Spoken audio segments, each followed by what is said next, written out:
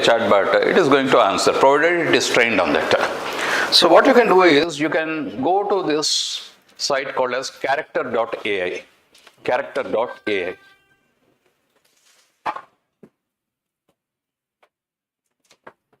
Character.ai. So we'll also see this. So if you go to this character.ai, this is an online platform where users can talk to the AI characters. Now, what happens here? Pre-built historic personalities. You can also go with fictional characters. Say, for example, Harry Potter is there. Harry Potter is not a historic personality. Harry Potter is a fictional personality. You can go with that. You can even try with user-created characters, but then you need to create a character. You need to basically describe what this character does. And if possible, you need to train them with the data. Now, you can generally look at how the responses are there. Are they just like the natural conversation that is required? The best part of this is no programming required, right? Now, if you look at, as I have already told you, scientists, authors, philosophers, any of the other fictional characteristics you can go with. Some of the examples, as you said, Albert Einstein, William Shakespeare, Napoleon, Socrates, Cleopatra. So the whole idea is that, does it really create a feeling of talking to the, of course, we don't know how they would be, but at least does it give you the feeling that you are actually interacting with a person rather than with a machine, right? So how does AI make the personalities? The first thing is, these patterns are learned from the large text data, right? Now, we know very clearly when you are looking at ChatGPT also, what is happening is, it has been trained with voluminous amount of information. Similarly, these characters have been trained with large text data sets, books, articles, biographies, historical records, internet text. Just you see, data is available. See, interestingly, yesterday I was going through one article where they said that, how is your ChatGPT or maybe your Gemini or any other tool giving you the answers? They say it is brute force. Means you train them with data, you train them with large amounts of data. Then you apply the statistical modeling. What it does is it really thinking is the question. Is it thinking, or is it pulling out the data and making it appear as if it is thinking? So interesting thing is, one of the persons in the field of AI, he argues saying that today's models are not really about cognition models. They do not process the information, they do not think and answer. What they do is that you have been trained on large volumes of text is available, and then you are given a statistical model where you can pull the pattern based on the question. So, for example, if you are looking at the ChatGPT, generative, pre-trained, transformer, that's what we are saying. So, when you are talking about this, what is happening is, you have trained it with voluminous amount of information. Now, from the information that is available, it takes your question and then tries to understand it using the NLP. And then what it does is, it pulls the answer from the training data set it has been given. So, the argument is even different, where they are saying that the interesting thing is, data is the fuel. That's what maybe probably your syllabus says, as well as in one of the classes I took, maybe not for you, but Lokanand would have taken the class for you, where he talked about the data, structured data, unstructured data, semi-structured data. So everyone is saying that data is the fuel. But then interestingly, this person argues saying that data is the fuel, okay. Which is the engine? If data is the fuel, which is the engine? He argues that your cognition is the engine. That means as of now, what is happening is, no cognition is directly built into the models. It is like brute statistical force. That means that you have a very complex kind of an artificial neural network, data is trained on it, and it basically pulls in the information and gives it to you as if someone is actually talking to you. But then they say that this goes beyond. That means this is only the first step that is there. Beyond this particular point, if we go with the development of technology, the next level is going to be all about the cognition, right? So interesting thing is, if you look at this particular scenario, books, articles, biographies, historical data, or records, internet text, everything is there, you have trained it. Now interestingly, now literature people need to respond, because we don't know about this. Can you associate a particular style of writing with a particular author? Or writing styles of everyone is the same? Come on, you need to answer. See, I don't know the answer. Whatever you say, I'm going to take it. Right? See, it is like this. If I can put it very simply, same subject, if a movie is made, Based on the director, will the taking change? Changes. The taking changes, same subject, taking. So, for example, if you're looking at a Vishwanath versus Janjala versus maybe S.P. Krishna Reddy versus Bapu versus your Raghavendra Rao versus Rajamouli, whatever it is there, these fellows definitely have an influence. Otherwise, if your line is there, any director is okay. But then how this fellow handles is also interesting. Each one have their own mark. So, for example, one of the, see, on a lighter note, one of the criticisms against Vishwanath movies is that, light criticism, the main character dies on the stage at the end of the movie. On a lighter note, somewhere I read, see, I am not competent to make this. Someone they said that, say, for example, if you look at Shankaravaranam, towards the end, what happens? The main characters, they die on the stage. Next, you look at Sagar Sangamam, what happens there? Again, the main character, almost on the stage. So, thing is, he has his own style of basically making this communication. So, quite interestingly, when you're talking about the literary works, we are talking about the writing style, the kind of vocabulary. Are there any repetitive words? See, sometimes it is quite interesting. I think literature people should again ask me. There are disputes in terms of who authored a particular book. Or this person has written only these chapters, the next chapter has been written by someone else. ఇప్పుడు మీకు నేను ఒక Telugu example ఇవ్వాలనుకుంటే మీకు కన్యాశుల్కం ఉంది. చాలామంది ఏమంటారంటే last బహుశా గురజాడ అప్పారావు గారు రాసిన కాదు, లాస్ట్ రెండు ఏవైతే ఉన్నాయో ద కంక్లూడింగ్ పార్ట్. సో ఇంకొంతమంది ఏమంటారంటే అసలు ఇది ఆయన రాసిందే కదా, ఆయన అయితే ఇట్లా రాయడంటారు. మరి ఇది ఎలా తెలుసుకోవాలి మనం? Can basically our NLP helpers ఇక్కడ ఏం చేస్తారంటే ఒక other patterns the machine can easily find out and then you match it with the text which is under doubt. So basically looking at the matching patterns that are they will try to see. ఇక్కడికనే కాదు, in fact when we're doing engineering at that point of time the computer science professor were telling that ఇప్పుడు మనం చూసుకుంటే శంకరాచార్యుడు రాసినవి చాలా ఉన్నాయి, దాని మీద కూడా డిస్ప్యూట్ ఉంది, ఆయన రాశాడా లేదా అనేది కొన్నది. అప్పుడే వాళ్ళు ఏం చెప్తున్నారంటే ఈ ప్యాటర్న్ రికగ్నిషన్ అనేది ఉంటుంది. అంటే కొన్ని వర్డ్స్ వస్తుంటాయి, వాళ్ళు మాట్లాడినప్పుడు ఆటోమేటిక్గా ఈ వర్డ్స్ వస్తుంటాయి. There is a particular pattern which there ఏం. So probably here using the computer, ఎందుకంటే వాల్యూమినస్ టెక్స్ట్ ఉన్నప్పుడు can I do it and then really find out the patterns. So we're talking about the vocabulary, we're talking about the personality traits, knowledge related to that particular character, ఇవన్నీ feed చేస్తారు వాడికి. ఇప్పుడు ఆ ఏ మోడల్కి వచ్చేసి ఏం చేస్తారంటే ఈ డేటా మొత్తం ఫీడ్ చేస్తారు so that it basically mimic that particular personality. ఇప్పుడు చూడండి, if you ask Einstein what is relativity, మనమే అడిగి చూద్దాం. So for example if I go with this, మీరు కూడా కావాలంటే లాగిన్ కావండి, మీ individual computers or even mobile phones are there. character.ai character.ai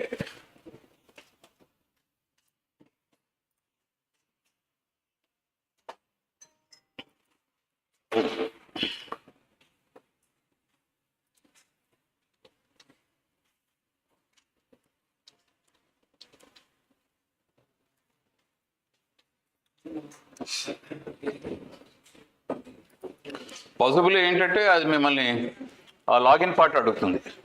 login అయితే కండి పెద్ద ఇబ్బంది ఉండదు, దీంతో నేను కూడా మార్నింగ్ లాగిన్ అయి చూశాను.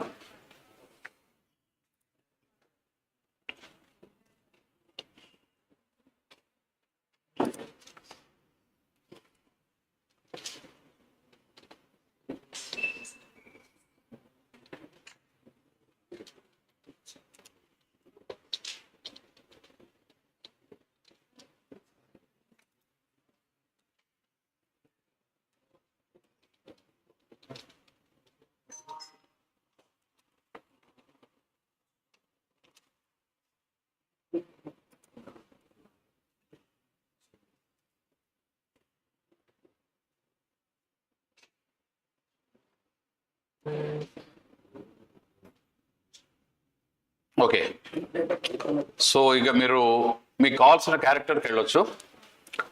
ఇప్పుడు మనం ప్రస్తుతం ఐన్స్టీన్ గురించి చూస్తున్నాం కదా, సో సెర్చ్ బాక్స్లోకి వెళ్ళి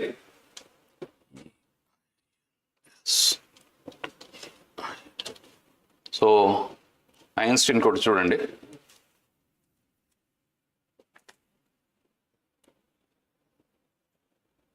చూడండి ఎంతమంది ఐన్స్టీన్లు ఉన్నారు. Probably Albert Einstein will go with, right?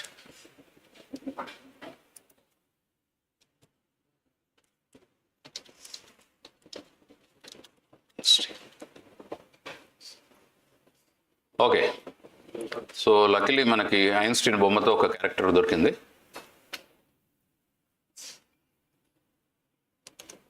Okay, చెప్పండి ఏమడుగుదాం ఐన్స్టీన్ని. Okay, I'll say, how is an atom bomb made? How is an atom bomb made?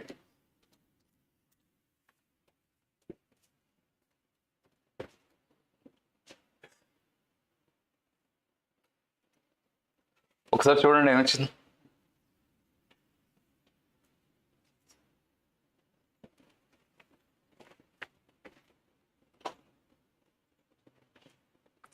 So ఇక్కడ ఇంట్రెస్టింగ్లీ ఏమైందంటే వీళ్ళు కొద్దిగా దాన్ని ఫస్ట్ థింగ్ ఈజ్ బాంబ్ గురించి మోర్ ఆర్ లెస్ అడగటం తప్పు actually.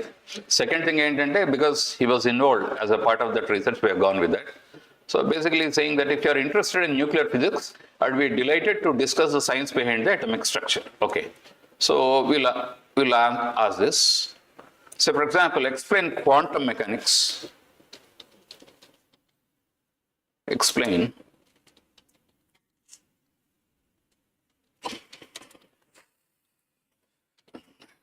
yes for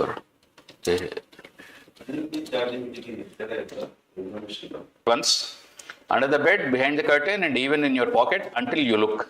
Then it picks a place to be. It is not just hiding, it genuinely doesn't have a definite position until observed. This is called as superposition. Chudandi, chala complexity to related. One of the other reasons why I ask this question is, meeku AI lo next level of revolution is occurring with quantum mechanics. So quantum computing anedi vastunnadi. Quantum computing ante it is highly technical in nature, which is related to particle physics. But వాళ్ళు చెప్పేది ఏంటంటే particle ఫిజిక్స్లో what is possible is multiple states are possible at the same time. అంటే మీరు తలుపుకి ఇటువైపు ఉన్నారు అటువైపు ఉన్నారంటే రెండు వైపులు ఉన్నారని వస్తుంది, మల్టిపుల్ స్టేట్స్. సో అది కొద్దిగా కాంప్లెక్స్ టాపిక్. అందుకని మనం ఏమన్నామంటే ఒక లేమ్యాన్కి క్వాంటమ్ ఫిజిక్స్ అనేది మనం చెప్తే ఎలా చెప్తారు అంటే ఈయన ఏమంటున్నారంటే ఇప్పుడు సపోజ్ మీరు ఎలక్ట్రాన్ కనుక తీసుకుంటే this electron is everywhere at once, right? So it is not just hiding, it generally doesn't have a definite position until observed. This is called as a superposition. And here is another twist. Particles can be linked across space so that what happens to one instantly affects the other, no matter how far apart they are. I once called this spooky action at a distance. In spooky action at a distance antunnaru. Emantunnaru? Particles can be linked across the space so that what happens to one instantly affects the other, no matter how far apart they are. ఇది complex. మీరు దీంతో compare చేస్తే relativity easy అనిపిస్తుంది మనకు వచ్చేసి. Relativity understanding relatively easy compare to this. So while we can't say exactly where things are are what they are doing at every moment, we can calculate probabilities. It's as if nature plays dice, but very cleverly rigged ones. The world isn't as solid and predictable as it seems. At its heart, a dance of possibilities. ఇప్పుడు మనం ఏం చేద్దాం అంటే క్యారెక్టర్ని change చేద్దాం, right? Next చెప్పండి, contrasting Albert ఐన్స్టీన్కి almost opposite kind of character అంటే నథింగ్ రిలేటెడ్ టు ఫిజిక్స్ ఉన్న వాళ్ళ దగ్గరికి వెళ్దాం. చెప్పండి ఎవరైనా character.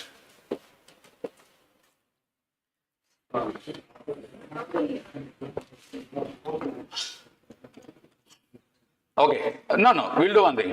If it is possible, what we'll do is, let's say, we'll search for something like, let us say,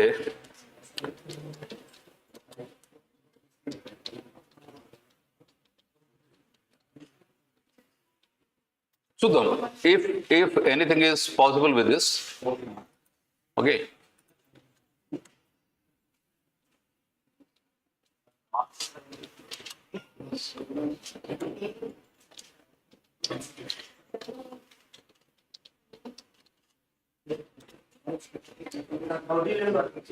అదే మీరు కొట్టండి అయ్యా, నేను వద్దుతున్నా.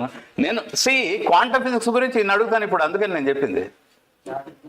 ఈయన ఇప్పుడు క్వాంటమ్ ఫిజిక్స్ గురించి ఆదిశంకరాచార్యని అడిగితే ఏం చెప్తారో చూద్దరు కానీ. ఓకే,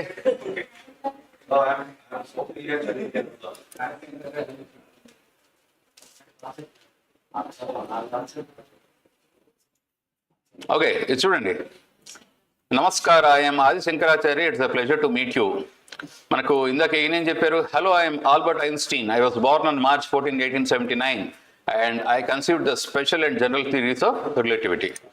సో ఈయన ఏం అడుగుదామంటే, first thing, who is, say for example, God.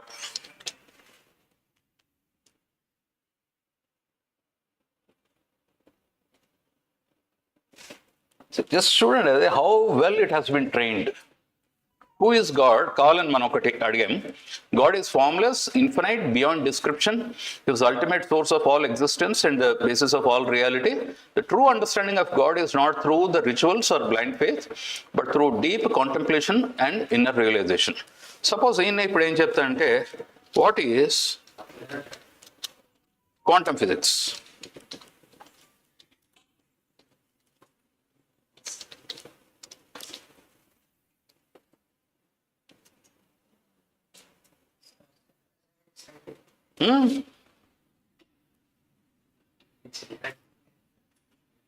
Okay.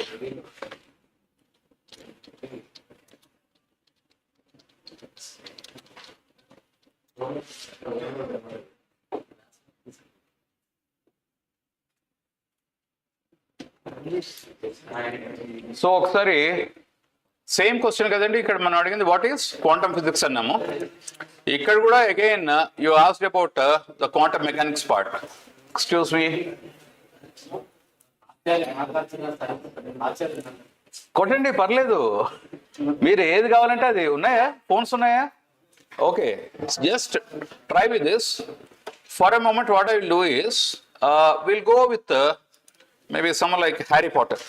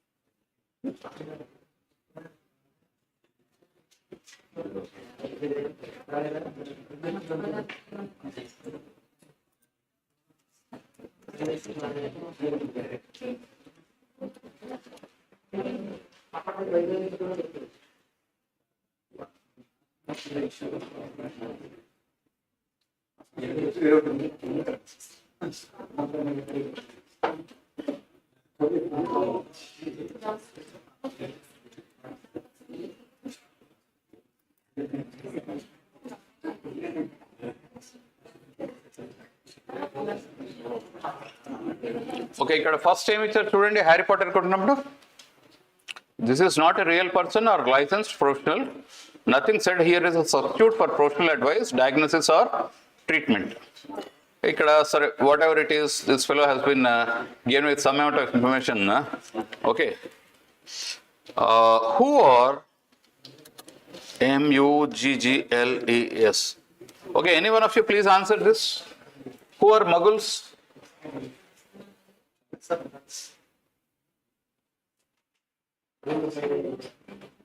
Please see this. Suppose if I go back and ask this,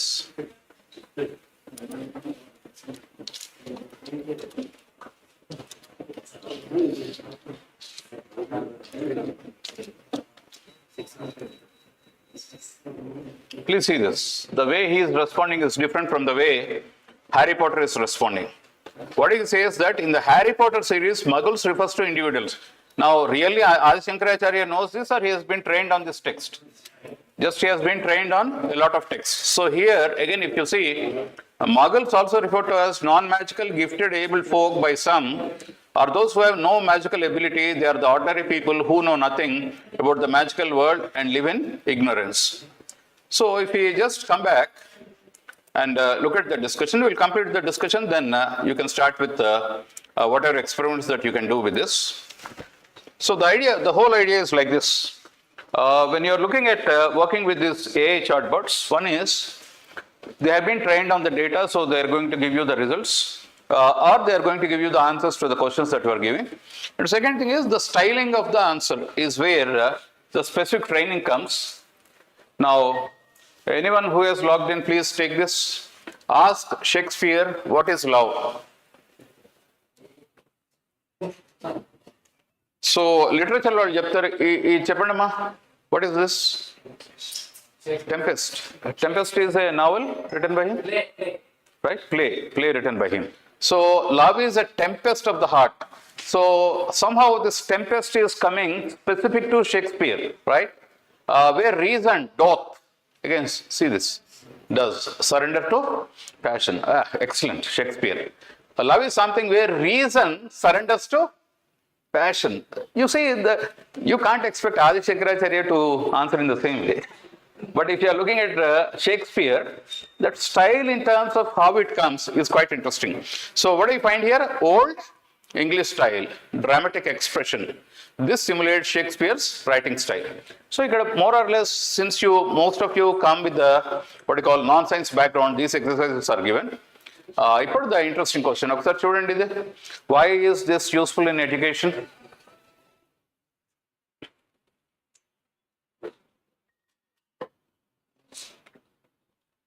One is talking about Einstein, the teacher talking about Einstein. The second one is the student talking to Einstein.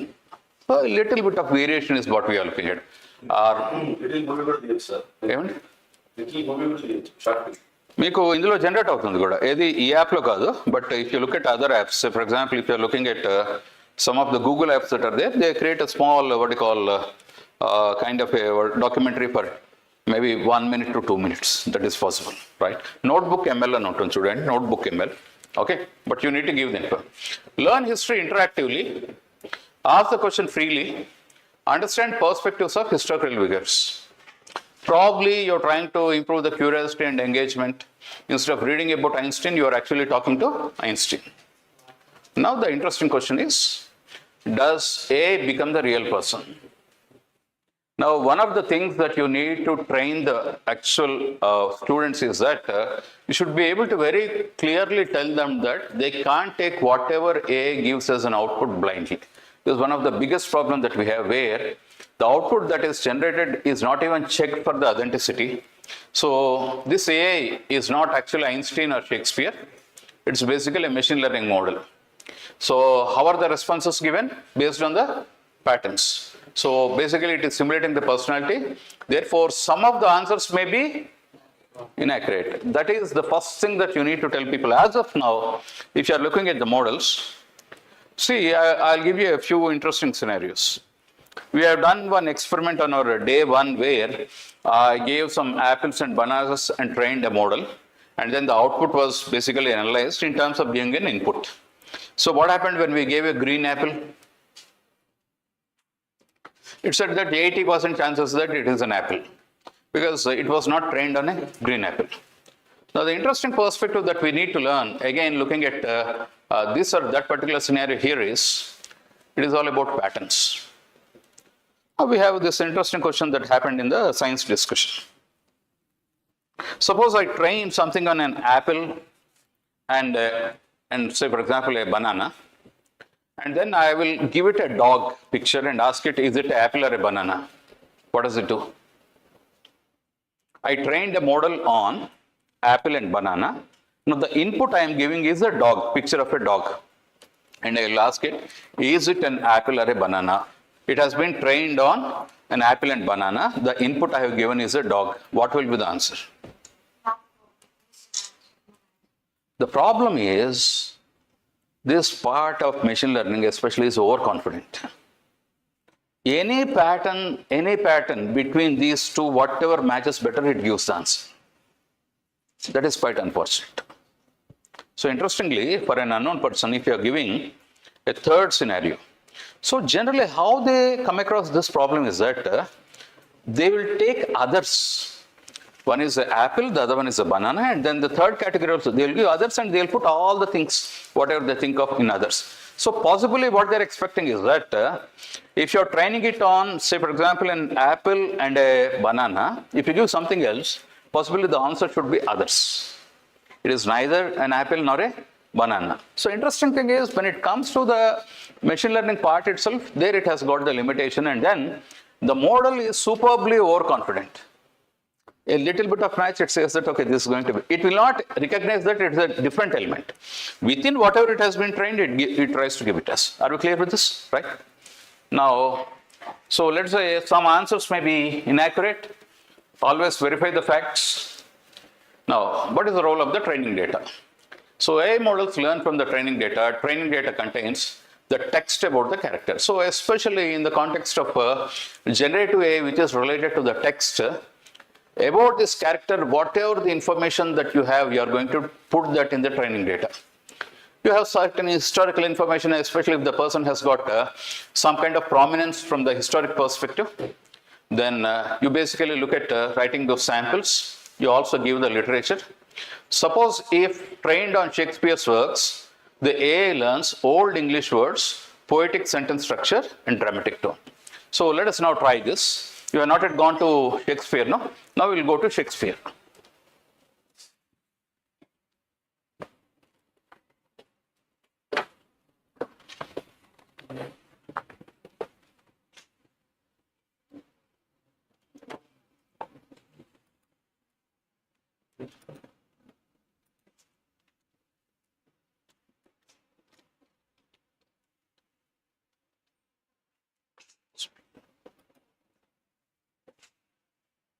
Okay.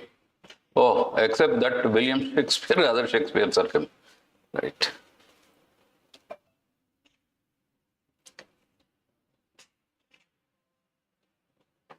Okay.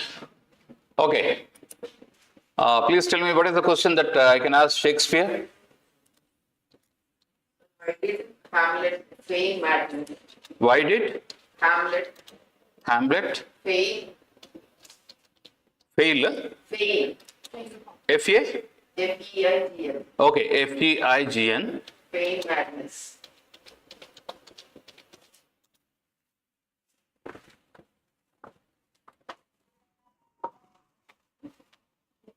Okay, it gave a very crispy answer, right?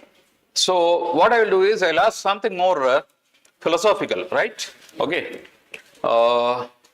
Let's say like, what is love? The same thing, we'll start with it.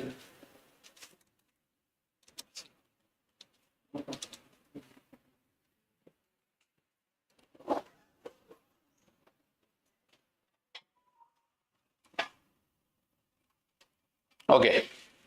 So interestingly, again, if you see this, I can't find any Shakespearean perspective here. Probably again there is an issue with this. Whoever has done this, they did not properly train this. It is not reflecting the actual Shakespeare. Let us see if we have a Shakespeare other than this. William Shakespeare, 32.7K, 3.6 million. William Shakespeare. That is the one, sir. Which one, madam? See what we are. That's what I am just checking, because so far you couldn't, it couldn't reflect the thoughts of Shakespeare. Okay, I'll say T-E-M-P-E-S-T. Oh, okay, we will ask him the same question, right? Okay, I mean Einstein. So this is Adi Shankara, this is Harry James. Is this Shakespeare, right? So let's say T-E-M-P-E-S-T.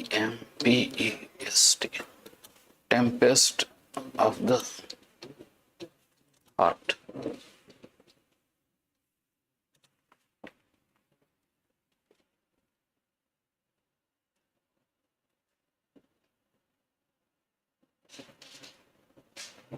Again, you see this. You can't find any of the old what you call kind of words that are there.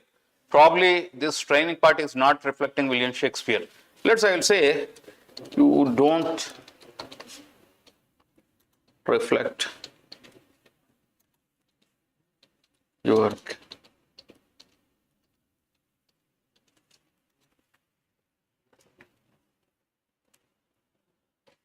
what happened now? Now you see this, interesting.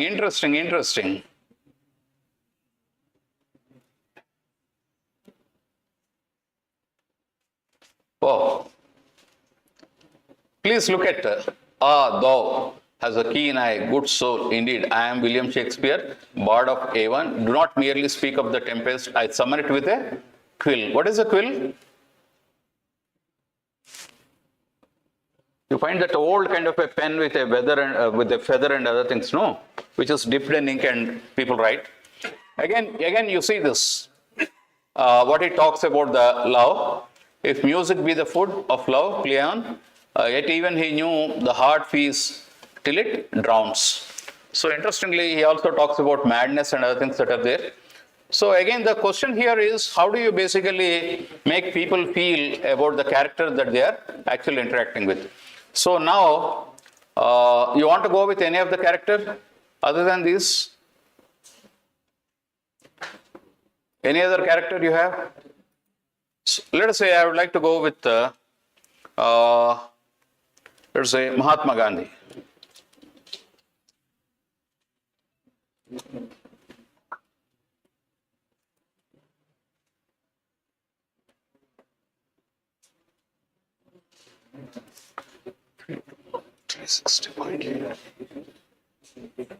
Please see this, what people have written under Vladimir Putin.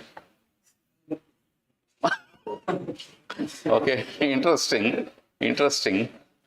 Okay, let's say I'm going with the ones with the most following. Okay. What is true freedom?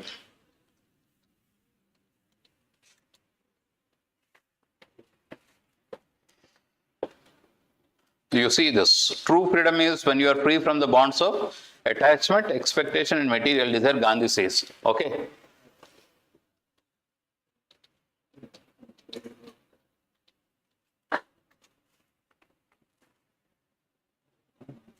You see this. What did Mahatma Gandhi talk about violence? Violence is a tool of the coward and the enemy of humanity. Very crisp it is coming. But then interestingly, at least it is talking in terms of probably how this person would talk, right? So just look at this in terms of interacting with the various types of AI that are there, AI characters, and then how they are going to influence the outcome. Feed all these. Emma? Who feed all these? You can create and you can feed also. Stage That's what. You can create a character and then you can train the character. That's what you can do now. all this information is fed by somebody. Yeah, that's it. That's why I can take a character and feed him with some other character also. It doesn't bother. Whatever it has been fed with, it is going to give the answers. And we are not getting any authentic information. And this is only for the demo part of it. In fact, the real question is in terms of how you create a bot. Oh. Right? Here the variation they have given is, okay, one Shakespeare, one Mahatma Gandhi, so that it can be more, interesting for the students. Okay. Now please look at this. Can AI misrepresent historical figures? No, you need to answer this. Yes, obviously, yes. Can AI produce incorrect facts? Who is responsible for the misinformation? One, As of now, we are not clear. If you are blindly, say for example, tomorrow, if ChatGPT gives you some kind of a wrong information and you are maybe attempting that information in terms of answering it in an interview or writing in an exam, you have to be very clear in terms of to what extent ChatGPT is responsible. In fact, when we are talking about the application of AI in the universities, we talk about a concept called as human in the loop. That means the control should always be with the human. You can't give the entire control to the AI, so that you will also look at the responsibility part that is there. Now, say for example, if someone trains a character with, let's say, Hitler. Now, whatever that person believes in, if it is taken of the face value by the user, obviously you will be biased. Because whatever Hitler thinks, that becomes your thing. Like someone said, they have put Putin and said that I am the new Mahatma Gandhi. So it is like a sarcasm, again, if you see, right? So use AI as a learning tool, not as a final authority. Again, this is right now, this is the message that you need to carry across. So what are the limitations? Interestingly, AI may invent information. Please, this is what is known as AI hallucination. So especially when you're talking about any of these text generating ones, they create on their own some kind of an answer, right? Today, again, the issue is in terms of how do you prevent or how do you minimize the hallucination. So AI responses depend on the training data alone. AI cannot truly understand emotions because as of now, you don't have someone. See, you can basically mimic the emotions, but it cannot truly understand emotions. So always treat the responses as simulated conversations. So lab objective, you can now start. Maybe you can start with your what you call laptops or phones. Start with this. There are two things that you can do. Maybe for the next 5 to 10 minutes, you can just play around with the characters. Then you need to create a character. And then you need to give the demo. At least one from each of the team. First thing is you need to play with the characters. Second thing is you need to create a character. You need to create a character. Right?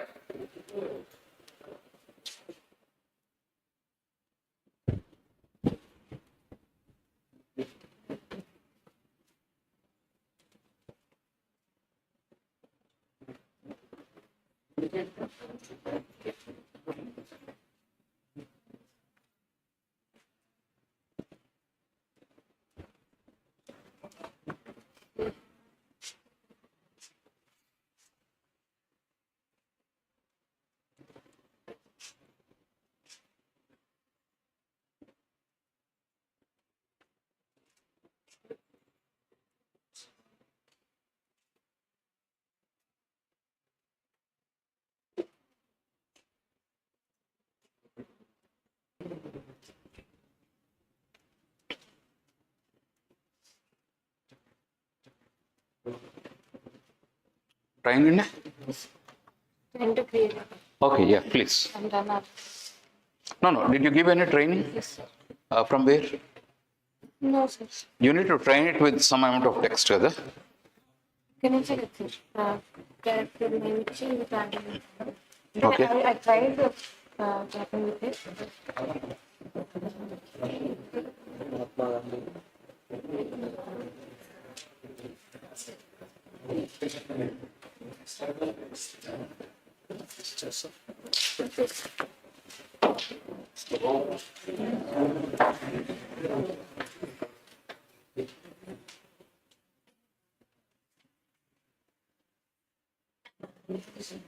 అలా login అడిగింది.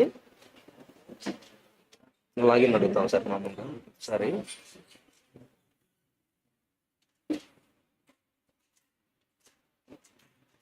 Login అడుగుతాం మామూలు డైరెక్ట్గా పోతే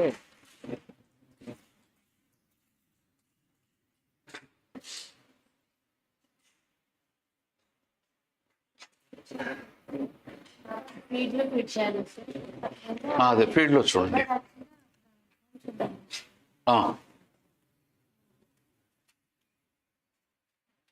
ఒక్క నిమిషం.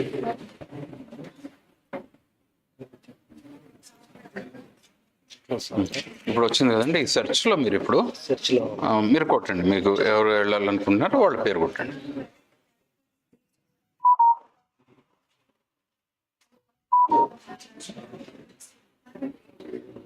ఓకేమా? ఇప్పుడు మీరు ఓకే పేరేమిద్దాం అనుకుంటున్నారు? That's what I was thinking. Okay, అంటే మనం it's about the character that అంటే ఇప్పుడు మన బ్రాండ్ మీరు ఇష్టం వచ్చింది పెట్టుకోవచ్చు. మీరు ఇష్టం వచ్చింది ఏదైనా పెట్టుకోవచ్చు. మరి వచ్చేసి సో ఫర్ ఎగ్జాంపుల్ ఇప్పుడు ఏది కాంట్రవర్సీ లేకుండా మీరు పెట్టుకోవాలనుకుంటే టీచర్ అని పెడతాం. క్రియేటర్స్లో పోయి కూడా చేయొచ్చు సార్. చేయొచ్చండి, క్రియేటర్స్లో చేయొచ్చు. ఇప్పుడు టీచర్ అన్నాం, టీచర్. ఓకే, టీచర్ అన్న తర్వాత ట్యాగ్ లైన్. ఓకే, అంటే ఇట్లా వస్తా ఉంది సార్. మళ్ళీ మనం క్రియేట్ ఇట్లా వస్తా ఉంది అంతే. ఇటు వీళ్ళందరూ క్రియేట్ చేస్తున్నవి. మనం మీరు క్రియేట్ చేయాలంటే క్రియేట్కి వెళ్ళండి, క్రియేటర్స్కి వెళ్ళండి. క్రియేటర్స్ కాదు, క్రియేట్. స్టార్టింగ్ లో 3 ఓకే ఓకే పైన ఓకే క్రియేట్. ఓకే మా టీచర్. ఓకే అండి.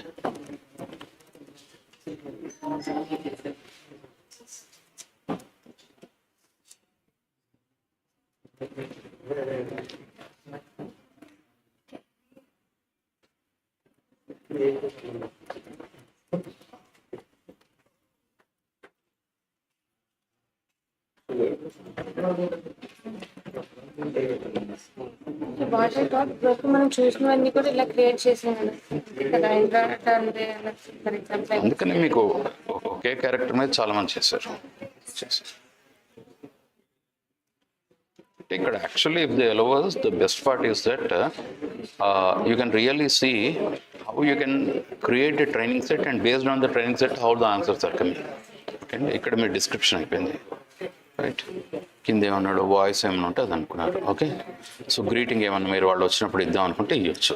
ఓకే, సో అది పెట్టేసి tax search more options visibility publicly అన్నాడు. ఓకే అండి.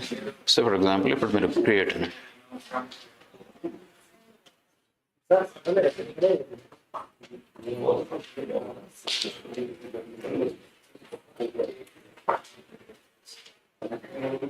ప్రెస్ చేస్తుంటే చేసాం సార్, బట్ ఎంత టేకింగ్ టైం. చేసిన తర్వాత నెక్స్ట్ దాంట్లో మీరు జస్ట్ ర్యాండమ్ క్వశ్చన్స్ అడిగి చూడండి. అప్పుడు అర్థం ఏంటంటే వాడి దగ్గర ఉన్న డిఫాల్ట్ డేటాతో వాడు ఆటోమేటిక్గా లింక్ చేసాడు. You are not actual training but the default data. Okay, so for example ఇప్పుడు మనం చేయాలంటే అప్గ్రేడ్కి అడిగాడు అనుకోండి, క్యారెక్టర్ ఏ ప్లస్కి అప్గ్రేడ్ అడిగాడు అనుకోండి, there more options mind with there అనమాట. ఓకే,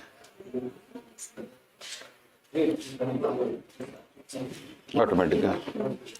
సో ఇట్ ఏంటంటే జస్ట్ డెమో దాకా this is okay. Oh sir, okay, it is still there. I thought that I closed it. అది అయిపోయింది కదా పబ్లిష్ కదా.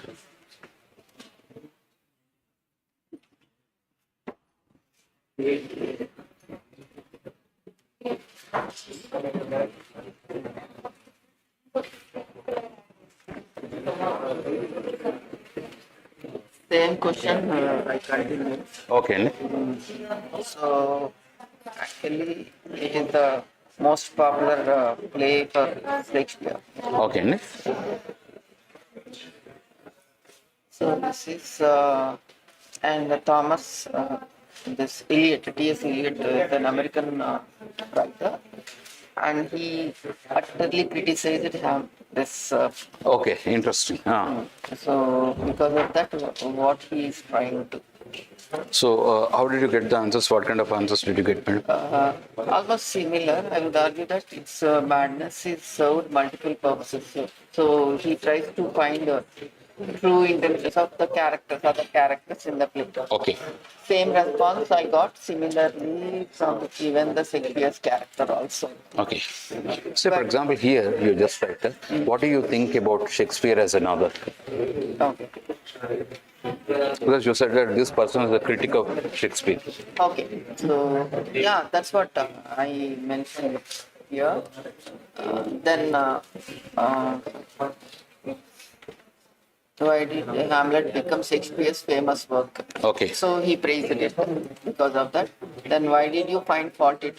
Okay. Then this is, there are flaws. So according to Eliot, Shakespeare's famous play has a lot of flaws. He criticizes that. Okay.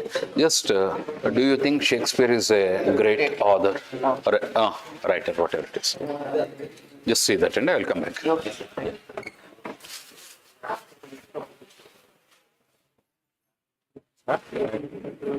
Donald Trump. Okay. Tagline the invader. మీరు create చేస్తున్నారా? Yes. Very good. Invasion of Iran. ఇప్పుడు next ఏం చేయాలి step అర్థం కాదు. అంటే ఏం అక్కర్లేదండి, ఆ గ్రీటింగ్ ఉంది కదా, అంటే ఎవరైనా ఇందులోకి వెళ్తే ఆయన గ్రీటింగ్ ఇది ఇస్తాడు అనమాట. హలో ఎవ్రీవన్, నేను సో అండ్ సో అని ఇచ్చాడు కదా. ఇచ్చిన తర్వాత మీకు లాస్ట్కి వచ్చిన తర్వాత క్రియేట్ క్యారెక్టర్ అని వస్తుంది. అది క్లిక్ చేసేయండి. చేస్తే ఇప్పుడు వచ్చిన తర్వాత దాన్ని క్వశ్చన్స్ అడగండి, ఎలా వస్తుందని తెలుస్తుంది. ఓకే.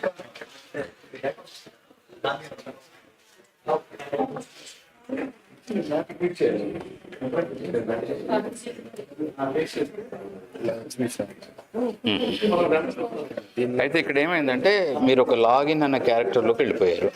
ఇక్కడ మీరు ఏం చేయొచ్చు అంటే మీరు వచ్చేసి ఇక్కడ క్రియేట్ ఇది ఉంది కదంటే, మీరు ఏదైనా క్రియేట్ చేయాలనుకుంటే ఏమో క్రియేట్లోకి వెళ్ళొచ్చండి. లేదనుకుంటే ఏమవుతుందంటే మీరు ఇందులోంచి బయటకు వచ్చేసి మీరు వేరే క్యారెక్టర్ ఏది కావాలనుకుంటే అందులోకి వెళ్ళండి. ఇక్కడ సెర్చ్ అని ఉంది కదండి, ఇందులో ఐన్స్టీనో లేకుంటే ఇంకెవరన్నా ఇచ్చేసి చూడండి. అందులోకి వెళ్ళి ఆయన క్వశ్చన్స్ అడిగి చూడండి, ఎలా ఇస్తున్నారు అనేది ఒకటి చూడండి. So how to create? Yeah, creation already. మీ దగ్గర ఉందా? వస్తుంది. క్రియేట్ చేశారా? Okay, very good. Surdas. ఓహ్, అచ్చా. It was not found in the characters list. Right. Sir has created. Okay, good. So ఏమేమి జనరేట్ చేశారండి దీంతో, సూర్యదాస్ తోటి? మీరు అడిగారు క్వశ్చన్స్ ఏమన్నా? అడిగినా సార్. ఏమంటున్నారు ఆయన? సూర్దాస్ ఎవరు అని చెప్పేసి అంటే హిందీ ఓకే. మరి అతను ఎందుకు శ్రీకృష్ణ భక్తుడు కదా సార్, ఎందుకు శ్రీకృష్ణ భక్తుడు అని చెప్పేసి అంటే ఆయన నందలాలు ఇట్లా పేర్లన్నీ కూడా వివరించాను అనమాట. ఓకే. మరి గురు ఇప్పుడు మీరు అడగటం ఇంగ్లీష్లో అడుగుతున్నారా, ఆయన హిందీలో చెప్తున్నారా? హిందీలోనే అడుగుతున్నారా, హిందీలోనే చెప్తున్నారు. సపోజ్ ఇంగ్లీష్లో అడిగి చూడండి, అంటే just for change. English font.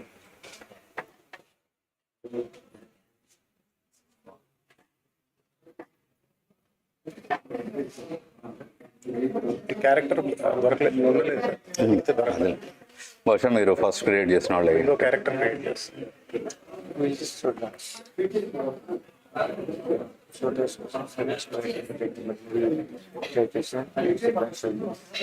Okay, బాగుంది, గుడ్, మీరు అసైన్మెంట్ ఇవ్వకముందే జరిగిపోయింది సార్. సూపర్. అంటే మీకు ఉన్నారు కదా ఎక్స్పర్ట్.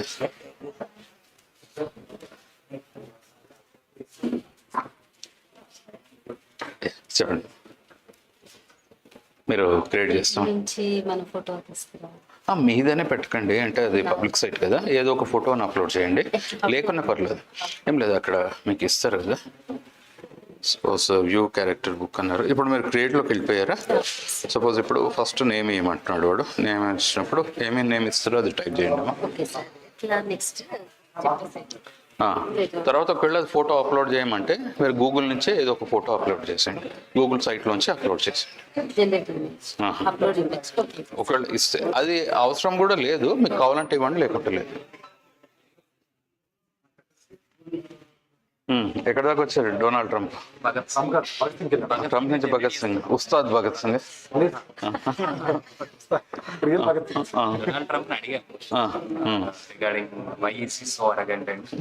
ఏమన్నాడు? I'm not arrogant.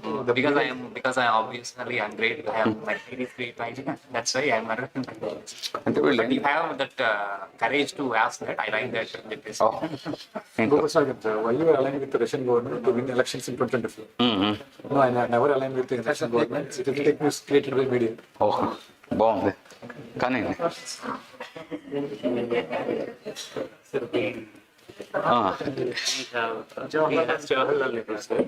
Indo-China War of 1960. Interesting. So, is it a blunder according to? He said that it was a very difficult situation. Like that, we need to handle properly. మీరు హిస్టరీనా? Yes.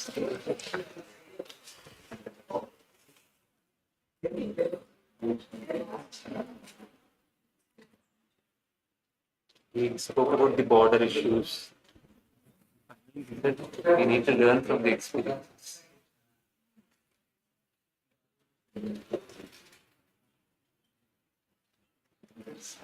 Just say, why did we lose that war? అన్నాడు.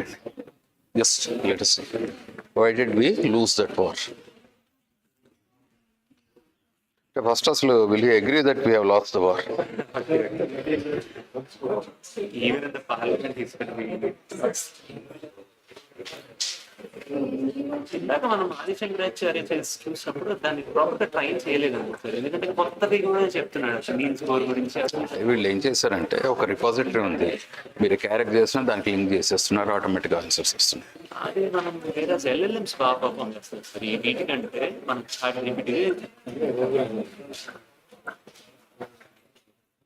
సరే అంటే difficult experiences, మళ్ళీ difficult మన soldiers ఇక్కడ చూడండి పైన అది రిపీట్ అవుతున్నది మీకు, అంటే ఆ ప్యాటర్న్ వస్తున్నది. డిఫికల్ట్ చాప్టర్ అన్నారు, మళ్ళీ the war was a difficult experience. Soldiers అంటే ఇది దీంట్లోంచి మీరు ఏం నేర్చుకోవచ్చు అంటే, మీరు క్వశ్చన్కి డైరెక్ట్గా ఆన్సర్ ఇవ్వట్లేదు, అది పొలిటీషియన్స్ చేస్తారు. మనం పిక్చర్లాగా వేస్తారు నువ్వు చెప్తాము, వాళ్ళు అక్కడ ఏది కమిట్ కాలేదు చూడండి, దాన్ని అసలు పూర్తి పర్స్పెక్టివ్ అంటే నేరేటివ్ మొత్తం చేంజ్ చేసేస్తారు వచ్చేసి. గుడ్, కానీ good. It's okay. With respect to Jawaharlal మీకు బాగానే వస్తుంది. రైట్.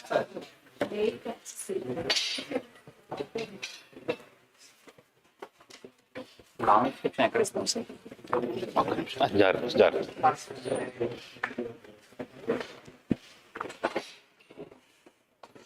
ఇక్కడ ఏముంది, కొత్తది క్రియేట్ చేశారా? చేశారు కదా. ఇంక్లాబ్ జిందాబాద్. ఎక్కడి నుంచి అప్లోడ్ చేశారు క్యారెక్టర్? ఇక్కడ వచ్చింది కదా ఆల్రెడీ బొమ్మ. అదే జస్ట్ ఇమేజ్ గూగుల్ నుంచి తీసుకున్నాను. అదే అడిగాను నేను. డిస్క్రిప్షన్ మామూలుగా రాస్తాను. ఓకే. బట్ ఆయన సంబంధించిన హిస్టారికల్ ఇన్ఫర్మేషన్ అంతా ఎక్కడ క్రియేట్ అయితే ఇక్కడ ఏమవుతుందంటే మీకు వాళ్ళ దగ్గర ఉన్న డేటా మొత్తానికి లింక్ చేశారు అనుకోండి, మనం ట్రైన్ చేసేది ఏమి ఉండదు. ఓకే. ఇక్కడ ఓన్లీ వాడు యాడ్ అడిషనల్ గ్రీటింగ్స్ అంటున్నాడు. ఓకే అంటే సరే, ఇది వచ్చిన తర్వాత ఇంకా మీరు కిందకి వెళ్ళండి. అంటే ఆల్రెడీ వాడికి ఇన్ఫర్మేషన్ ఉందా అక్కడ? ఏం లేదండి, దీన్ని తీసుకుని నేను చార్ట్ జీపీటీకి యాడ్ చేస్తాను అంతే. అక్కడ డేటా అంతే, అది ఇక్కడ రిఫ్లెక్ట్. ఇది ఒక విండో అంతే వచ్చేసి మనకి.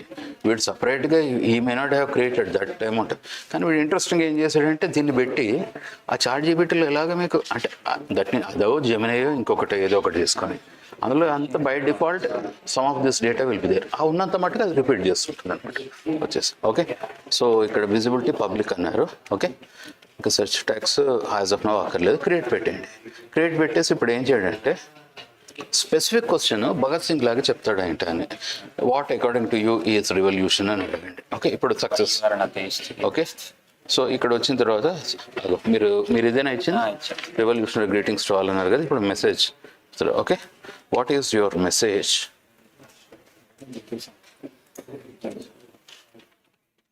Message to Indians. చూడండి, నేను ఇప్పుడు by default what is your message to Indians అంటారు. ఓకే. ఇప్పుడు ఏమవుతుంది, my message to stay United, continue that fight for India's true freedom. Okay. So ఇక్కడ వచ్చిన తర్వాత ఏమవుతుంది, కొద్దిగా దాంట్లో వస్తున్నదా లేదా అనేది చూద్దాం. Okay. Okay. What about non violence? What about non-violence?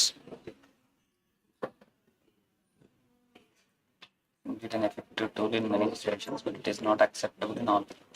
The struggle of అంటే ఇక్కడ ఏం చేస్తున్నాడు, ఆ భగత్ సింగ్ రిలేటెడ్ది తీసుకుని అది మీకు లైన్ ఫీడ్ చేస్తున్నాడు. ఎందుకంటే మనం ఏం ట్రైన్ చేయలేదు.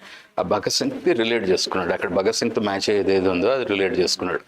సపోజ్ మీరు ఇప్పుడు అదే దాంట్లో మీరు మహాత్మా గాంధీకి వెళ్ళండి, సేమ్ క్వశ్చన్ అడుగుతుంది. Okay. What about non violence అని అడుగుతుంది. ఆయన ఆన్సర్ ఈయన ఆన్సర్ సేమ్ ఉంటుందా లేదా అన్నప్పుడు అక్కడ మీకు డిఫరెన్స్ తెలిసిపోతుంది. What about non violence?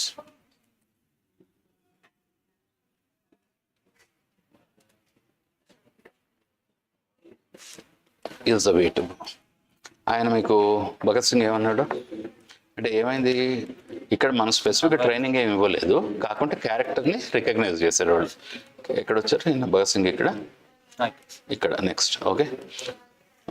Mohan Das Karamchand Gandhi పర్లేదు ఎక్కడ ఉంటాయి భగత్ సింగ్. ఓకే. మీరు అక్కడ నుంచి బొమ్మ తీసుకుంటారు. ఓకే. ఇక్కడ నెక్స్ట్ ఇక్కడ ఈయన మహాత్మా గాంధీ. ఏంటి భగత్ సింగ్ని తీసేసాడని? లేదు, ఇక్కడ ఉంది. ఓకే. రైట్. ఇంకొకటి ఏం చేయండి అంటే చాట్ జీపీటీలో ఇచ్చి సేమ్ క్వశ్చన్ భగత్ సింగ్కి సేమ్ వస్తున్నా లేదు చూడండి, మీకు ట్రైనింగ్ డేటా అది అవునో కదా తెలిసిపోతుంది. అందులో ఇవ్వండి, జెమినీలో ఇవ్వండి, అంతేగా. ఎందుకంటే వీడు మళ్ళీ అది మొత్తం క్రియేట్ చేయాలంటే కుదరదు. వీడు ఏం చేస్తాడంటే అక్కడికి లింక్ పెట్టేస్తాడు, అందులో తీసి ఇచ్చేస్తుంటాడు. ఓకే. రైట్. ఇక్కడైతే మీకు క్లియర్గా ఫేమస్ క్యారెక్టర్ కాబట్టి లింక్ చేశాడు. అవును, మామూలుది దొరకదు. వాడు ఏం చేస్తాడు, ఇప్పుడు శ్రీనివాస్ అని అనుకోండి, ఉన్న శ్రీనివాస్తో కలుపుతాడు అంతే. అర్థమైందా? తెలియదు. There could be thousands. అందుకని వీడు ఇక్కడ తెలుగు ఏం చేశాడు, హిస్టారికల్ క్యారెక్టర్స్, ఫిక్షనల్ క్యారెక్టర్స్ వీటన్నిటి మీద వెళ్ళాడు అనమాట. వచ్చేసి just what is doing is మీరు ఇచ్చిన నేమ్ దేంతో మ్యాచ్ అవుతుంది దానికి లింక్ చేసేస్తాడు. రైట్. అదర్వైజ్ యాక్చువల్గా ఏం కావాలంటే మనం ట్రైన్ చేయాలి. మనం ఒకటి క్రియేట్ చేశాక భగత్ సింగ్ వర్క్స్ ఏమైనా ఉంటే తీసుకుని దాని మీద ట్రైన్ చేసేది. అది తెలుగు ఏం చేశాడంటే మళ్ళీ ట్రైనింగ్ అక్కర్లేదు. ఈ భగత్ సింగ్ ఆల్రెడీ డేటాబేస్లో భగత్ సింగ్ ఉన్నాడు, ఆ భగత్ సింగ్ నుంచి తీసుకోమని దానికి ఇచ్చేస్తాడు. వీడికి బ్యాక్ ఎండ్లో ఏమవుతుంది, భగత్ సింగ్ వర్క్స్ మీద బేస్ అయ్యి ఎల్ఎల్ఎం నుంచి గుంజేసి ఇచ్చేస్తుంటారు అనమాట. సపోజ్ ఇప్పుడు ఇదే మీరు ఇక్కడ వెళ్ళారు కదా, చాట్‌జీపీటీ ఇదేనండి. Okay, so according to Bhagat Singh what is non violence అన్నాడు. According to Bhagat Singh what is non violence? Is non violence effective అనుకోండి.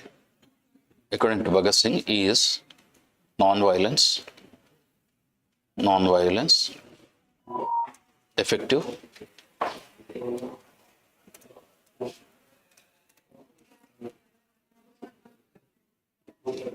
నాట్ ఆల్వేస్, కొంచెం సిమిలర్ ఇప్పుడు ఆన్సర్ చూడండి, మీకు తెలిసిపోతుంది. నాట్ అదే ఉన్న ప్యాటర్న్ తీసుకొని ఇచ్చేస్తుంది అది అంతే వచ్చేసి. ఓకే, సో ఇక్కడ చూడండి వాళ్ళు వీళ్ళు ఏమి ఇచ్చారని చూద్దాం. According to Bhagat Singh non violence was not always effective in Egypt especially against powerful and oppressive colonial government like British empire. మీరు భగత్ సింగ్కి వెళ్ళండి, ఇక్కడ non-violence, it is indeed effective tool in many situations, but it is not applicable in all situations. Okay. The struggle for freedom, the direct action is sometimes necessary. కొంచెం similar Right. Sometimes it is okay, but not always. అంటే definitely ఇది ఏంటంటే ఆ Bhagat Singh perspective మీద ఉన్న data ఏదైతే ఉందో దాన్ని చేస్తుంది. సార్ ఇంకో డౌట్, మనకి హిస్టారికల్ క్యారెక్టర్స్ అన్ని లోకల్ మిషన్ ద్వారా ఒకటే ఇన్ఫర్మేషన్ ఉంటాయి కదా సార్, ఇన్ఫర్మేషన్ మనకు మినీ గాంధీ ఒకటి ఉంటుంది సార్, మినీ గాంధీ అవును. ప్రొఫైల్స్ ఒక్కొక్క దాంట్లో ఒక్కొక్క ఇన్ఫర్మేషన్ వస్తుంది. అది ఏమవుతుందంటే వీడు గాంధీని ఎలా డిస్క్రైబ్ చేస్తాడు అనేది ఉంటుంది. రైట్. సెకండ్ థింగ్ ఏంటంటే మీకు అడ్వాన్స్డ్కి వెళ్ళండి, upgrade to ChatGPT AI plus ఉంది, సారీ క్యారెక్టర్ AI ప్లస్ ఉంది. అంటే కొన్ని మోడల్స్లో మీరు క్రియేట్ చేసుకొని మీరు ఓన్ ఇవ్వచ్చు. ఇది ఫ్రీది కాబట్టి మనకు వాడు ఇవ్వట్లేదు. రైట్ అండి. సో ఇక్కడ ఏమవుతున్నది, మనం బేసిక్ టూల్ యూజ్ చేస్తున్నాం which is free of cost. ఇప్పుడు మనం డేటా ఇచ్చి ట్రైన్ చేయాలంటే వాడికి సర్వర్ మీద ఖర్చు అవుతుంది. సో ఆటోమేటిక్గా ఏం చేయాలంటే దానికి అప్గ్రేడ్ అయినప్పుడు ఇందాక మీకైనా చూసింది, ఒకసారి కాస్ట్ చూడండి ఎంత ఉందో, $94.99 per year. $7.92 per month. చూడండి అది. సో ఆ లెవెల్ వాడు తీసుకున్నాకనే అలో చేస్తాడు. ఎందుకంటే ఇప్పుడు మనం ట్రైన్ డేటా అంత ఇచ్చాం అనుకుంటే వాడి దగ్గర పోతుంది. అంటే అంతే కదా వచ్చేసి అది ఇష్యూ. ఓకే చూడండి, గుడ్, థ్యాంక్స్. చేశారమ్మా, అయిపోయిందమ్మా. మీరేం చేశారు?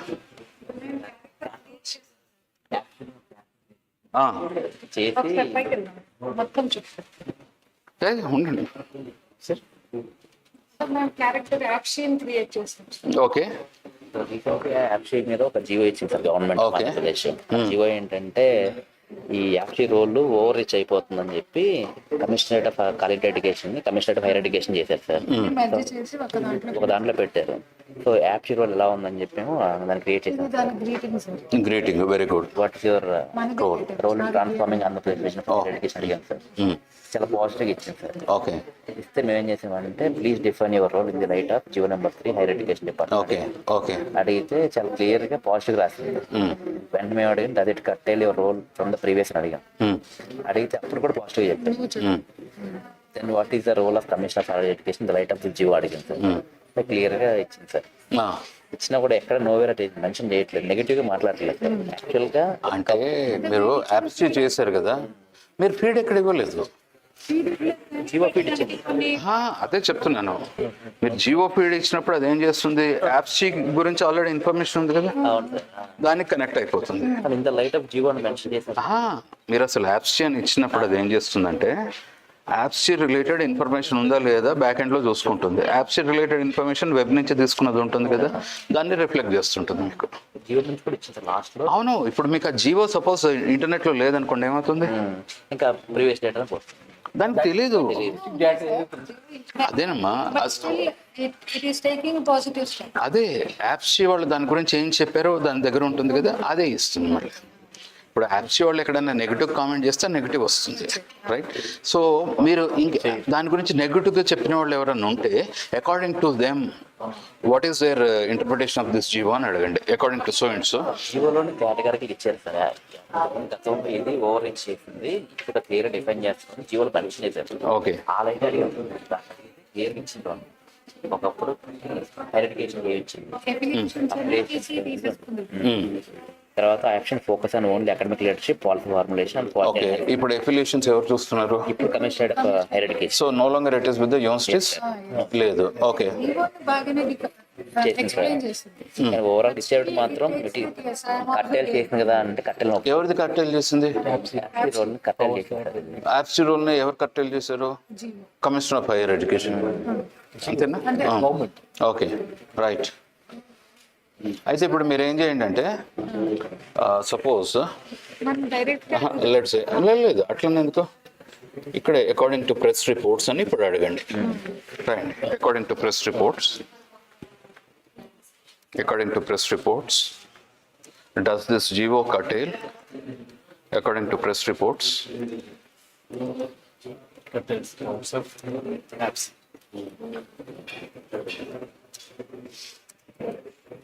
Observe apps.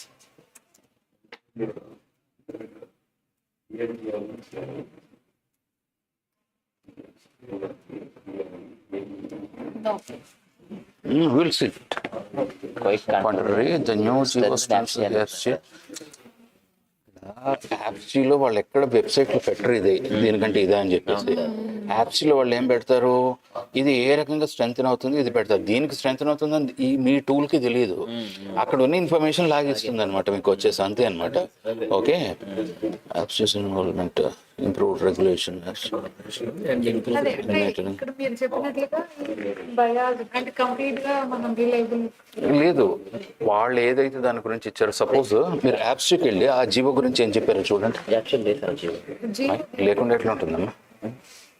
మీరు గూగుల్లోకి వెళ్ళి ఓకే మీరేం చేయండి అంటే గూగుల్లోకి వెళ్ళి యాప్స్కి వాళ్ళు ఈ జీవో గురించి ఏమంటున్నారు అనేది కొట్టండి. గూగుల్లోకి వెళ్ళి మీకు అది వస్తుంది, అంతే కదా.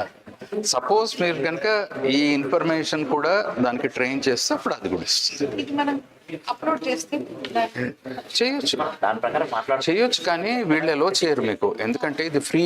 ఇది వాడు $99 అడుగుతున్నాడు మేము, ఎందుకంటే మీరు అప్లోడ్ చేయాలంటే ట్రైనింగ్ కావాలి, ట్రైనింగ్ చేయాలంటే ఆటోమేటిక్లీ ఇంతమందిని చేసాం అనుకోండి వాళ్ళు దీళ్ళు ఆశపడుతున్నారు. Okay, but we are happy.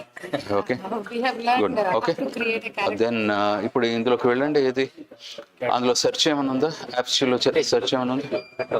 కాదమ్మా, ఇదేమన్నా ప్రెస్ మీట్ అని, ప్రెస్ నోట్ అని ఏమైనా ఉన్నాయా? చూడండి ఒకసారి. CCలో ఉన్నట్టు ఎక్కడో ఒక చోట అది సెర్చ్ చేయండి. వాళ్ళు డెఫినెట్గా వాళ్ళకి ఆ క్వశ్చన్ వస్తుంది, వాళ్ళ ఆన్సర్ కూడా చేసి ఉంటారు. నో ఇట్ సపోర్ట్స్ అని, అంత కాంట్రరీ ఇట్ సపోర్ట్స్ అని ఇచ్చారు కదా.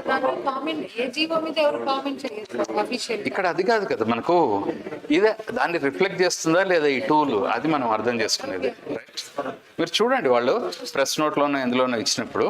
ఓకే, ఆర్ మీరు జస్ట్ గూగుల్లోకి వెళ్ళి APSCHE's response or reactions to so and so అని కొట్టండి. ఓకే,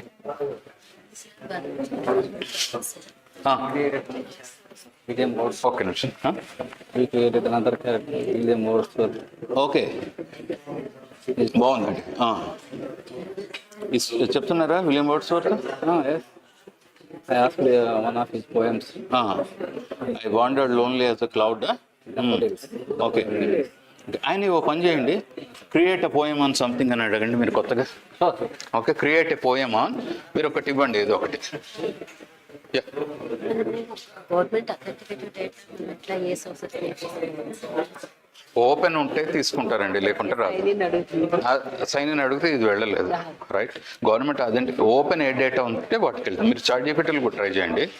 ఏదైనా మీరు డబ్బు కట్టి తీసుకోవాల్సిన ఇన్ఫర్మేషన్ కానీ అథెంటికేషన్ ఉన్నా అది చెప్తుంది, నేను అందులోకి వెళ్ళలేను అని చెప్తుంది.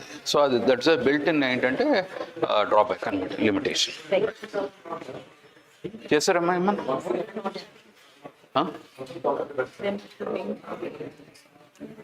లేదు just you can join with anyone. Explain చేస్తాను సార్. కూడా చేయొచ్చు.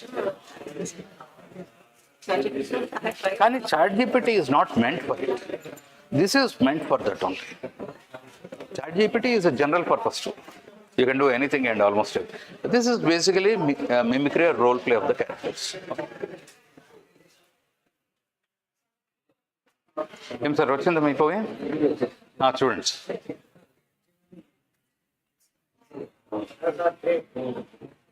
ఏం చేశారండి మీరు?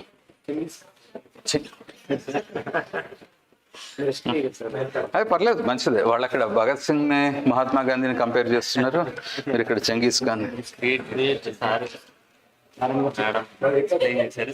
I'm a warrior and ruler from Mongolia.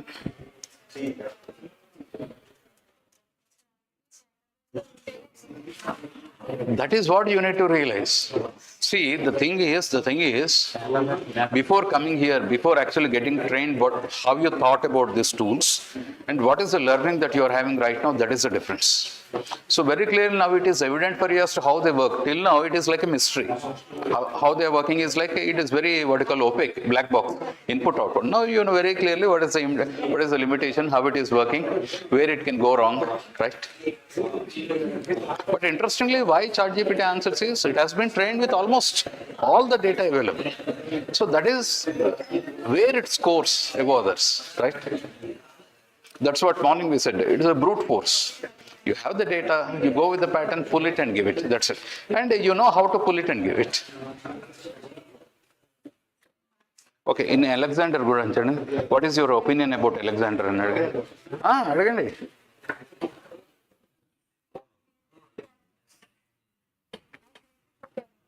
Okay okay, మీ సబ్జెక్ట్ ఏంటి? ఓకే క్రియేటెడ్ ఎల్ల రాష్ట్రం తన ఎకనామిక్స్. ఓకే, దానికి ఉన్న కొంచెం అంటే what is your main contribution అని అడిగి how do integrate in economics because it కొంచెం ఉంది కాబట్టి దాని దగ్గర బాగా వచ్చింది. Then I created all the super. Okay, ఏం ఇట్లా I mean it's giving whatever it has. Okay, so అన్ని బుక్స్ రాంగ్ ఉన్నాయి. సో జనరల్ గా అడిగినప్పుడు ఫెమినిజం ఎలా అండర్స్టాండ్ చేసుకోవాలి because it has some data. You do one thing. What you do is, you go to ChatGPT and ask the same questions. Okay. And then see what is the kind of response you are getting. Make a comparative analysis. You will know. One is whether the patterns are matching. Second one is ChatGPT having a better data compared to this? Okay, sir. Let's see.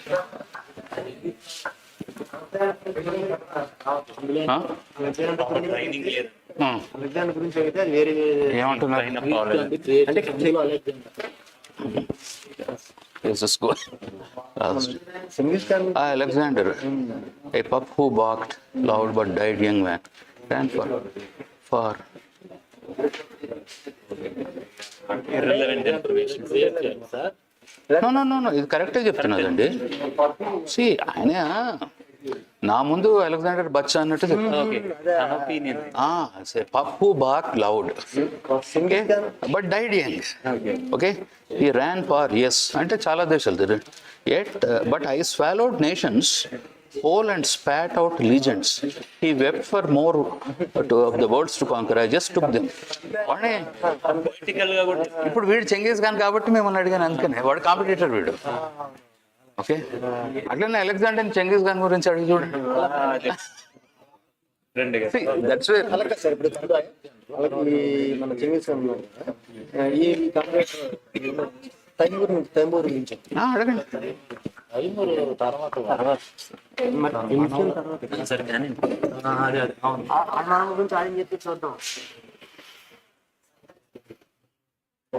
మీరేమైనా చేశారా sir? Chandrababu Naidu చేశారే? కానీ పర్లేదు.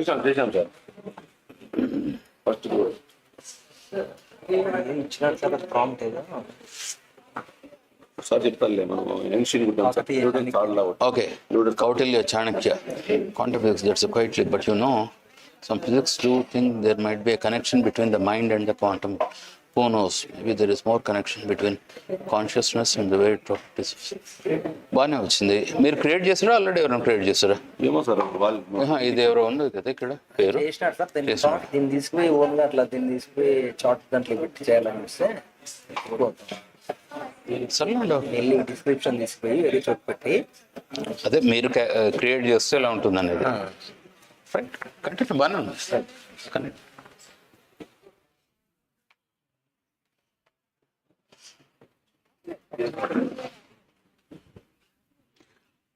So we have another roughly 15 minutes. If you have any questions, now we can use this time for those questions.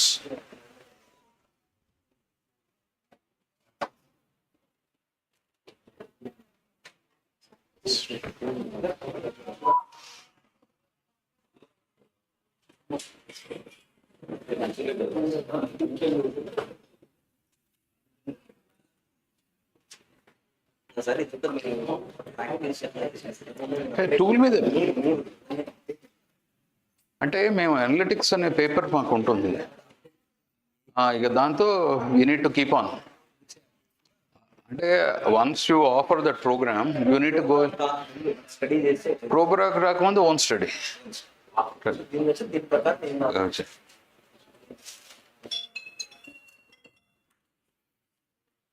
So just if you can look at the AI behavior, you can look at the language style, knowledge accuracy, personality traits, length of responses. ఎవరికైనా length of responses లో క్యారెక్టర్ని బట్టి differ కావడం జరిగిందా? Okay. Consistency of answers is one more thing. Like you can start looking at, does Shakespeare use a poetic language? That's quite interesting. So these are the actual questions. Please see this. This is where the crux of the entire class will be there. The first and foremost question is, does your AI sound like a real person? Partially. You can't completely say no or yes, because in some cases it is very good, right? And in some cases it may not be really reflecting the real person. For the answers historically accurate and not. Depending on the perspective of the character that you have created, the answers keep on changing. Which character was most realistic? It depends on if you have made any characters or if you have used which is the most realistic. And limitations very clearly, they can't go beyond their training data. So AI chatbot simulates the personalities, training data shapes the AI behavior. AI responses are generated from patterns. AI is useful for interactive learning. And role play chatbots represent exciting application of AI in the education. Students can learn interactively, explore history creatively. ఇప్పుడు మీరు చేసింది ఉంది కదా, Genghis Khan versus Alexander చూడండి, right? So what is that you could actually go with creatively. Genghis Khan అడగండి ఒకసారి, what is your objective or what is your ambition in life అని అడగండి.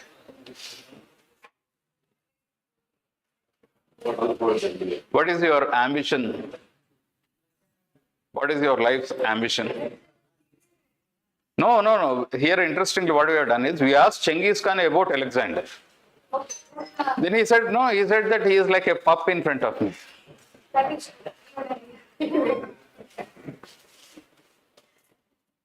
Yeah, what is your ambition in life? Similarly, ఎవరైనా మహాత్మా గాంధీని చూస్తే same అది ఇవ్వండి. What is your ambition in life? Mahatma Gandhi మీరు మీ దగ్గర ఉన్నారండి. What is your ambition? What is your life's ambition? Created the character of Donald Trump. Very good. I asked him, do you really, at least now, do you really think you deserve Nobel Peace Prize? The answer I got was, I deserve infinite Nobel Prize. You see, quite interesting, right? Infinite Nobel Prizes, because he believes that he is the peacekeeper of the world. I know, what is your life's ambition? And Aragan sir, Chuddha Mugurdi. Genghis Khan di, next Mahatma Gandhi di, next Donald Trump di. ఇగో ఈయన అడుగుతున్నారు sir. చెప్పండి sir, రామశేష్ గారు కదా మీరు? Yeah చెప్పండి. Life is battle field. You either must say onward conquer every peak or left with the world crush you under this heel. Okay, so Genghis Khan is talking about life as a battle.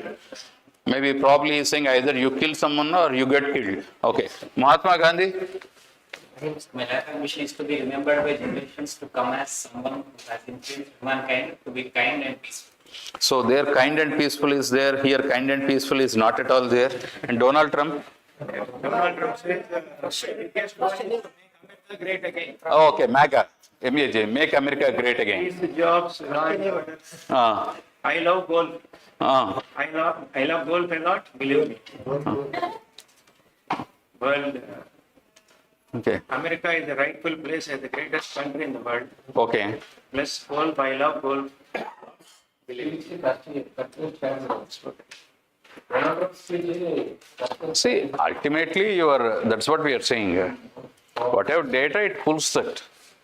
So we can't blindly go with that. Earlier, maybe before this training and other things, you are thinking that, okay, somehow there is a black box where there's an input and an output. It's all about the pattern from the data is taken and presented to you as if a person is speaking to you. Is it really thinking means it doesn't mean that it is really thinking. But unfortunately, this you need to teach your students. Because there is every possibility that they might blindly believe. Say, for example, during our generation, students, they believed everything from Google is true.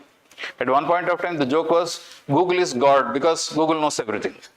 Right? Kind of scenario. Whatever blindly comes, you have to tell them that whatever Google is giving is from a website.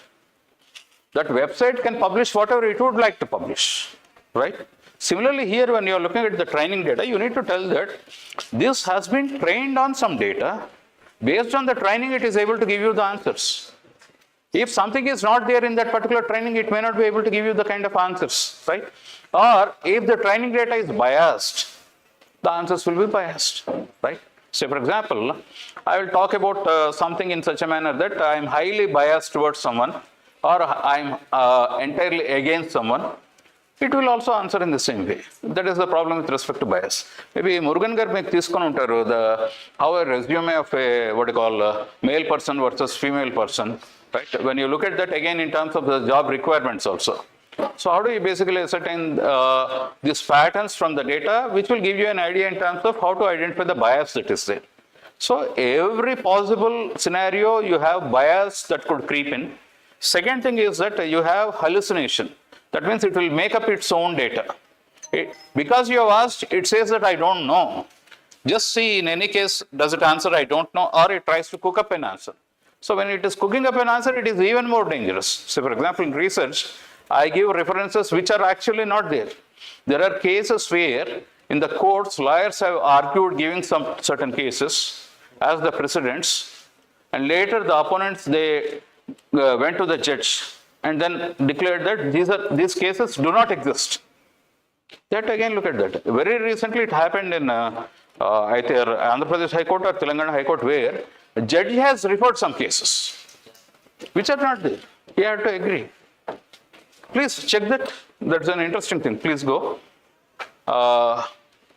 Judge referring to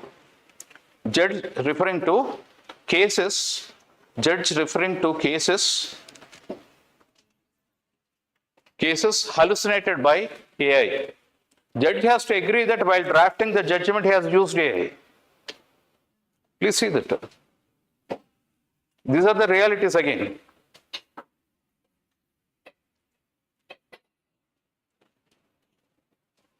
Just Google lo cheyandi, meeku adu vachinda? Referring to cases. Yeah. AI hallucination again in a court order. SC talks about institutional concern. Adi kindaki randi, adi ekkada ichchadu? Adi A court అని ఇచ్చాడు? Supreme Court is talking about it. Where did it happen? Andhra Pradesh. Andhra Pradesh ఉంది కదండి. ఆంధ్రప్రదేశ్. అయ్యా నేను ఉంది కదండి, నాకు మీరు ఆంధ్రప్రదేశ్ అంటే ఎట్లండి?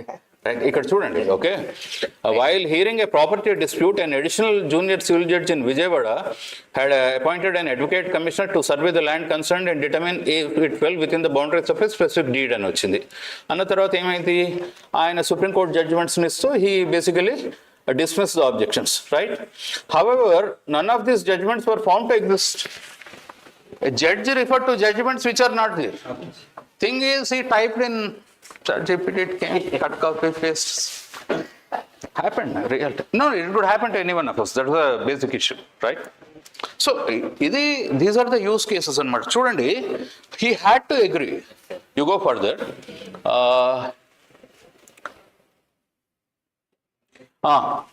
In a report to the High Court, the additional junior civil judge admitted she had used an AI tool to research case law, saying that it was the first time she had done.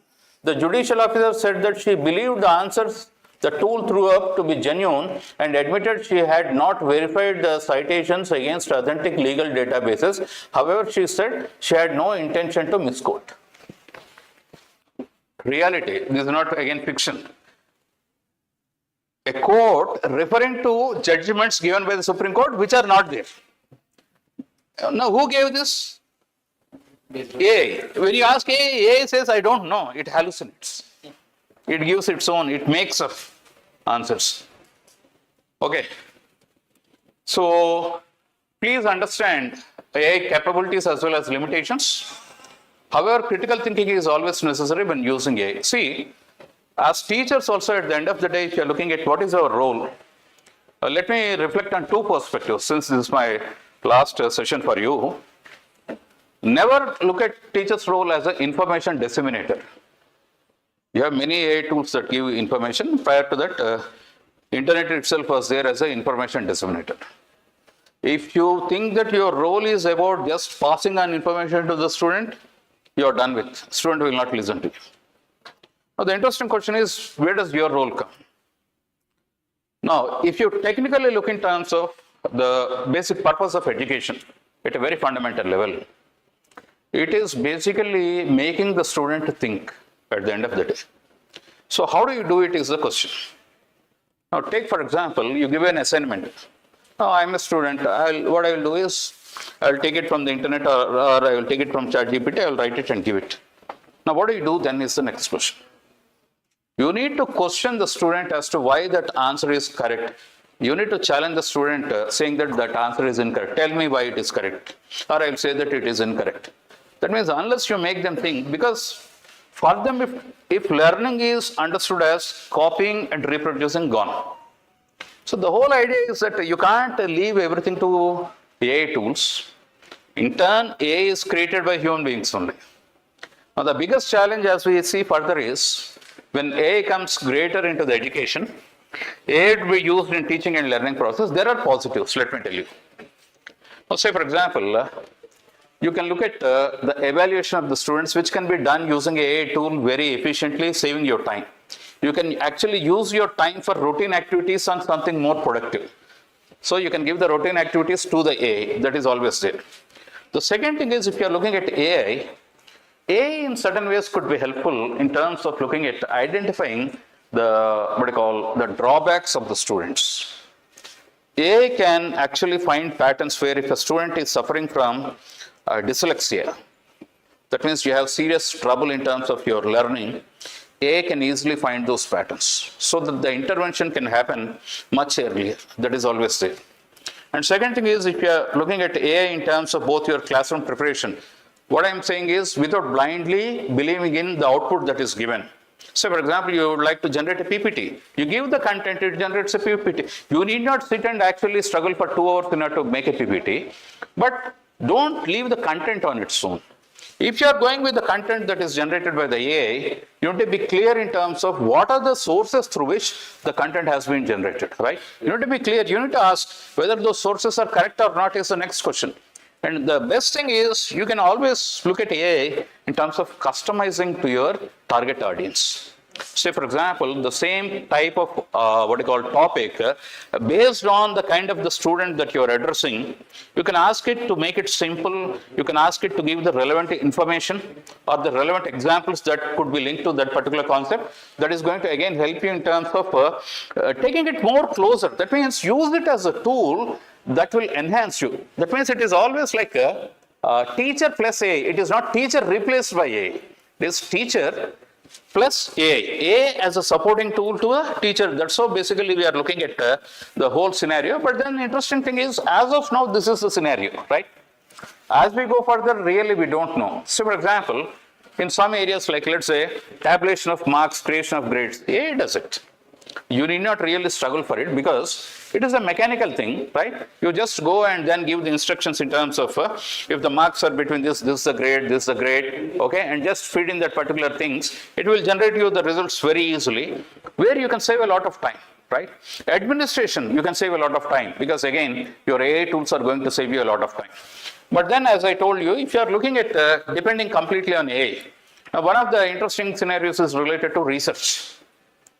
Now today the process and purpose of research, I'm repeating, the process and purpose of the research are getting redefined. Means again you need to see in terms of what is the purpose of research. If this is the purpose of research, is it still valid? Second one is the process. So for example, most of you would have spent around 6 months in terms of literature review, which could be done in 4 days today, because you have a tool that could summarize everything, right? So the whole idea is that getting ourselves prepared to live in the world of AI, where you have only 2 categories of people. People who can use AI versus people who cannot use AI, right? Thank you very much. We'll meet again, right?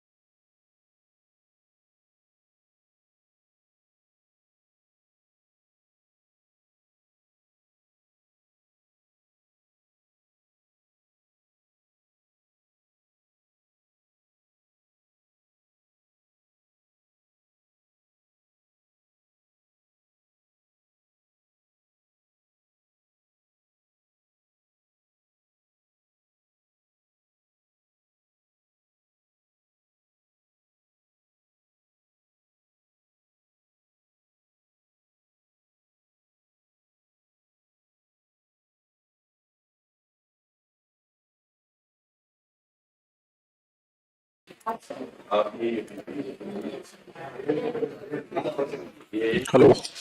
Hello. Hello. Hello.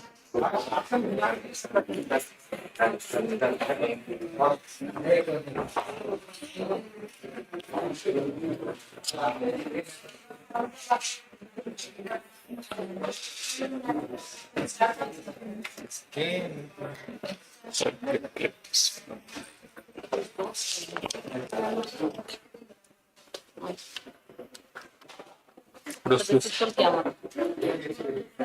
We are streaming in YouTube, so for that. Oh. Okay.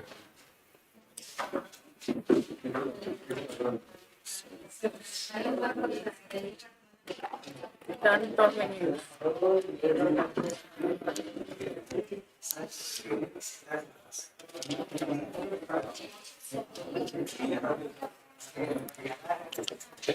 Those who are completed, you can submit the chart with me.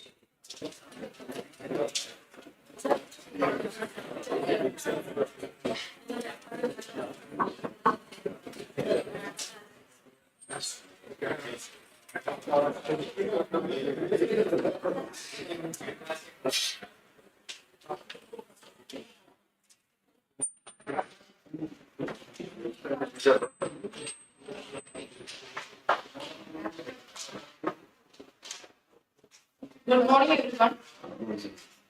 The next session will be taken by Dr. S. Rashtriya. He is a professor of economics at the University of Hyderabad, Telangana. He has over 18 years of teaching and experience in the areas of macroeconomics and applied finance. He obtained his MSc in economics from Andhra University and his PhD in economics with specialization in monetary economics from the University of Madras.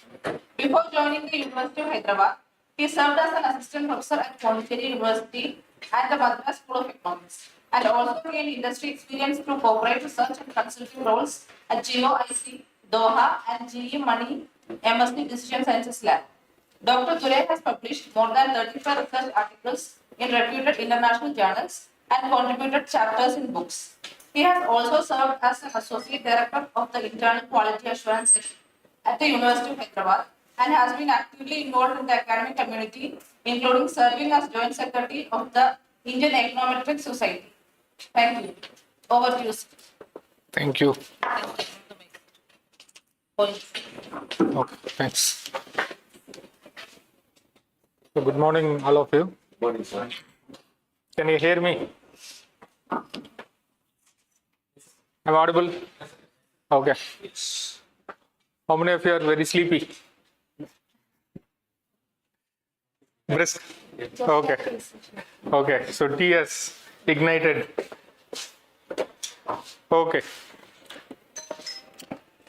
So even though the FDP is on AI, I'm not going to talk about AI. Okay. So I'm actually going to give, since I was told that many of you are from economics background, so okay. So that's why I thought of sharing my experience with you.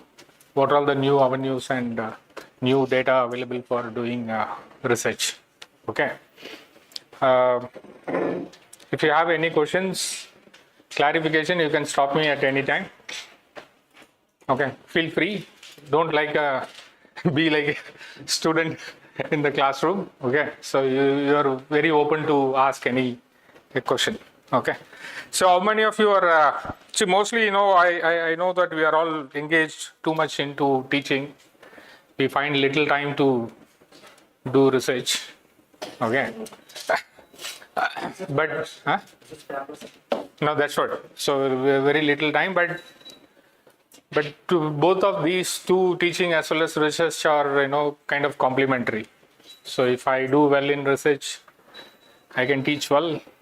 If I teach well, I can do better research like that. Okay. So what is research? First of all, we understand that. What is research? Something new. Something new.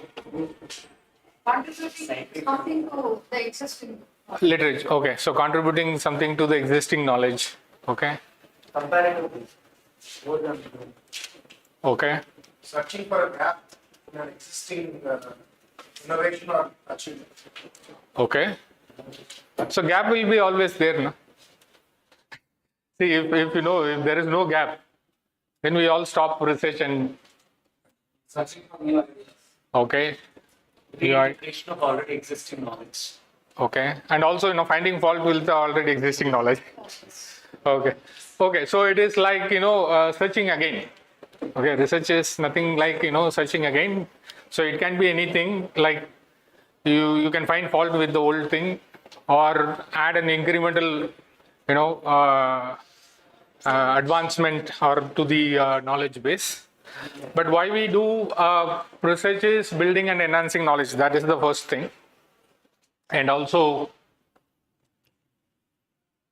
so we have to increase public awareness. Okay.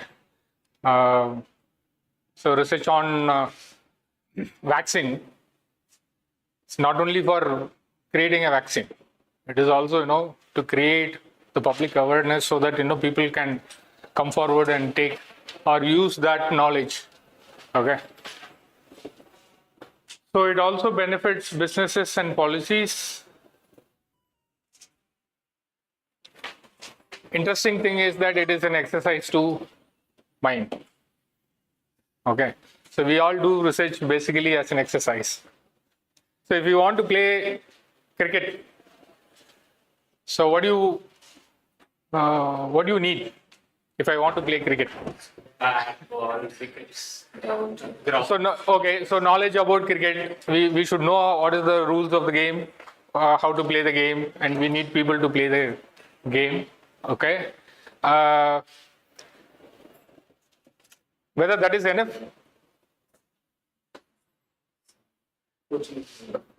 Okay, so you see, Tendulkar and Dhoni knows better cricket than us, right?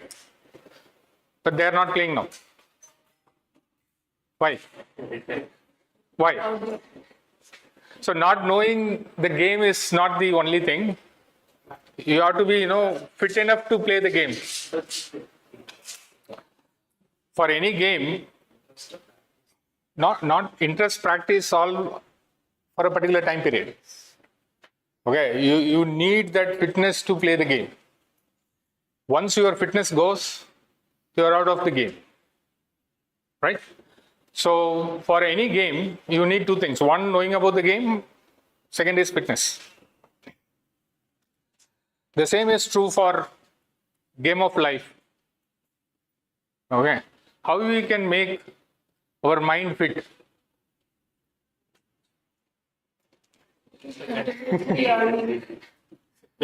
Okay, so to increase the fitness of the mind, if you are losing that fitness, obviously, you are losing you are out of the game of life. Okay. So research, I see it as, an exercise for mind, so that your mind is fit enough to play the game. Okay. So till that fitness is there, you can easily play the game. Okay. And then finally, we also have this pleasure of finding things out. So obviously, yes, that's why, inventions come. Not only incentives, satisfaction is also one of the reasons for doing research. Okay. So we need data to do research.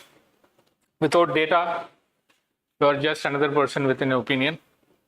Okay. For everything, we need data, right? So there are two types of data, right? So one is primary, secondary. Okay, so what is primary? Direct sources. Okay, you go and take interviews and collect your own data. What is the advantage of a primary data? You can collect your own data. What is the disadvantage? Whether you collected the data, we don't know. Okay, right? So most of the time, data are collected on the table. You can write data. Secondary data is something which is already available, okay, from a reliable sources and gathered and recorded by someone else prior to and for a different purpose, but we are going to use those data for our research. Okay. What is the disadvantage with secondary data or advantage? So primary data we know directly through surveys, interviews, but here also, these surveys, interviews, not a single individual can do it. So you can collect not more than 200 data points, right? Maximum interview or data collection you can do is 200 to 300. Beyond that, it is really impossible to do it. Okay. Again, all these surveys, data are all collected by the government of any governments. Okay, state or union government, they collect because the money they have, the time they have to collect all this information. So, but again, if somebody else is collecting, then it becomes secondary. If you are collecting, then it becomes primary. So the disadvantage with primary is that time, okay, and also the validity is not known. We don't validate the data. Whatever you say, this is the data, I have to accept that is the data. For secondary data, we can validate. Anybody can validate. Okay. So if you are doing research using secondary data, it is validated and verified by everyone. So you are exposing yourself to verification. Okay. But in primary data, that verification is never done because you hold the key to the data. So I am going to talk more about the secondary data sources which are available, okay, which is not tapped that much, but now people are trying to use it. So those data we need to see. Okay. So the advantage already available, easy to access and mostly free. All the government data are publicly available and mostly free. Okay. So there are a lot of data. The size of data available is too big. Okay. The disadvantages, it is historical information. Okay, it is not telling anything about the future because it is all dead data already collected and stored. And there are also legality of usage and propriety. You have to get consent from those people to use the data. Okay. So these are all the main sources of data. Okay, public institutions, media and market, social media. Okay. So how we do research? So I'm organizing my talk on three things. One is replication and verification. See, the problem with secondary data research is that I can use secondary data, publish a paper, but the secondary data is accessible to everyone. Okay, if somebody else try to replicate my paper, and if they are not getting the same result, they'll always question that. Okay, so if it is not replicable, if it is not again generate the same set of results, then your publication or your research will be in question. And also, there are a lot of techniques to verify whether you have used the proper data.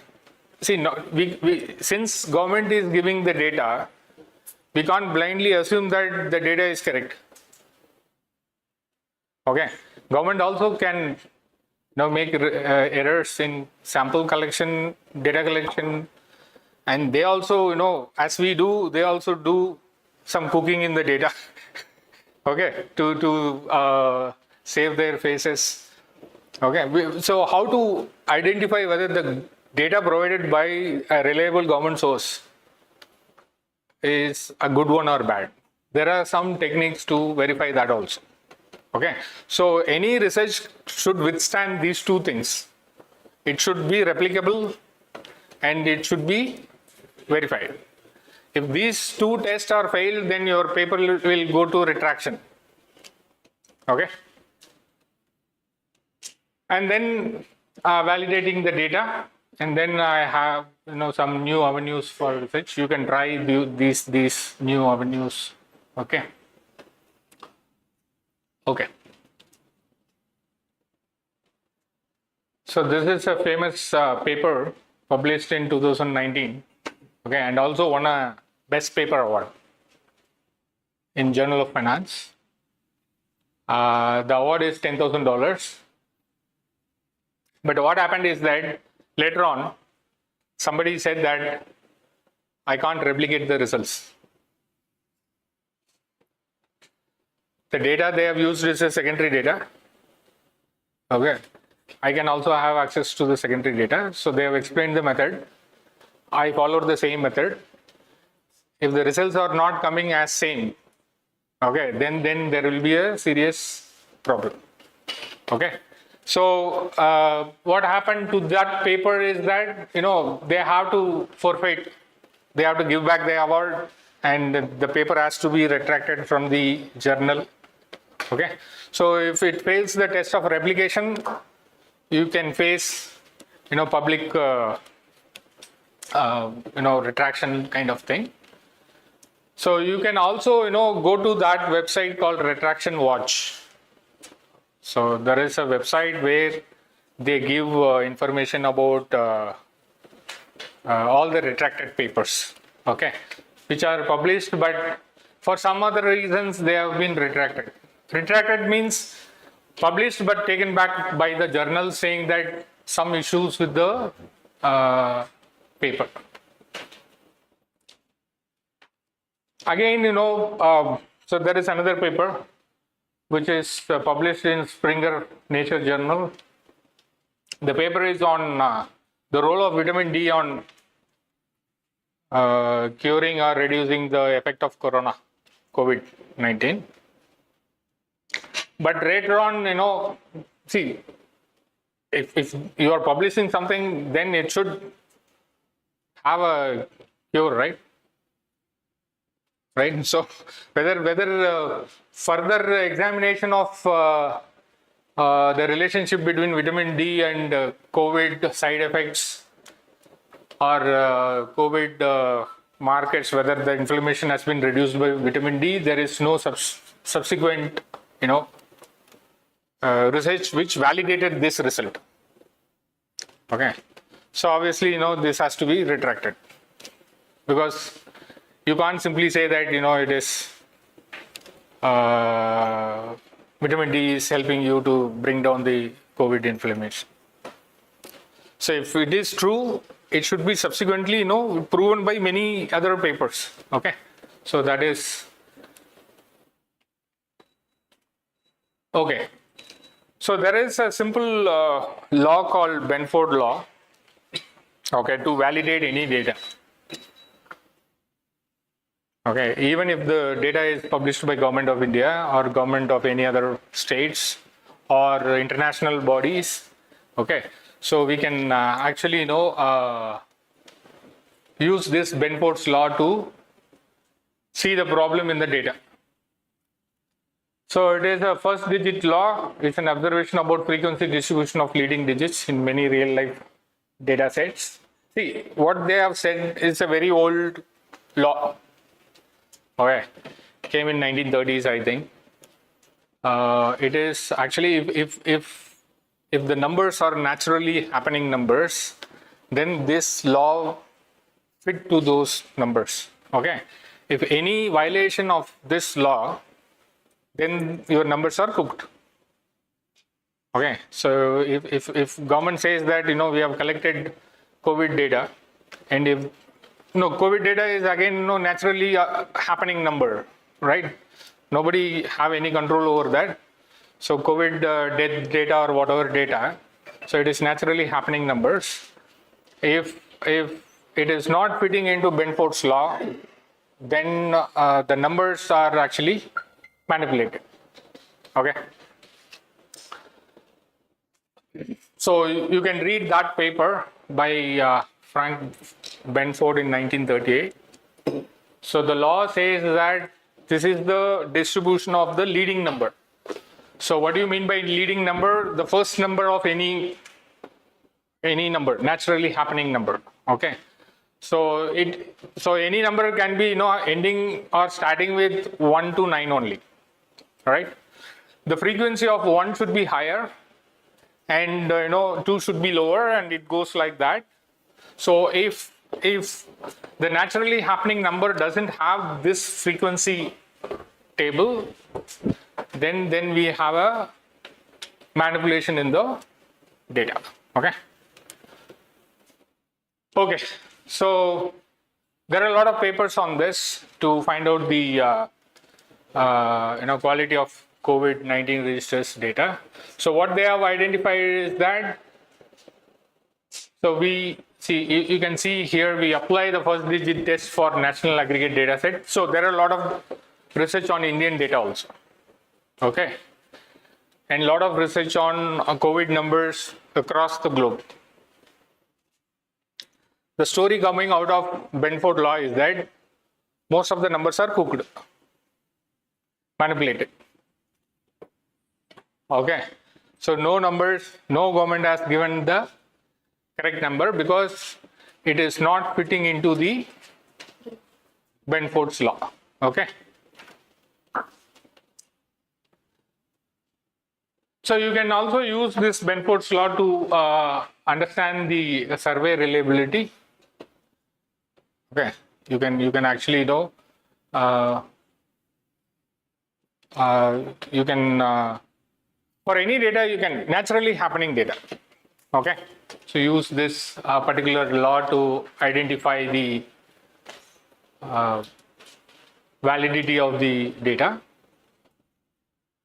Okay, so you can also use it in the stock market data. Okay, so whether manipulation in agricultural commodity futures market. So whether a lot of manipulation is happening in the market or not, I can understand. If there is no manipulation, it will follow the Benford's law. If there are a lot of manipulation in the market, then it won't follow. So once you know that it is not following the Benford's law, then market manipulation is happening. Okay. If you are really investing and exposed to some kind of risk there, then you should come out of the market. Okay. So this particular law is helpful in validating the data. Okay, so we have seen so far what all the things.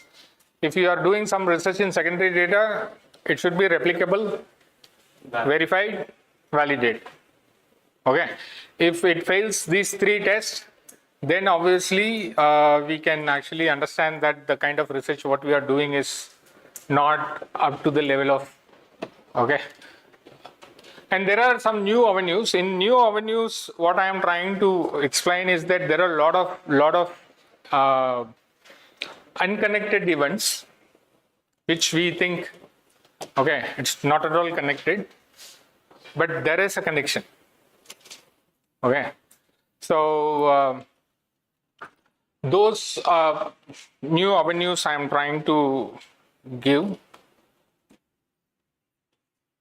So sorry, this again is the data set for this is for science people.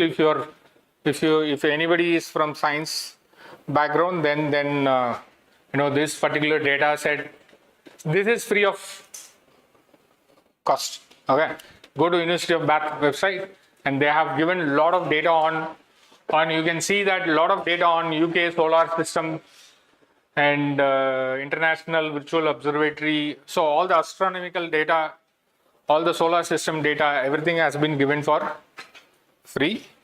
Okay, anybody can access it, and anybody can use it for their own research. So only thing you have to do is that you have to say that the data has been accessed from this particular source. Okay. So like physics, there are a lot of other data also there. So if you are doing some research in agricultural economics, then there are a lot of data given by the Food and Agriculture Organization of the United Nations. Okay, they have given enormous amount of data. Okay, on commodity production, on many land usage, and see, you can see agriculture data set, food and nutrition data set, land and water data set, environmental and ecosystem data set, and policy data set.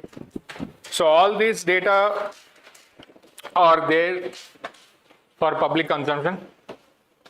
So any researcher can really interested in doing research can use these easily available data sets for their research. Okay. Okay. And there is a huge amount of data is coming out of sports. And there are a lot of research going on in that, but not, everyone is trying to use the data on sports. Okay. So if you go to crickinfo.com, you have enormous amount of data on cricket. Okay. crickinfo.com. Okay. But what to do with that data set? So that will be the real question, right? So I'll show you some of the new research that is coming, which actually try to connect these data sets to some economic events. Okay. And we have an enormous data set on elections, not only in Indian elections.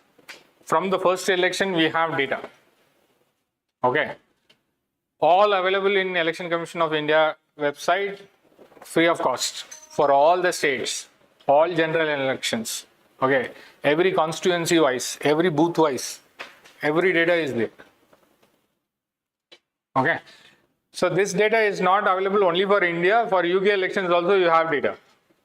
For German election also you have data. So the recently 2025 German had an election. You have the constituency wise data set on who got how much vote in that particular booth. Okay. So all this data is there. So for Indian case, we have booth-wise data. No one is trying to use those data. We can identify booths which have voted for a particular party because that is there. We can't identify the individual voted, but we can still identify the booth. Okay. So if I can identify the booth, then I can actually mark the locality, right? So which is supportive of which party. So, all these political parties are tapping this data to, promote their marketing strategies. Okay. So that can be used. There is another interesting data set available, which is called Google Trends. I don't know how many of you are aware of this data. See, whenever you type something in Google, Google captures you. And most of the time what happens is that people, if I go for a survey and ask some question to you, you will not reveal. See, if I ask you what is your income, they won't tell the correct number. If I ask what is your wealth, how much of gold you have, no one will give, right? But they are giving it to Google. How to store 20 tolas of gold? Google will immediately capture that. Okay, you have 20 dollars of gold. Okay, so you think that you're asking something brilliantly, but nobody is watching you, but Google watches you. What Google is doing is, it is actually trying to store all these keywords typed into it. Okay, and then give a metadata of that. How many times a particular keyword has been searched, okay, on a particular day. So that information is there. If I want to type today Iran-Israel war, okay, so across the world, how many people typed this keyword? That I'll know. So that actually shows how many people are interested in understanding about the war. And they also give the spatial information.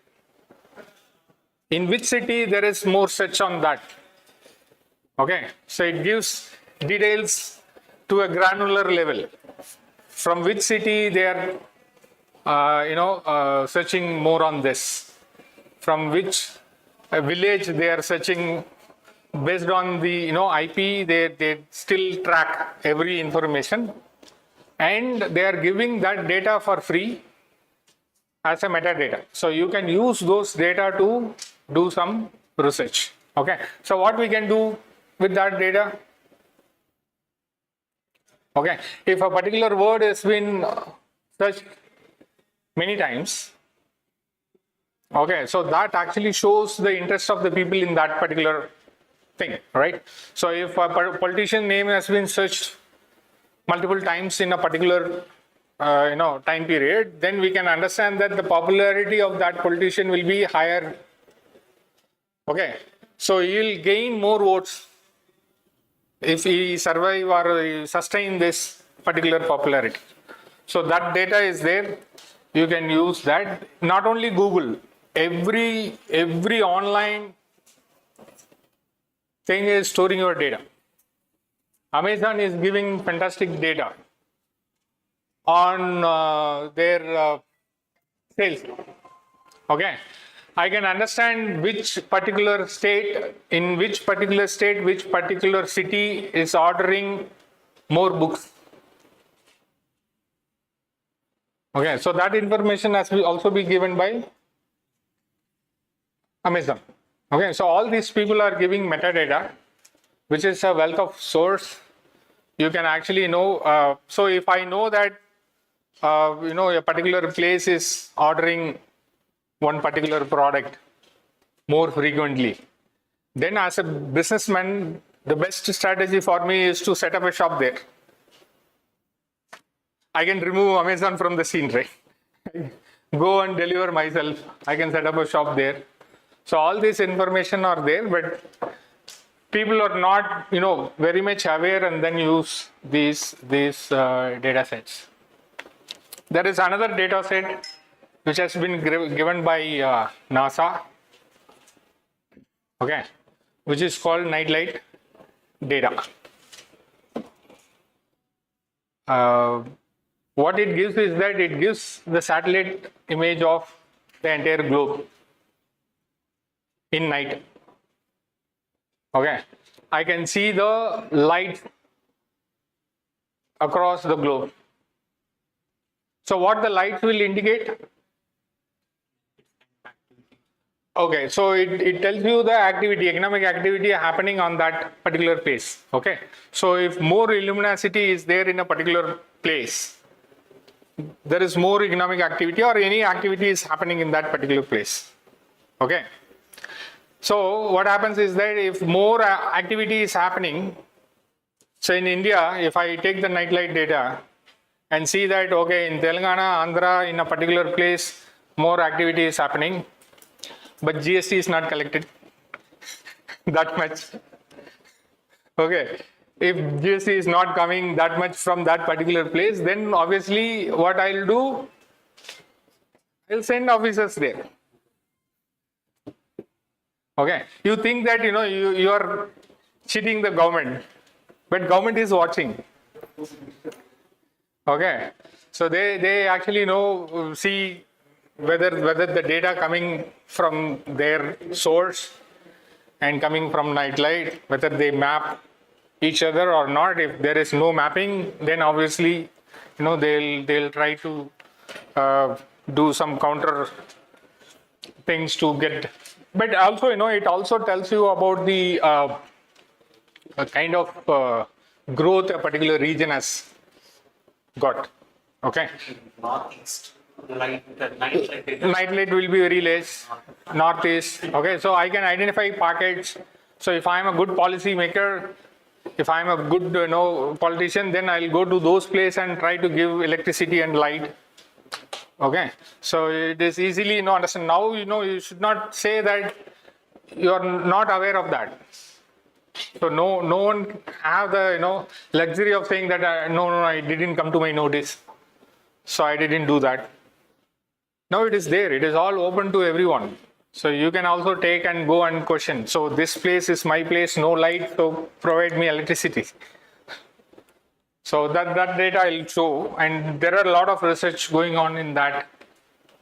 And also there are a lot of indices given by many international organizations, which actually easily available. You can simply map these indices so that you will get a lot of insightful research outcomes. Okay. Any questions? No questions. Lunchtime. Okay. Okay. So finally we have this big data, AI and all. See, don't get confused with AI. AI is one common term which we are using it for everything. Okay. But big data is already there. It has 25-30 years old, because whatever I have shown you on the left hand side is all big data. Okay, it is there for a long time. But AI is like one common term used for every vehicle. See, cycle is a vehicle, car is a vehicle, truck is a vehicle, train is a vehicle, airplane is a vehicle, rocket is also in a vehicle. So if I call vehicle, whether you can distinguish between which vehicle, that is exactly what is happening for AI now. Everything we call it as vehicle. So now I'm asking, why my vehicle, which is cycle, is not going at rocket vehicle speed. It will never go. Okay.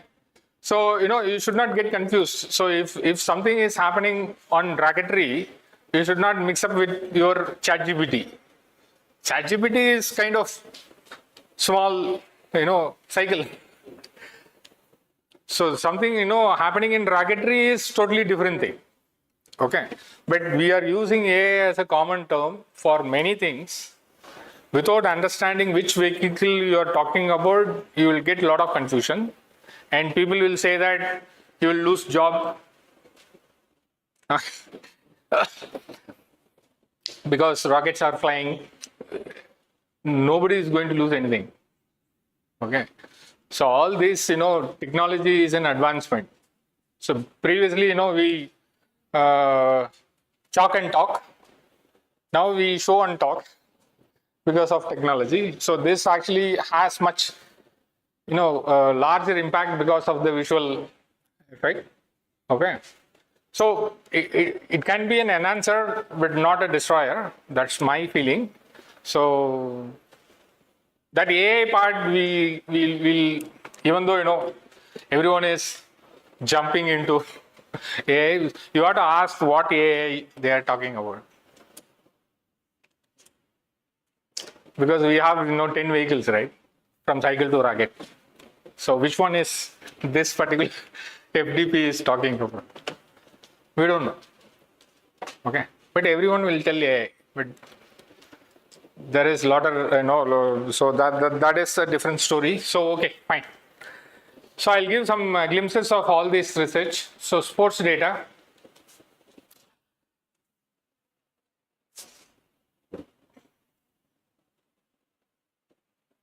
Have you ever thought that, cricket is going to affect your stock market?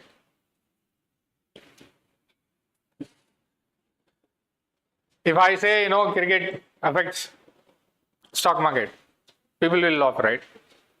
But it affects. So what is the channel?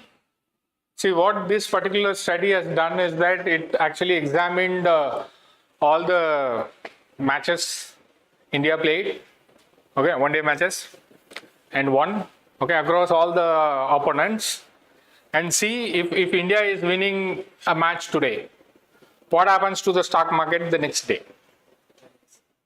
If India is winning today, if India is winning against the world best teams, like if India is winning against Nepal or Zimbabwe, the effect is there, but not that much. Australia, yeah, then the effect will be much higher. Okay, so what the connection they are trying to make is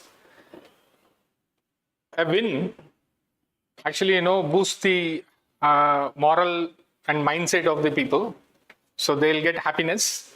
So with the same happiness, they go to the market the next day and buy with the same positivity. Okay, so that affects. Okay, what happens after that, nobody knows. Okay, so it might come down, but if there is a win, I'll be damn sure that the next day the market is going to open green. Okay, no matter what. So we can say that there are a lot of other factors which affects. Cricket also affects. Okay, so if India wins in a match, then it obviously affects the outcome of the. And also you can see that when Tendulkar, is hitting a century, it goes little. That this is relatively old paper. There are a lot of papers after this. They also try to examine the IPL data also. Okay, whether IPL is telling anything about stock market. Okay, so you have a lot of information on cricket available there. So there is a different subject to do sports analytics. Sports is a bigger business now. Okay, and there are a lot of people who are going into sports not as a player but as a manager. Okay, so there are a lot of universities offering MBA in sports. It is actually managing a team. How to manage a team? Starting from selection, fitness, winning the trophies. Okay. So this is not true for only cricket. Cricket, I am giving it as an example because India is more passionate about cricket, so it has an effect. But if you can use, there are a lot of studies which actually does it for the same thing, like football for other countries and how its impact on the stock market and all those things. So there is another study which actually try to find out the relationship between sports and organic agriculture. Okay, so this particular study is done in Sri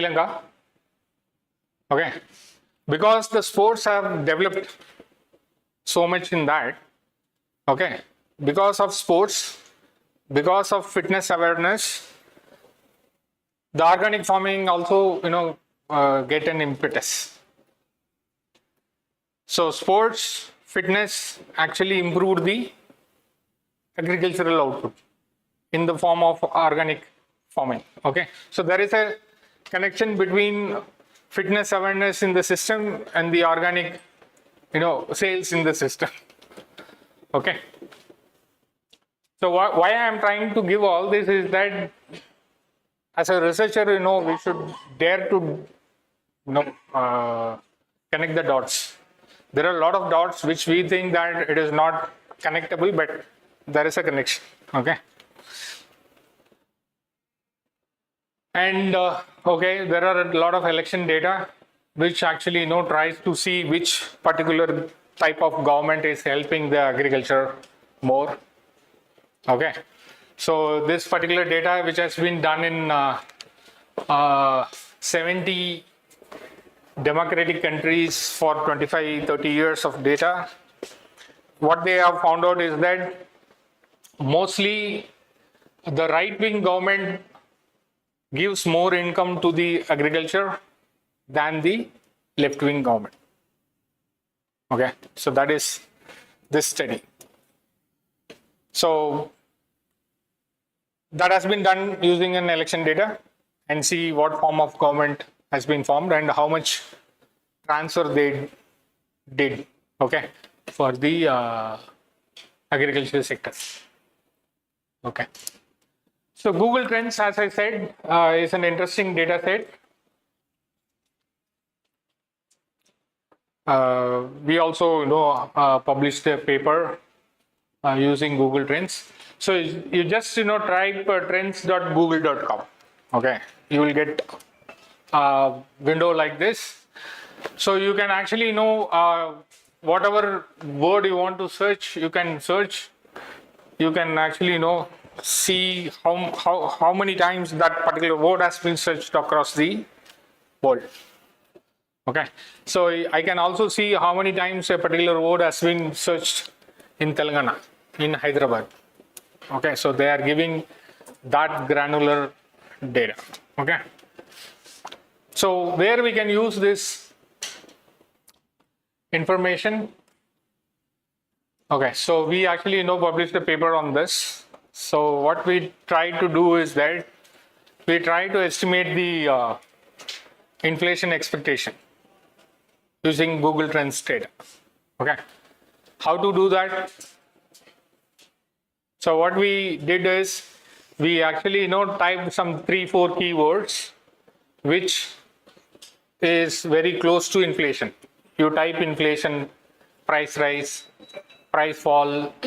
Okay, so you can type some similar keywords which is very closely associated with inflation and see how many times people have searched this. If there is I can also understand if I want to understand the real estate price. Okay, I can using this search data information, I can see which is the hot place in real estate now, because people will search, right? So 2 BHK in Raidurgam, say for example, if they are typing that, I can catch that. Okay, many people are actually looking for a house in this particular place. Okay, so that information will help us to understand not only for individuals to make buying decision, but for the government, real estate people also, and the government also. Okay, I can tax more. If your interests are more, okay, I can tax more.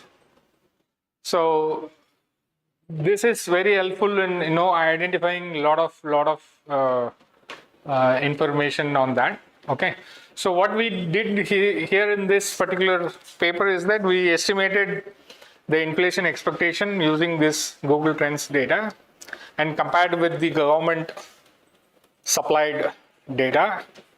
So how government is supplying, they go for an survey.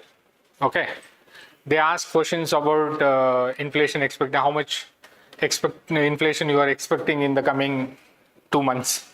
Okay, so Reserve Bank of India is trying to conducting household survey and then estimating inflation expectation using that survey. So survey means what?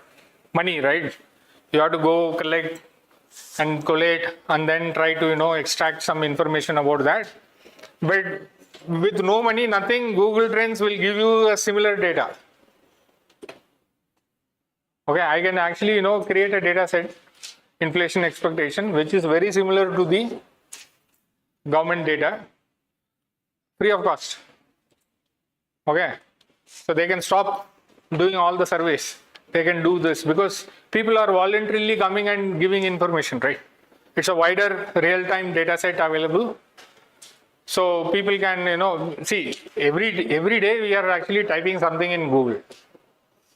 Now we are trying to, type something in ChatGPT. So 2 years down the line, ChatGPT will also give you the same kind of trends data. So what people searched more. Okay, so that can be used for your research.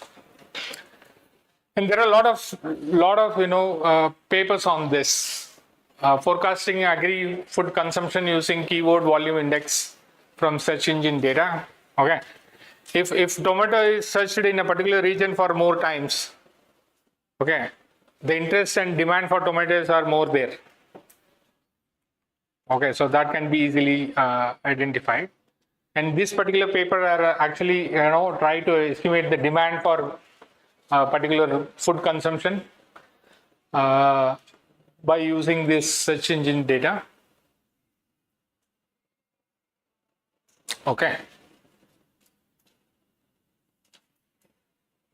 Okay, so the next one is nightlight data. So you can get the nightlight data from this particular website, earthdata.nasa.gov.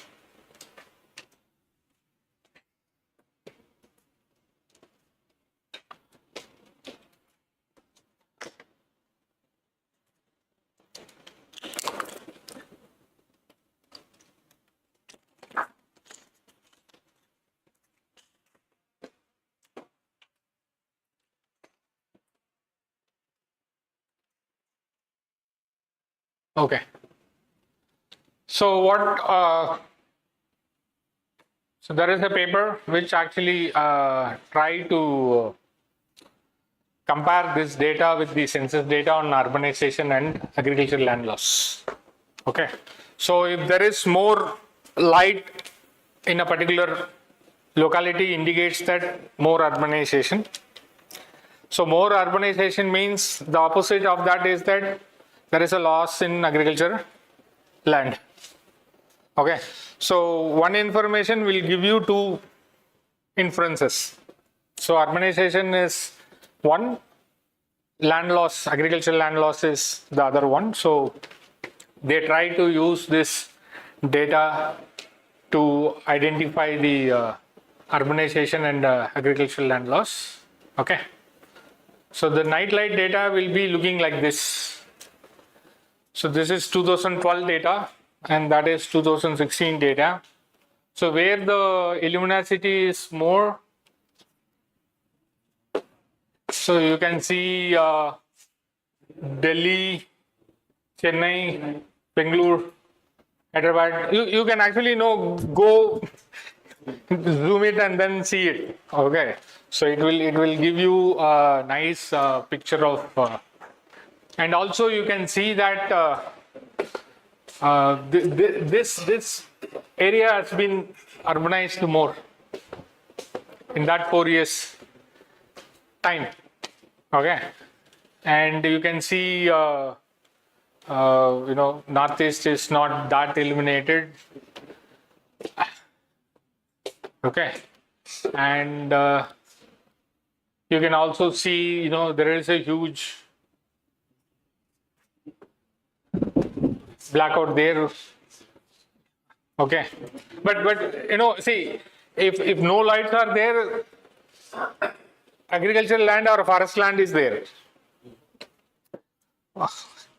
Okay, so urbanization has not gone there. Okay, but this also tells you the economic activity, as I said. So now if you see the 2026 data, it will be very bright. Okay, and I can also identify the see if from this bright spot, if GST is not collected that much, okay, then government can understand that, okay, what is the reason, because there is a higher luminosity, okay, but not and also by measuring they also not only giving you the picture, they are giving you the data of what is the intensity of the luminosity in each of these regions. Okay, the intensity will also tell you about the kind of activity, okay, happening in the particular region. Okay, so by that I can estimate not only what is that, I can also try to estimate the GDP by looking at this luminosity range. Okay, so more luminous light means more GDP has to be produced from that particular place. Okay, see, this is all markers. I'm not saying don't collect data on GDP, use this. I'm not saying that. So what I'm saying is that this gives an interesting, see, there was a study done by one particular researcher in MIT. What he has done is very simple thing. Government is giving inflation data, right? So they are collecting data on some 300 plus commodities, and then collecting and providing inflation, and they are going to say that this month the inflation is 3% or something like that. So what this researcher has done is they collected the similar product data price from the Amazon and Flipkart. Okay, so he collected data of the same kind of commodities from online e-commerce portals and then created an index which is very similar to the consumer price index collected from the real-time e-commerce platforms, and say that whatever government is giving is a fake number, because this is real time, which is much higher than what the government is giving. Okay, so you can do that also. So it is basically to compare what is the official data and whether it is actually comparable to any other new data available now.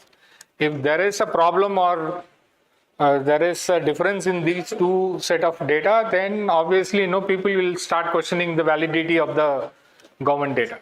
Okay, so he has actually started publishing for every country the inflation data, which is coming out of e-commerce sites, not from the government. But most of the time what happened is that every other country, these two data is not matching. Okay, so either you have a very old system of data collection, or you are not using the latest technology too. But now, last month, India revised this CPI collection method. They now included the online prices also into the calculation. Okay, so instead of not only the commodity, they also check 12 online sites and how the price change in these sites. Okay, that will also be reflected in the actual government CPI data. Okay. Okay. So now there are a lot of qualitative indices. So one of the very famous qualitative indices, there are a lot of index, like this available One is corruption perception index. How many of you know about this? Okay. So what is this? It actually, collects data on 180, 190 countries on various parameters. The international organization which collects this data is Transparency International. So every year they are publishing a report on corruption perception index. Okay. So it has been collected for 180 countries, and this is the rank in 2022. Okay.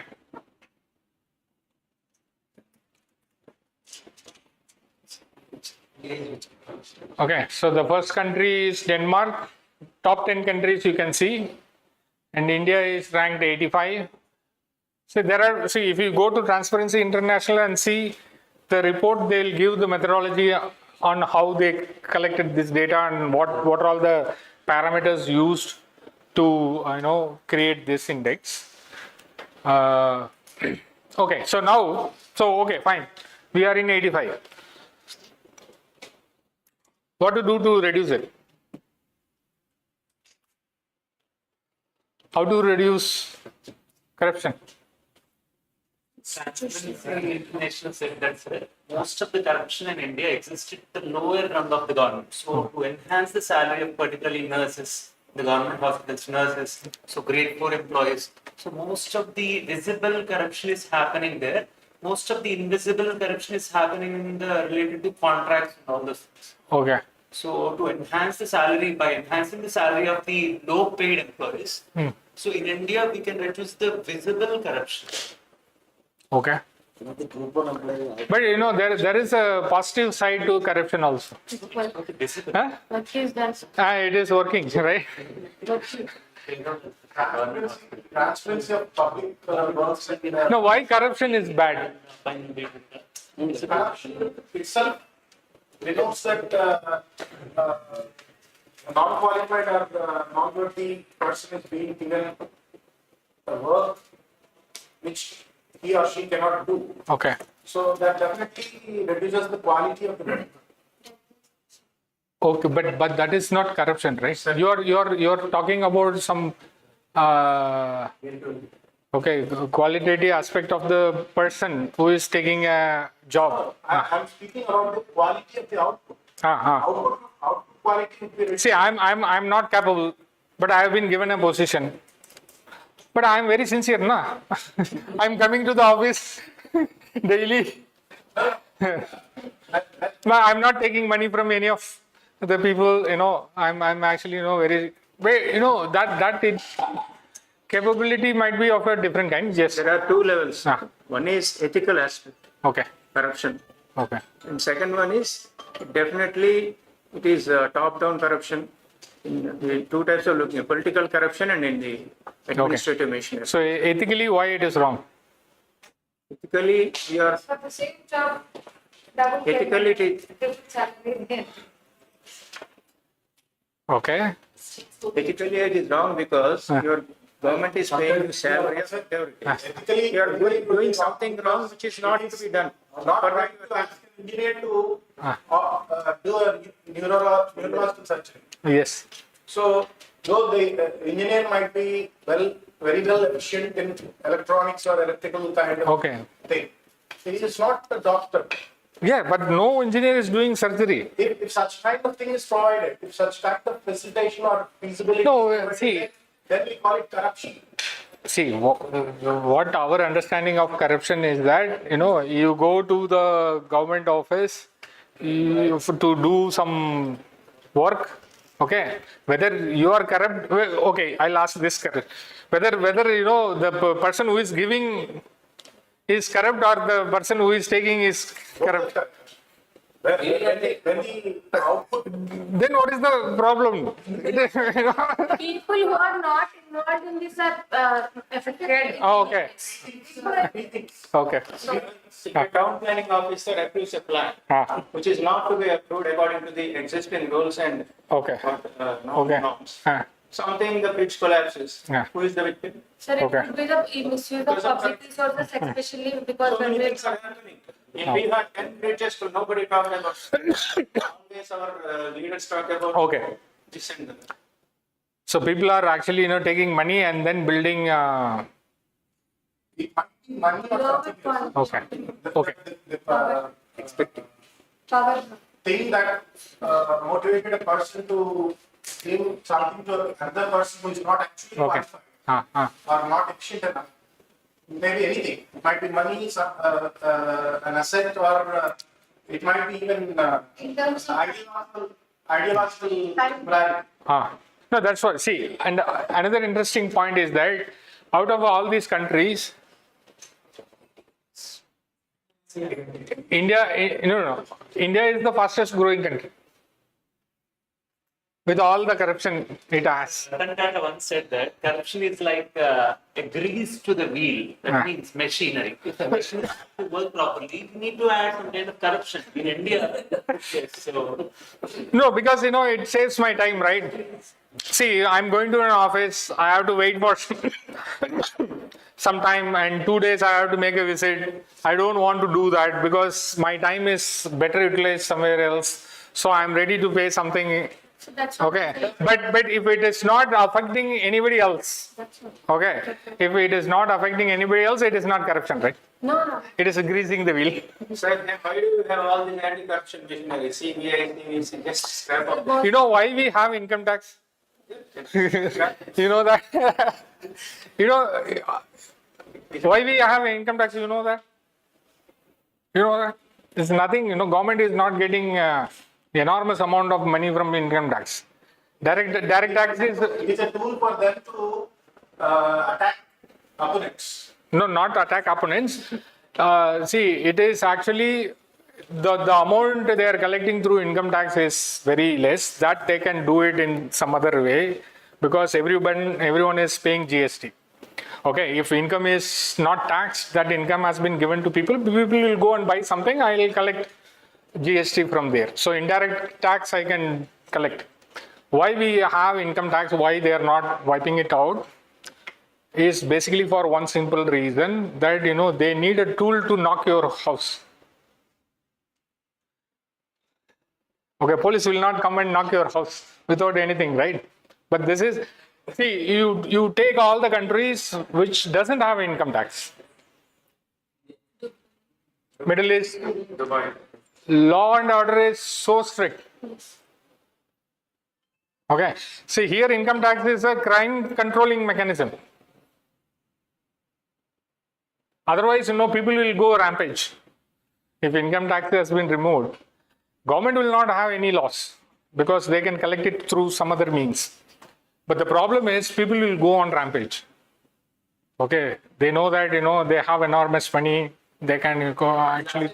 Income generation. Which one? Income generation to government.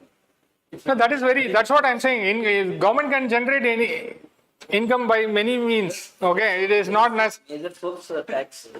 corporate tax and indirect tax. Not the income tax is very small, but the main purpose is, government wants a tool to knock your door. Okay, otherwise you will not be, law-abiding citizen. Okay, you will go on rampage. But okay, so if we really want to remove income tax, we need to strengthen the criminal justice system, law and order. Okay, so wherever the country has a very strict law and order, they don't have income tax. Okay, because there is no need. They can collect because Dubai also collect tax. Okay, there is a standard VAT for everything. For whatever you do, you have to pay tax. They are collecting tax, but not income tax. Whatever you earn, it's yours. But you can't, do some nonsense there.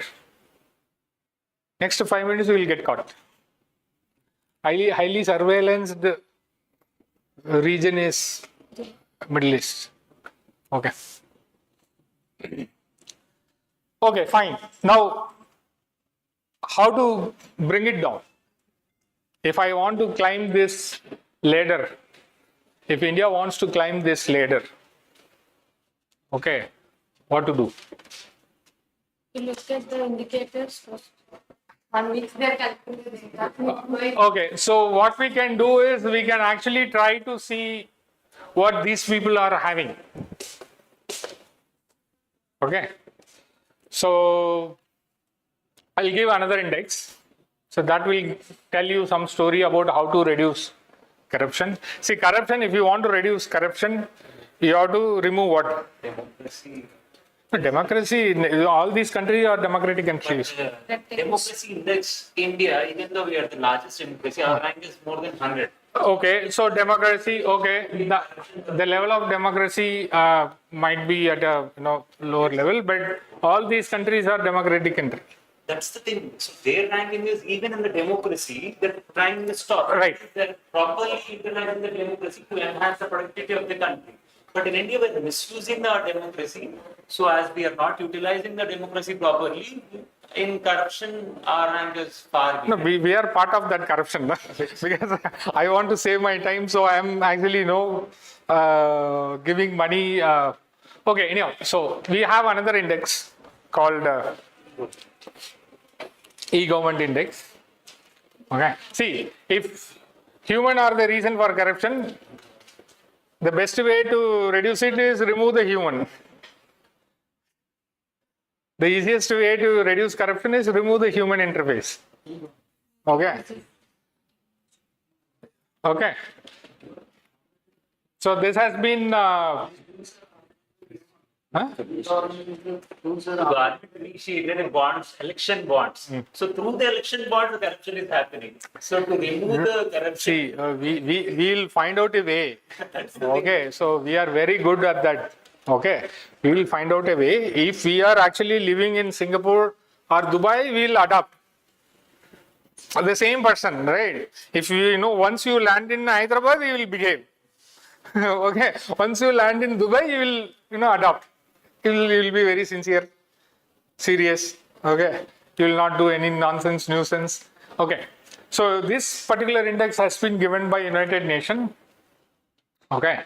Again, 193 countries. Again, same list of countries. Okay. So India is 105 in this index. So these are all the variables they use to construct this index. So if you are reading those reports, you will get nice insights about the index. So what I have done is I have collected these two data and made a graph. Okay. So the CPI score, the e-governance score, just made a scatter plot. Okay. So what it tells is that as e-governance index increases, your corruption falls. Okay. So this is also a kind of starting point to a research, right? So rather than telling a lot of other factors, there is another index I'll show you next, which is more interesting than this. So we can infer from this is that if you really want to reduce corruption, increase e-governance. Okay. Take out all the intermediary. If I can get a loan by applying online, approval online, everything online, no human enterprise, I don't need to give a cut to anybody. Okay. Based on the documents and the information provided, you can do that. Okay. So another index is, this is very interesting. So one is e-governance, one is Global Food Security Index. Okay, so this is actually collected by The Economist.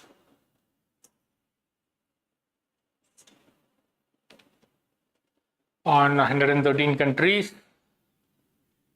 Again, you can see same kind of countries. So in here also India is on the 68th place. Okay. So this is actually based on affordability, availability of quality and safety food, and whether the particular country is adapting to sustainable agriculture or sustainable farming and all.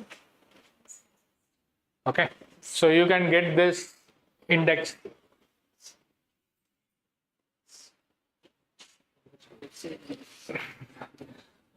So again, the same kind of graph we are getting.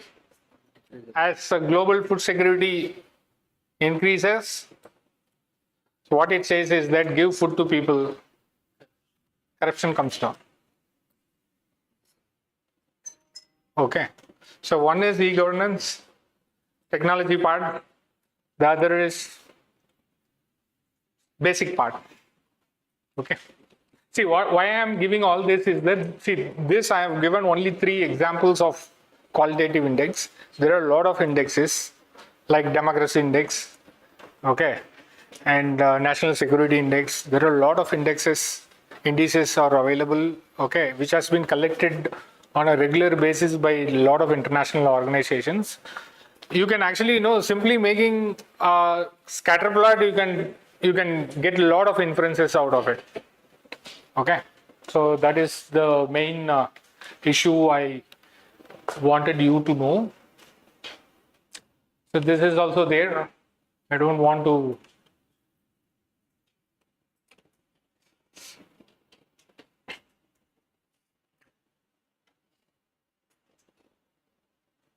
You can see the rank of all these countries. But interestingly, you can see Singapore is also there. They don't have a land. But they are there in agriculture. Okay, because they are making sure that all this are taken care, even though they are not having, they are the promoters of terrace cultivation. Okay, so wherever you have space, they will try to do some cultivation. And most of the time, if you are on a seashore, that is what all the Middle East countries also has done. If you are in a seashore, create an island in the seashore, so that, yes, so you have more land. So Singapore also, developed a lot of small islands in their sea, okay, and then do a lot of cultivation. It is not like they have only this much space.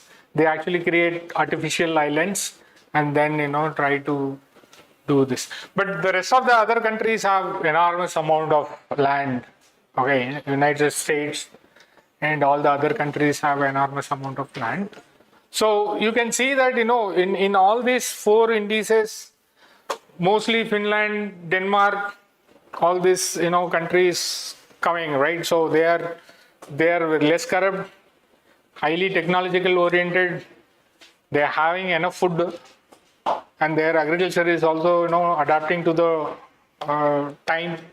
So they are all forward thinking and trying to have so these indices will help us to understand in which way a particular country has to take a direction. Okay. So this, big data, there are a lot of, it is already there. See, if you are giving your phone number to a department store, you are giving data. So they will immediately ask you your number only. So you are your number. Okay. So what they will do, your bill is a data. I can understand, your purchasing pattern. If you are not, coming to the shop for 1.5 months, they'll send you messages. Okay. And also, they will actually, give you offers on those products which you never tried. If you are going to a shop and always buying bread, you will never get an offer in bread. but you will get an offer in Coke because they identify that, okay, this particular item is frequently purchased, but this is not at all purchased, so we will push. Okay, and also, you know, this information, I have actually worked for Walmart. So what we have done is, so we actually, you know, all these bills generator or data. Okay, I can identify what are all the items closely related. If people are buying this, immediately what they will buy. If they are buying chicken, they will buy Coke. They will buy chips. Okay, so I can actually, you know, identify the pattern from the bill. So what happens is that in Walmart, they will actually, you know, keep these items together. And also, why, you know, they are keeping chocolates in the counter?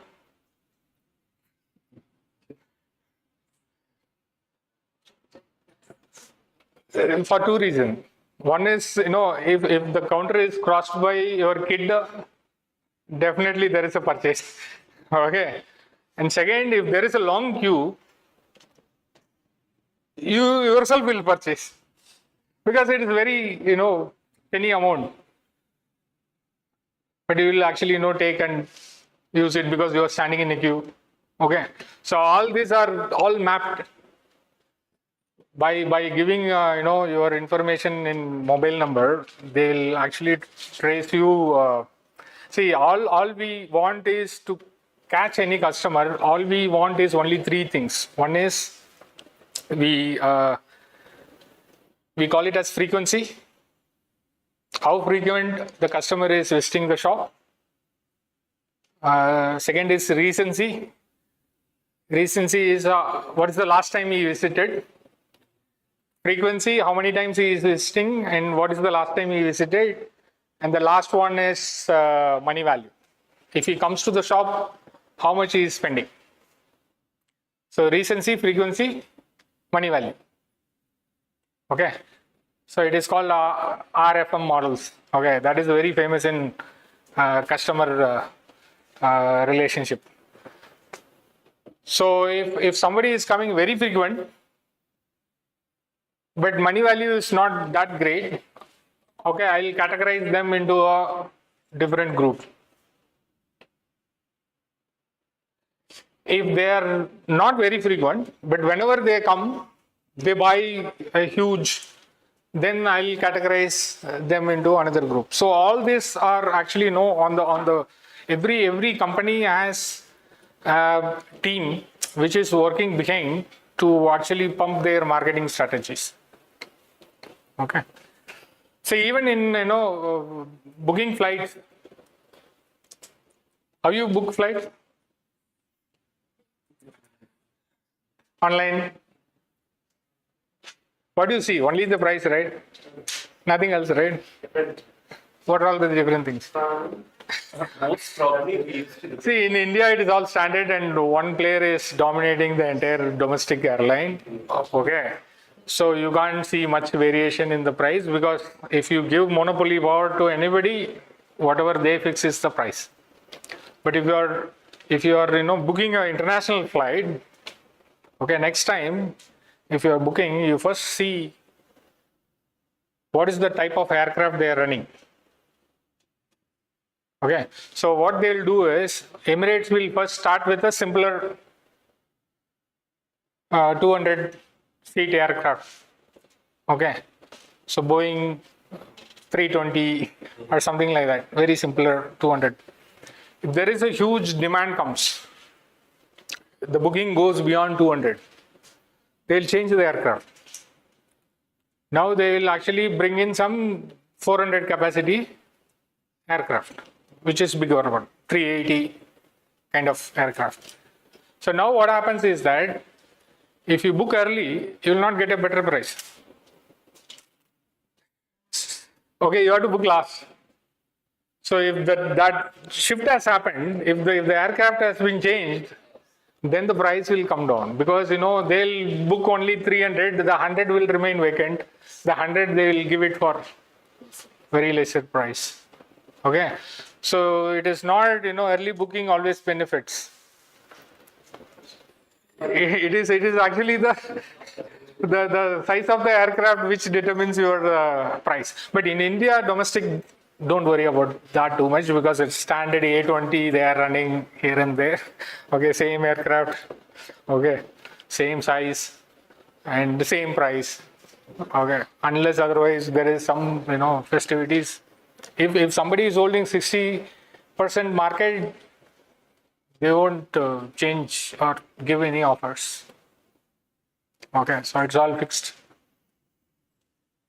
Okay, so there are a lot of big data which so this I'll skip. There are a lot of big data which is available, which we are actually the producer of big data without knowing it, but it has been used by many companies to build their marketing strategies. Okay, so I'll stop here. But I am very open to have some questions, so that we'll have another 5-10 minutes.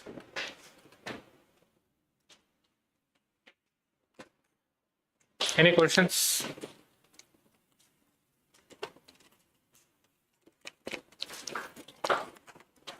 So when this war will end? We can like the mind of Donald Trump. Debater, he has one. Actually, during the time of World War II, so America, they are especially they put on 2 to 3 psychiatrists to analyze the mind of Adolf Hitler, and most of the psychiatrists, they have said that this person is going to commit suicide, like this. So analyzing the mind of this kind of personalities also, we can get the result, what is going to happen. Yeah, true, but again, as Sir said, we need a mind to analyze. Trump has a mind to analyze. That is the work of psychiatrists. Psychiatrists need to analyze the mind of Okay, first they have to, So first he has to, identify. So they have to tell, whether this person has a mind, so he'll stop here. No mind, so never ending. No idea. So when is your LPG goes off? Huh? No, that's what I'm saying. So.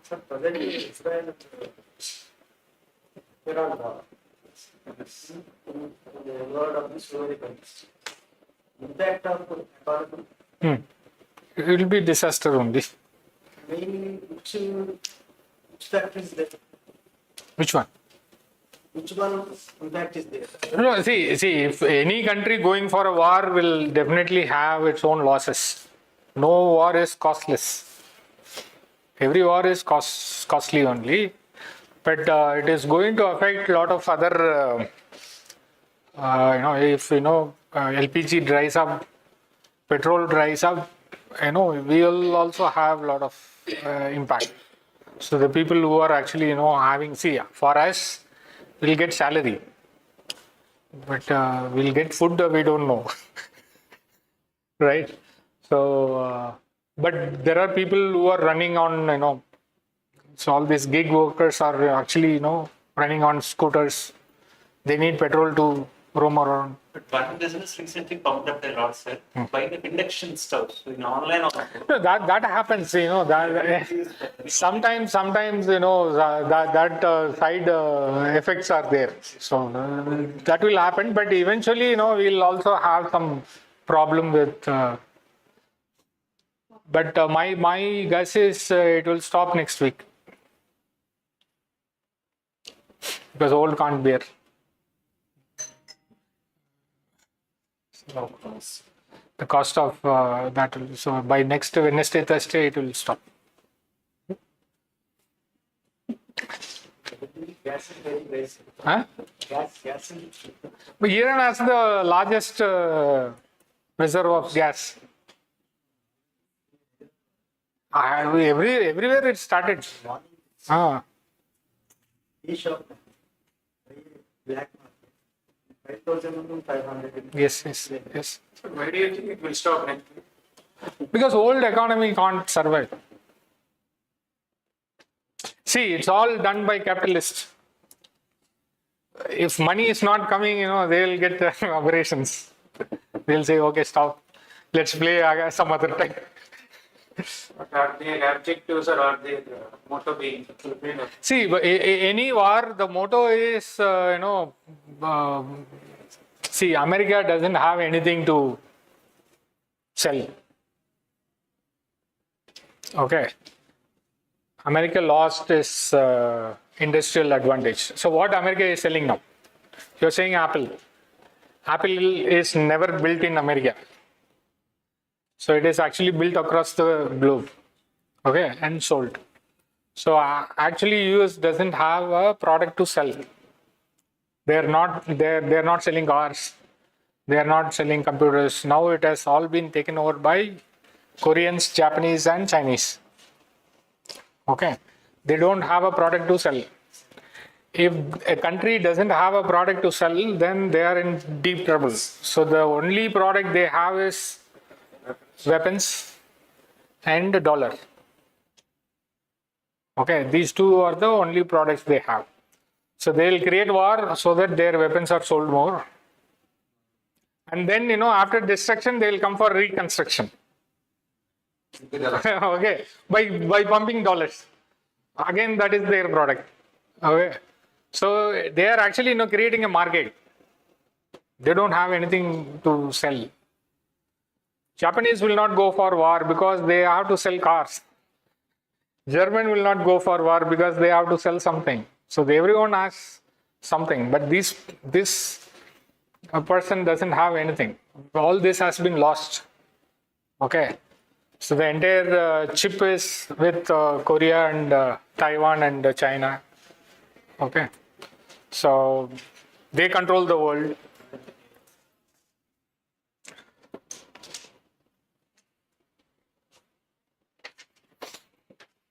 Okay, so what are been lost, they'll say that, okay, you sell now, you close it. Okay. Anyhow, any other questions? No question. Yes. Statistical tools research. Huh. AI involved in your research? No, you see, that's what I'm saying. No, AI is a generic term. See, this generative AI will not solve any mathematical problem. See, there are a lot of mathematical problems unsolved. Why don't you give it to ChatGPT and get it solved? It won't. Because what it tries is that it looks back and then extracts something, whether there is, it won't predict. You ask ChatGPT what will be the stock price tomorrow, it will simply say that I am not capable of doing that. Okay. So the future prediction or solving unsolvable problems are all still human thing we have to do. Okay. So these tools and other things, they are very ineligible to do that. It will tell you something, you can actually ask generative AI to suggest some tools which can, used for this kind of problem solving. It will tell some tools. How to use it and how to get the results is your part. Yeah. So that's why I said, it is very generic term. We are actually, talking about cycle as well as rocket. Okay. So don't get confused in this. Rocket technology is totally different. Okay. If they are bringing AI to, enhance the heart transplantation in a much effective way, fine. We need that tool. Okay. That robot to, help us in, but still a surgeon is required to do this. You can't allow a robot to do, see, once, I met a very famous surgeon. Okay. He actually know for one of my friends, he had a small tumor in the stomach, so they have to remove that. So he identified there is a tumor, it has to be operated. Then he ordered for CT scan. I said, you identified. You also fix the surgery date. Why you want a scan? Okay. What he said is, I can't open and then see. Okay, if the tumor is standalone, I can cut it and take it out. If it is connected to some other important nerves behind, I can't cut it. I can't do it. I have to take one neurologist with me to do that. Okay. So what he said is that this scan will help us to understand what is the structure, entire structure, so that I can decide what is the team, so that I can go and operate in no time. Okay. So why I'm saying this is that, robots will not think in this way. Okay. And do. So there is some human part is there always. So that has to be taken care by, humans. So you can ask for guidance, but not for solutions. Okay. Thank you so much.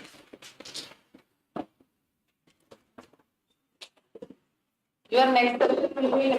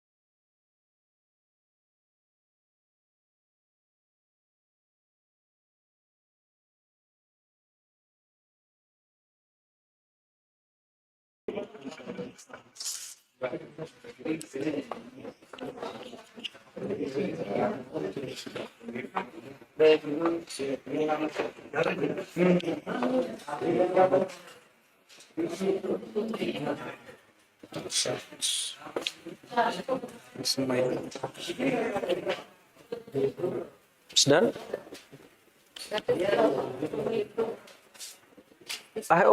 Should I use two mic? For camera. Okay. The plus.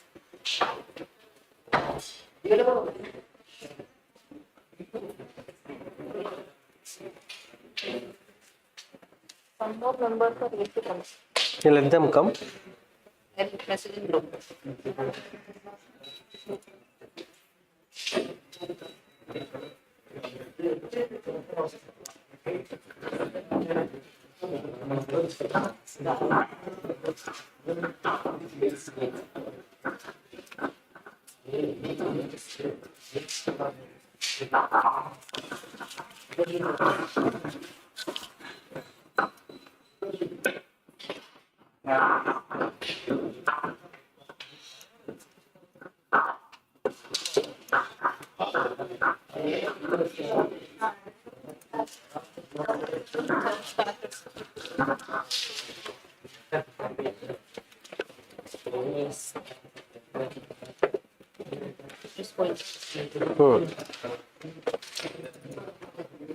Shall I do introduce?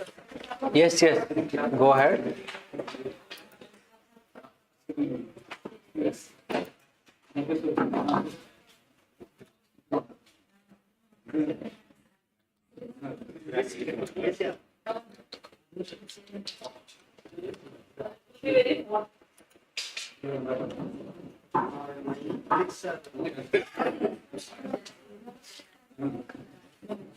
Good afternoon, everyone. Am I audible? So, welcome to the last section of the FDP. So, it's my pleasure to introduce Dr. R. Rashtriya sir. He's a professor of finance at the School of Management Studies, University of Hyderabad.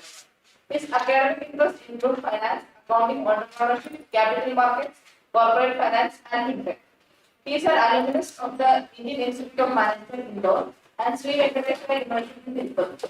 Before joining the University of Hyderabad, he worked at the National Institute of Technology, Entrepreneurship and Management, Kundali, and Institute of National Importance under the Ministry of Infrastructure Industries, Government of India. Dr. Kumar has graded masters and doctoral research in finance and related areas and has published several papers in APSCHE and Scopus Index journals, including a recent publication in APSCHE A category journal. And he has also received this Chancellor's Award 2025 for his academic career this year. He has completed his sponsored research and training projects and is currently involved in consultancy and sponsored research initiatives. He has also conducted faculty development programs and entrepreneurship development programs and frequently serves as a resource person on startup finance and entrepreneurship. In addition to his academic work, he actively contributes to financial literacy initiatives and community outreach programs. I hope this will be a fruitful session for you. So thank you everyone. Over to you, sir. Each one. Yes, thank you. Thank you, Ashwati, for your wonderful introduction. Before I'm going to start this session, I beg your apology, as I'm not feeling well, so my throat is not permitting to interact with you like actively, so that somehow any crippling happens, please try to understand. So otherwise, I think for the last when my turn has come at the end, I'm got some kind of tensed also. So because by this time you would have learned everything, so nothing is uncovered from the last resource person side.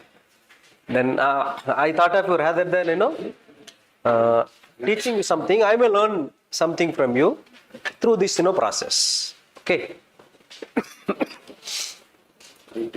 Now, just precisely I wanted to understand what is the profile of this cohort, like majority are from which stream, like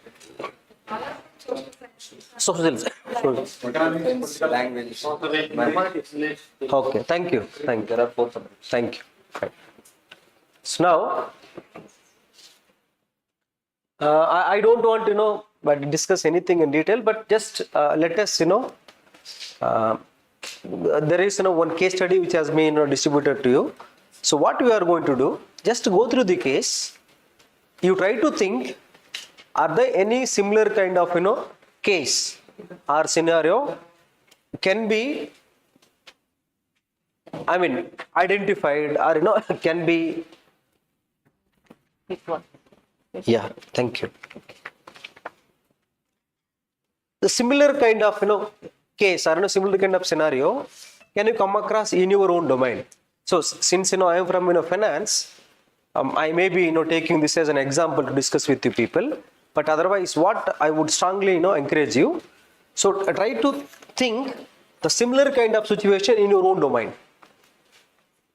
So that once you are going to deal these things step by step, you can easily apply them in your context.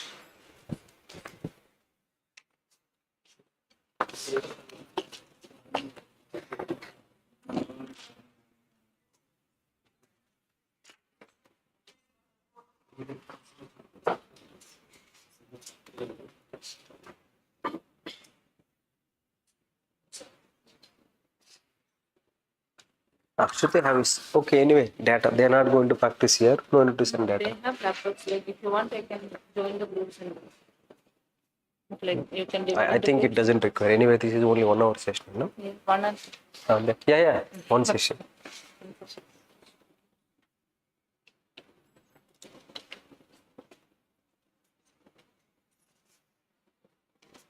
So it is very generic case which I thought of I can share with you so that you can easily understand.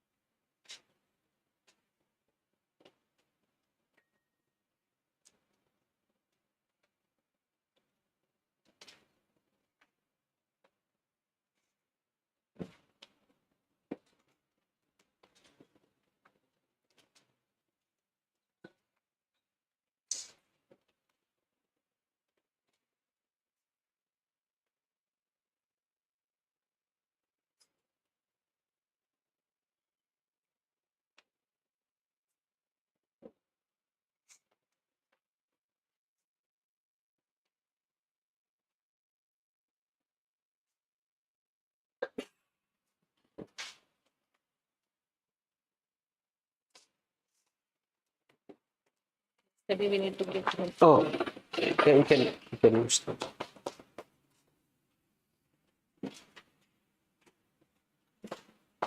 Okay. Yeah, sir. Thanks. Oh, that's wonderful. Economics, sir. Oh.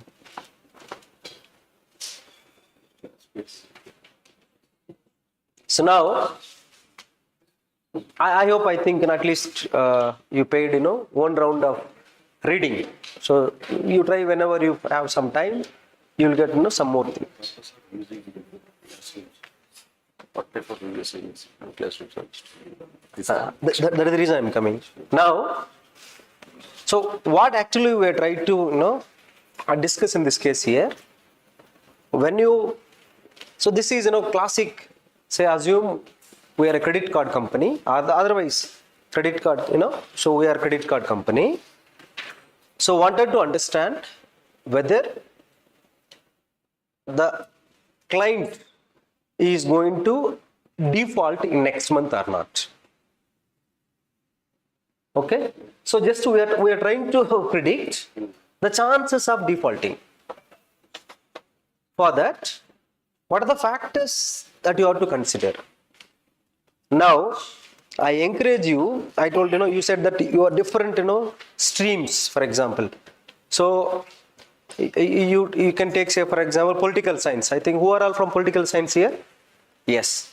I am giving you, I am not See, I'm not an expert in political science, but I can give you one scenario. You can think of in those lines. See, what is the chances of winning for a specific candidate or for a specific party? It's predict. So prediction, it is one kind of an election prediction. So who is going to win? Otherwise, which party is going to win?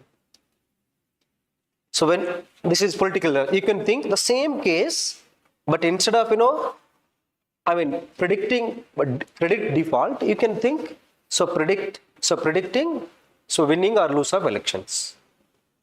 And what is the another subject you said, like political science? Economics, history. I am sorry, I don't know actually what to say in history. Okay, you have to excuse me. I am not finding out any scenario, but Go to economics. I think economics, as it is, you can take this scenario. So this scenario exactly you can take for economics. Okay. So are there any other subject? We are going to discuss so many examples, for finance and economics. Oh, my apologies even for languages also. I don't know what exactly I can relate. Okay, but otherwise, that is the reason I gave you this case. The reason is so that you can think and generate on your own your thoughts related to the similar kind of scenario. Okay. Now here, I don't think so that even if it is, say, for example, humanities or even for that matter any other social science subject, the basic statistical analysis which we adopt will be remains still same. Okay, so I don't know much about languages, but there are chances that when you are going to conduct qualitative analysis based on themes or some qualitative parameters, still we do conduct statistical analysis. The idea is the statistical analysis is same. So in whichever the subject that you are working actually, it doesn't matter even it is physics or chemistry, but the only issue is the kind of theory which you are trying to explain. Say for example, I can explain theory related to this context as I am from finance and economics, but I may not be in a position to explain the related theory in physics or chemistry. But certainly, when you are going to trying to find out something prediction and what are the surrounding factors to that. So how to measure or how to consider those factors. Okay, and we are training machine to take decision through this process. So what we are trying to do here, say, as I said, so when you take this left side and right side of this particular what you call presentation. So this is manual analysis and AI-based analysis. So AI-based analysis doesn't mean that it doesn't use any statistics. No, it will use. Our basic fundamental is same. But the kind of features which you are going to get in AI is, so most of the time it will be like done in automated way. Like automatic means routine. It will take on its own decision. You don't need to, for routine kind of work, you don't need to go and sit or you don't need to execute. So once you are going to give like one prompt or certain kind of coding, so whenever you are going to reach to the threshold, it will execute. Say if you take anyone for trading, investment, stock market. Are you? Yeah, that's good, wonderful. Appreciate, see. Women is trading, that's very good, good. So where are you from? Kakinada, very good. Okay. Oh, that's wonderful. Oh, that is the reason. Oh, since that's good, fine. Now, how do you manage with your stop loss? I'm not doing the day-to-day trading and also. Okay. So it's like investment, mutual funds, Okay. ETFs and all. Oh, that's good. About you, sir? There are certain parameters like P/E ratio, the past, the. Yeah, that is good for for entering fundamental analysis you might be conducting. And how do you manage your stop losses as a risk management strategy in your trading? You might have Expert advice also. expert advice. So have you ever heard called algo trade kind of thing? So means once you are going to use certain command, for example, what will happen? The moment the prices reach the threshold, the trading will be automatically get executed without your interference. So what you are trying to do, say if the price is going to reach up to this level, sell it or buy it. Otherwise, suppose there is no AI for this process, you have to typically sit and wait before system almost 365 days. We don't know when we are going to get the threshold to it. A certain kind of technical indicators. So this way, this AI is going to help us to automate based on certain prerequisite instructions which you are going to give. Okay, so in this case, so when you are taking, and it can handle very big data. By this time you might have understood even what is big data. It can handle. I thought of, if you have any laboratory session, I have for big data for this thing, but I will give it to you, you can later try. So it can handle very big data, like millions kind of data it can easily handle. So which is not possible in most of the times in our conventional statistical process. And next thing is, it will try to understand patterns actually. Say,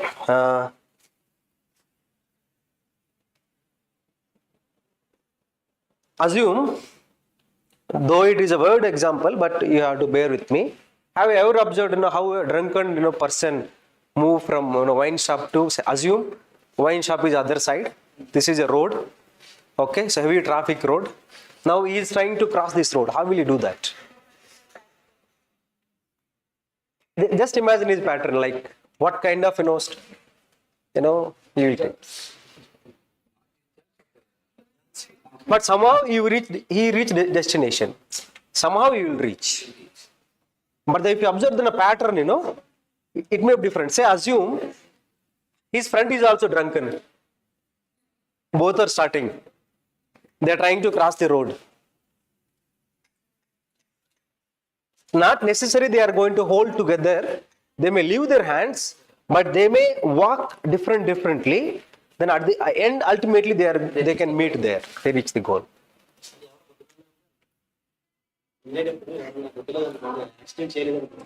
Yeah. Okay. And assume a drunken person accompanied by his wife, say good lady, so who didn't drink actually. Now the pattern of walking for both are different. The idea is, based on these millions of observations, this machine will try to learn the patterns. Whether we are going to walk like this, so what is the possibility of getting hit or accident, or can you reach safely? So manually at one go it is very difficult for us. But if you train our machines, it will predict, okay, if some person is moving in a certain direction or going into a certain pattern, we'll say that most probably he may hit, or he may face the difficulty of what you call accident. In the similar kind of example, I think nowadays we are being habituated to buy even vegetables also from hypermarkets or supermarkets kind of culture. So it is very difficult nowadays, even that is also slowly going down. We are only relying on online orders. Okay, so now assume what is how to handle the case of theft, shopping theft actually. Say some of the goods might be stolen by the people. So what they will do, after observing a series of such people, that their expressions, their movements, their patterns, so this machine can help you out.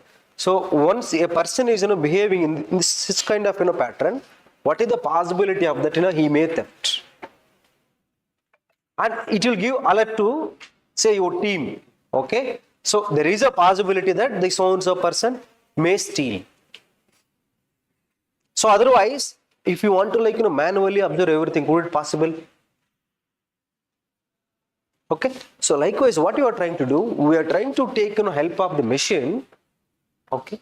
So to perform, to handle big data with automatically, and as well as to learn patterns so that it will guide us. Okay, and with accuracy, accurate, it will provide accurate. So this way it will give. And not only that, when we are saying big data, so out of all this, say for example, this 1 million observations, it is very difficult to find out, say amongst the likelihood of default as credit card, for example, what is their background? Okay, say if they are unemployed or low literate, so what are the chances of defaulting their credit card payment? Like we can make classification based on the patterns that are available. Why? Because now we have n number of patterns with us. We will separate all these patterns to make some kind of classifications, and we will do even predict, and we can do clustering also. Okay. Now this is very brief difference what is meant by analysis and analytics and AI analytics. If you could understand both, so most of the time we may confuse that this AI is something is different. No, it is the same conventional methods which are used the same, but here we are taking help of machines. That too, we are training the machines to perform these activities, but otherwise, so never ever think that AI is something is different. See, now you can see these are the say analysis. So if you are using your plain Excel, for example, to calculate your descriptive statistics, okay, or certain kind of so any other inferential statistics. So whereas analytics, then so it will some advancement over your analysis. When you try to look at this AI, it will automate the whole process. It means the moment you are getting some data so into your database, so you can look at so automatically so what is happening and what will it make or what will it results in it. Like sometime if you see at one place we are trying to look at so based on what is happening and how it is going to result, so kind of thing. So we can take advantage of AI in this way. So this AI will so find the trend and interpret and suggest the change also. See, most of the time when you are using app for your shopping or any kind of thing, you will get most of suggestions. Not only that, sometime when you are had any heated argument with your wife or husband, very next moment in mobile you can find the similar kind of searches. I have observed many times in my case. The similar kind of you can find the messages in your mobile. You can see it will suggest or prompt the similar kind of so why it is happening, how it is happening, so because of these machines. Okay, so it has analyzed the similar kind of trend, then grouping and they're showing.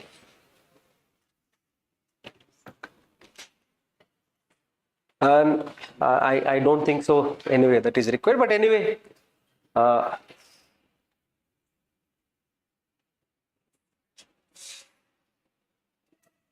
now, so precisely some of you are asking, what you can do, in very classroom applications of, since I told I am from finance and economics, I could relate most of the thing from this subject. For remaining subject, you have to excuse me. Okay. So these are the classic topics which we can discuss on classroom basis. You can tell. Say if you are taking demand forecasting, very first one. Okay. Now I may need attention of our economics teachers. So what are the factors of demand forecasting? Like price. Okay. So yeah, supply, good. So do you think that all the factors are always static? The factors are, so what we studied in our economics books, or what kind of analysis we have done through conducting demand forecasting is, we believe that so the demand projections or predictions are always based on statistic data, but on reality it is based on dynamic data. So here the conventional analysis won't help you to consider what you call, the dynamic data into your demand prediction. So what you can do, so at the time of teaching, so demand forecasting in your classroom, so you have to identify, or you may identify some of the stream data, or unstructured data kind of thing. What are those stream data, unstructured data? I will tell you for the example which I have shared with you. Okay, say for example, if you take for credit card default case, if a person is checking his credit score again and again, for example, again and again he is checking credit scores, it will generate some kind of what you call so it is unstructured data. Okay, so it is non-linear in its nature, it is not linear. So he is trying to check credit score again and again. He may be rigorously withdrawing what you call cash from ATMs with the help of credit card, or sometime the credit card, instead of paying full money, he might be paying that minimum every time. So this kind of information will give stream or unstructured data. Okay, so at the time of discussing your demand forecasting, not only focus on what you call the linear kind of data type, you please try to discuss some of the non-linear or unstructured data also. The reason is AI can handle your non-linear data effectively for the purpose of all this. So these are all the different examples which are all mostly related to what you call finance and economics area. Okay, so now if you come to this political science example, when you take when you're predicting winning or losing of the candidate, it is not only about the party and etc. Nowadays we are taking the consideration of social network weightage of the candidate. So what kind of social network that you have, that is the reason nowadays you can find even in your Google search, or in social media handles like Twitter, LinkedIn, or even X, etc. You can find so how they are actively engaging some discussions with the people. Those are all will be taken into the consideration, and who are all potentially following them. So all these factors. So now this is known as unstructured data. This is non-linear type.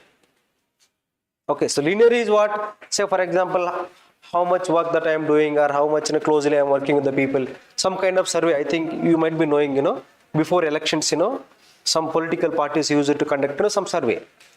This survey produce you only linear kind of data. It will not give any non-linear. So non-linear data that you can access on stream level basis, like live basis, like it may be through social media or different kinds of sources. When you are combining the stream level data on your linear data, then the prediction ability will be increased. That is the idea. So in your topics, whenever you are discussing to your students, so always try to identify such unstructured or non-linear or stream based data and how to combine. And one more thing, when you are predicting in a conventional procedure, all the data types are in the similar type. Say for example, if your variables are continuous in nature, continuous in the sense, say there is a scaling, strongly disagree to strongly agree, for example, either 5-point or 7-point Likert scale. So normally we measure all of them are in the similar kind of scales. So if it is okay, different layers, say certain variables are continuous, certain variables are what you call stream variables, and certain variables are assume it is a quantitative like numbering variable. Then can we combine these two together in a single model? Conventional statistics won't allow you. You won't predict. But when you are taking AI based on a machine learning approach, you can combine any type of data in your prediction, so that it will help you to predict accurately. We are not saying that 100% you are going to predict, but it will improve your prediction ability. Okay, so these are the different applications. So if at all you wanted to think of it, you can think. Hey, you can think for your own subjects also, as I said, and this is especially related to the data set of the case which I have discussed with you. Like I have shared you some case with this is only about this case. So in this case, there are the information related to, say, traditional credit information, demographic and social, economic, then financial capacity and asset, alternative and behavioral, digital, macroeconomic and temporal. So like you see, now can you imagine, all these variables are not linear in nature. Okay, if they are, say, some of them are, say, linear, some of them are stream data, some of them are unstructured, some of them are different kind of data. Now we are going to combine all these different kinds of data so into a single equation to predict the phenomena. Okay, so that is the objective of incorporating or adapting AI into your prediction process.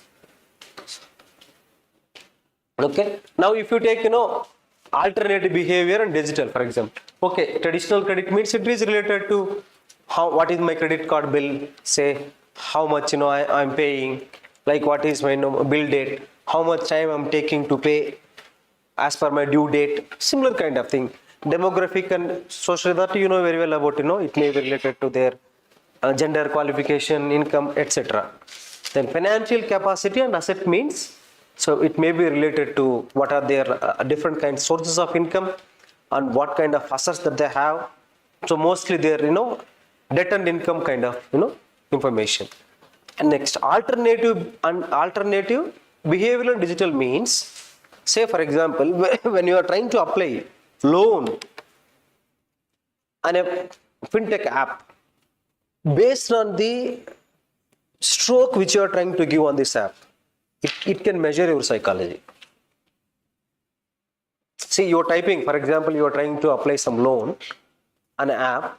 So normally you have to, enter some details it will ask. You're typing, so you are going to use, your finger to punch it. So based on this stroke, it can assess your psychological position. And it will generate, so what is the possibility of this person, whether he is, based on his psychological position, whether he is in a position to pay or not, or can we make him eligible to take this loan or not.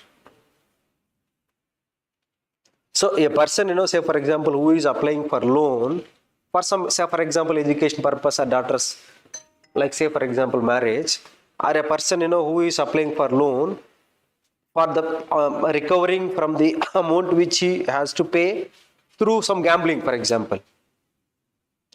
The type stroke of these two will be different. So this fintech apps will capture this information based on your typing stroke. Then it will assign certain score. So this is known as your digital variable, or so some kind of your behavioral. So behavior means, for example, I told so if your credit card limit is say 1 lakh, so every month you are using almost 99,000, 98,000 of limit. So it will showing you some kind of so information on your behavior, how you are using your credit card limit. So more than 90% of the credit card limit you are trying to use. Like so these are the very unstructured kind of information, unstructured data, so related to this case. So when you are going to combine all those things, so into your prediction, then you can say that, so what is the probability of the person is going to default if you are going to pay loan. Otherwise, with this model, what we are trying to see, I am not going to make you bore again to go on orange to work on everything. I have made everything, in PPT. It will be given to you at your free time. Just you can run it. But what we are trying to done here, so when you are going to consider these variables, okay, so it will suggest you based on your total applications to how many persons we may give loan. Next phase, how many persons you may consider, and what are the other two phases we never give loan. This will be like, completely automatic process. Okay, so gone those days, where if you are applying for a loan, you are going, standing in front of manager requesting and all those things. Now that is not the case. See, most of the time when you are opening, your SBI internet banking account, you can always see that, on your app. So you got, pre-approved loan of 8 lakhs or 10 lakhs. How will they know this? How they are giving? Based on your profile, they are recommending you some product. How they are recommending? After conducting these things. So they're considering all those things, then they're directly suggesting you take this thing. If you want, you can take. And very first level, they forcefully do marketing for the purpose of selling loan products. And second level, they always recommend you through your app. So you have eligible for so and so loan, 1 minute loan, 2 minute loan, like 2 minutes Maggie, 2 minutes loan also you can get. 2 minutes loan. Okay. So how they are giving? It means they can access within a second this information. Once they are going to enter some of your details, it will capture through your PAN card most of your information. And if you give through PAN card, they can access all of your credit cards and your payment behavior, etc. Everything. So with no time, this will suggest you whether to sanction him or not to sanction. So for that, what we have done, there are 3 things which you have considered. In our case, these 3 things are like classification, regression, clustering. What we have classified, borrower segment. So borrower segment in the sense, so out of our total clients, when you are going to create some segments based on their socio-demographic profile, how can you make segments? Say for example, married, unmarried, or married with own house, married with rented house, like different kind of segments. Okay, and collateral segment. So what kind of assets they are giving as a collateral? Say for example, if everybody is giving a collateral, assume some giant family asset. Assume this is an imaginary situation. Okay, so out of total your collateral assets of your bank, more than 90% of the assets are say giant family collateral asset. So what actually it signals you? Assume you're a manager. On one fine day, you come to know that more than 90% of your collateral assets are from giant family collateral assets. They are not like individual assets. Or some rural agri land. What kind of message you can sense out of it? So you are playing a risky game.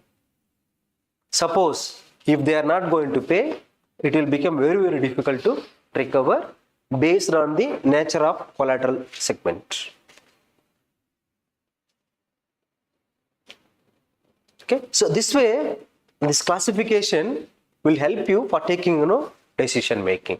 And not only that, accounting segment, say loan information or repayment behavior, you can make, okay, these are the people who pay regularly their credit card bills. Okay, remaining different. That is the reason, each and every one of you might be having different, CIBIL score because of our behavior in different dimensions. And next, if you take, see, regression means what kind of regression that we have tried to conduct, from this work is It is probability of default caused by traditional, macroeconomic and alternative data. Means all together. See, we try to club all these kinds of data. I told linear as well as non-linear, or structured as well as unstructured data. We club together. So now, when you are considering this unstructured data also, unstructured information also, so it is going to increase the significant level of your prediction. It will increase accuracy of your predictions. So why you are taking even stream level data also. And when you are taking so clustering, so in this case we have done like grouping. So grouping of datas. It may be out of total clients of our loans, so which we offer to our customers, who are the individual borrowers and institutional borrowers, business borrowers, kind of clustering you can make. So when you are going to make this clustering, what you can do, you can design products, financial products based on their requirement.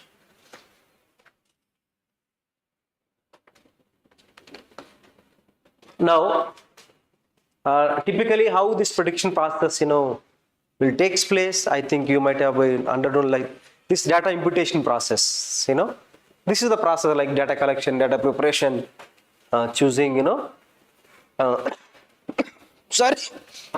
learning algorithm, training model, evaluating model and predictions. So these predictions will directly help you to take a decision. And these are all the subsequent, how will you do the very first data preparation, and what are the techniques you can use and all those things. And the reason why I am showing you, so these are all our basic statistical techniques, if you could see. You see, these are all our statistical techniques only. These patterns are part based on statistical techniques only. So in AA, nothing we are doing anything new, but rather we are trying to taking machine's help to improve accuracy of our results. Now, what actually we have tried to done in this case is, so you have some case and we have some database. Okay, so from this database, we try to answer these questions based on these steps. Anyway, I am not going to display you for bore you, but otherwise just I am showing you how we planned it. Okay, so these are the 7 classification questions which we tried, okay, to solve with the help of 1, 2, 3, 4, 5, 6, okay, and all those things. So is to take help of a tool here, in this case orange tool, to address these issues. In the similar way, what you can do, you try to identify, okay, the similar kind of classification questions to your phenomena from your respective subject. Okay, you use this AI tool, you will certainly get the real taste of it. So now just we have tried to do here like this. And next, so this is actually help you to take a decision. Okay, so this true negative, true positive.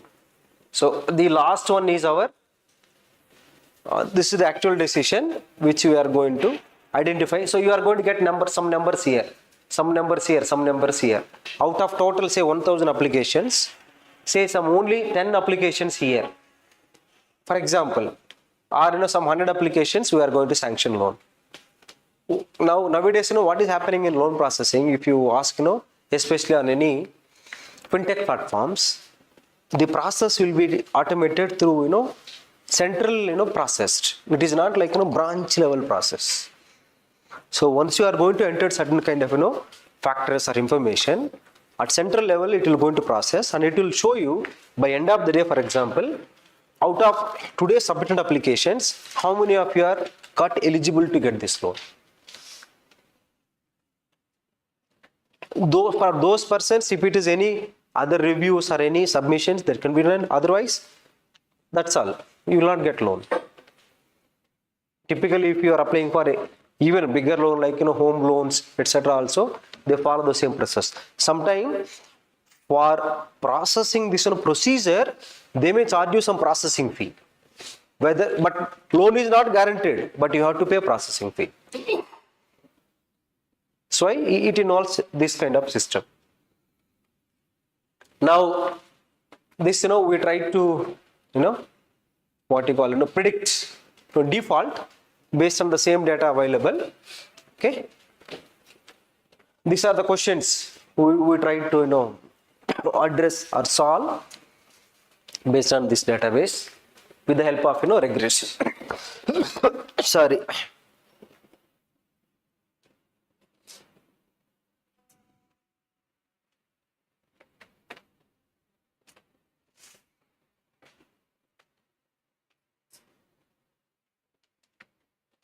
Okay, can I? Anyway, this will be given to you. You can take. Now, how you can implement it on your RN? This is the stepwise procedures. Okay. Now, this is clustering. We are saying, if at all we wanted to make, based on lifestyle clustering. So nowadays, every business is, thinking about to consider Gen Z as a separate, segment clustering. So why? Because their hobby, or their thinkings are entirely different from other kind of generations. That's why most of their business they are starting to recognizing Gen Z as a separate clustering, so that they customize the product and they try to give as per their requirement. These are the questions which we thought of we can address, and these are we try to solve with this procedure. These are data set name, wherever you are showing these are all, this is data set name, variable name, this is variable name, these are wherever it is capital is there, those are all variable names. Okay, so if you anyway by this time you people might have understood that the functioning of Orange. Up to now we don't have the knowledge about Orange tools. So you were saying from the past Orange tool. Oh, this class you are not started? Orange tool we don't know. Oh, sorry, I was thinking that. So better to show at least. Oh, correct. I was. In fact, no,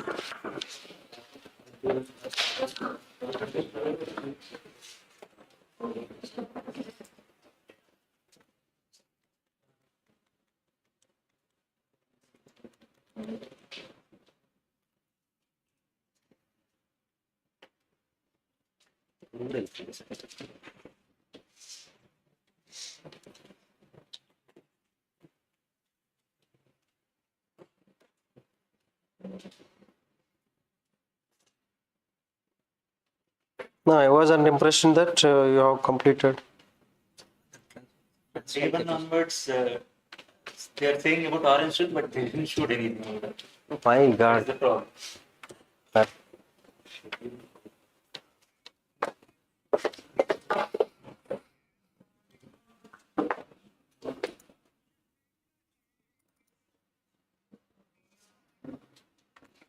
Numan, where are you?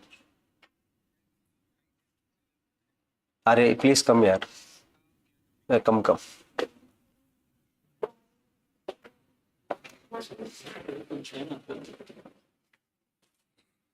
I actually what would coming. We have used our data set on this platform. Then we try to solve all the questions which are shown like for classification, prediction, and as well as clustering from this tool. What we'll do, we'll try to show.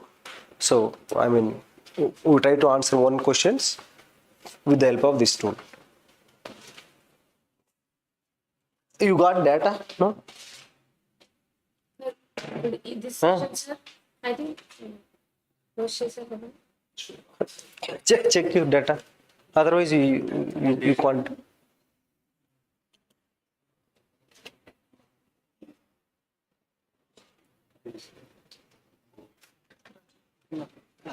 ఇప్పుడు దీనికి సంబంధించి data share చేశారా? No sir, they didn't share any data regarding. Okay. Okay. Sorry. Fine. Just it will be done.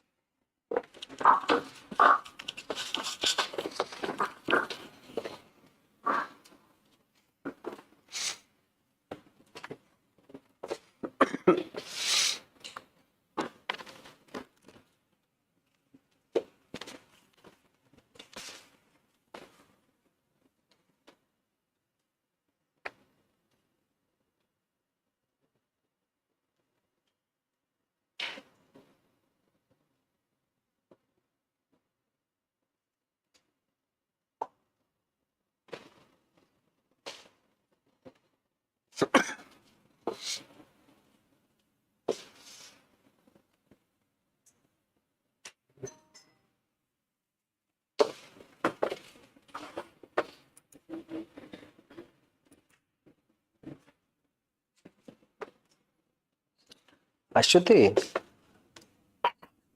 you ask data from Numan for this today's class. Whether Numan sent you data, some Excel data. 1 minute.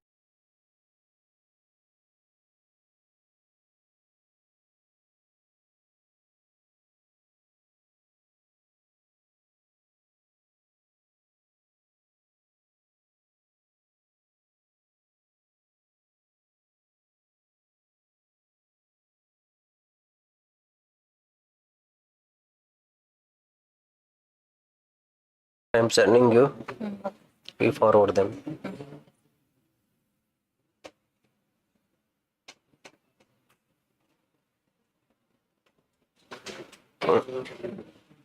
There is one data, unified economic credit data.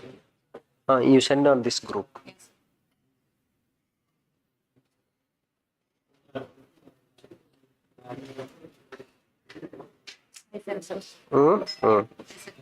I sent. Now, if you have, see laptop.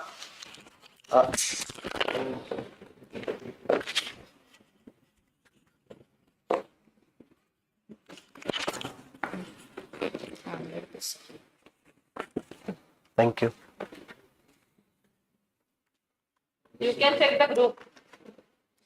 Yeah, I request you, please, open the data on your laptop if it is possible. Try to look at the, variable description. You will understand the kind of variables which you have tried. As I told based on these classifications.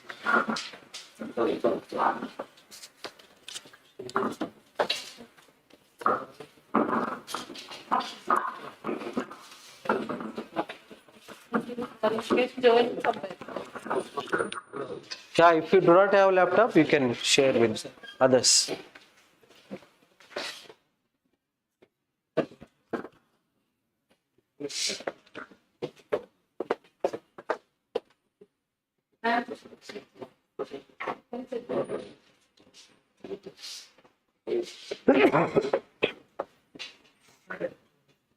Just go through the variable description. You can find these classifications. You don't find exactly this name, but all the variables mentioned in this data set is one of these, from one of these constructs.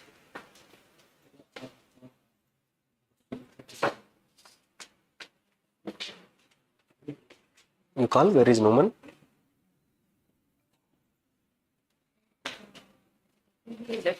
I asked him to come back.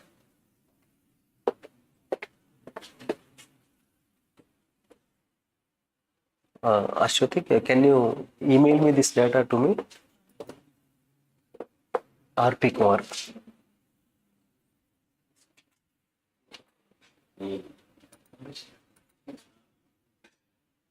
At gmail.com. No. Yeah, UoH.ac.in.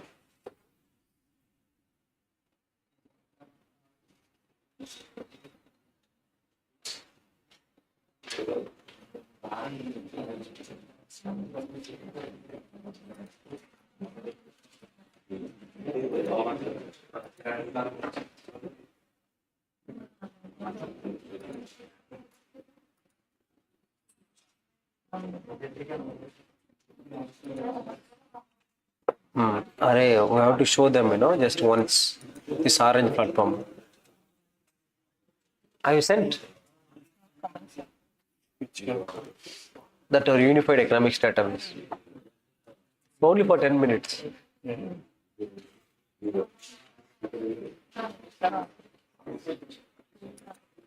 ಇಲ್ಲಿ wifi connect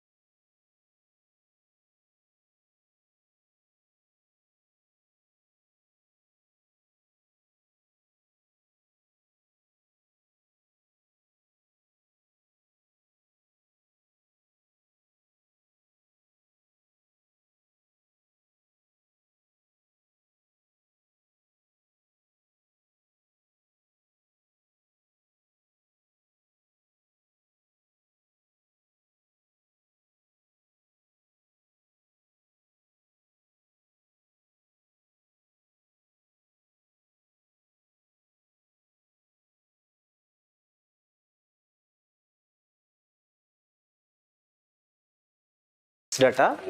So if you have, see, the idea is the kind of structured question which you are trying to ask. That is more important here. It is not just executing on the system. So even it is AI, still the importance is so given for thinking process. So in our classroom, we have to inculcate that thinking process from the, among the student community. Then how we are going to solve means, we will be using different kinds of sources for that. One of such sources are this tool. That is not only the only sole source.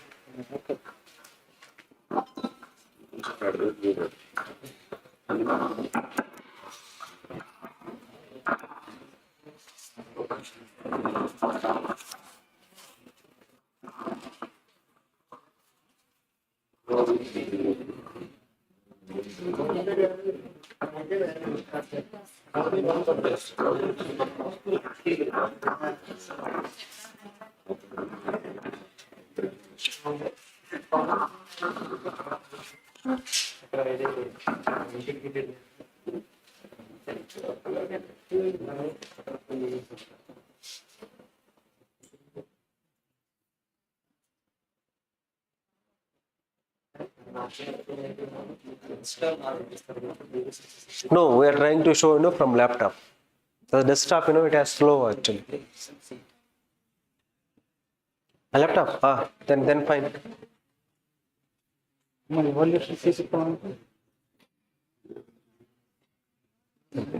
Numan, you connect this laptop here. It has already installed, Orange. That is not the problem. How to shift to the screen? Okay. Because the screen is shared. Wait a minute. Hold on. To shift to the screen. కాదు అక్కడ నుంచి కాకుండా ఇక్కడ నుంచి project రావాలా?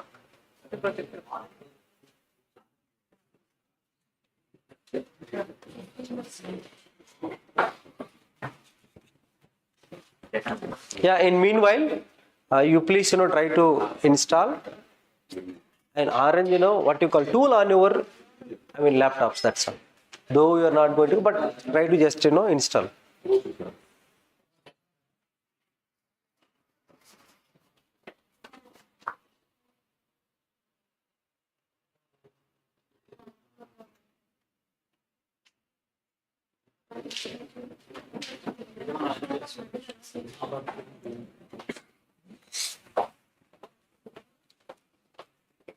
అదొకసారి ఆ screen మార్చాలి. ల్యాప్టాప్ నుంచి ప్రాజెక్ట్ ఎలా చూడు సైడే ఉందా?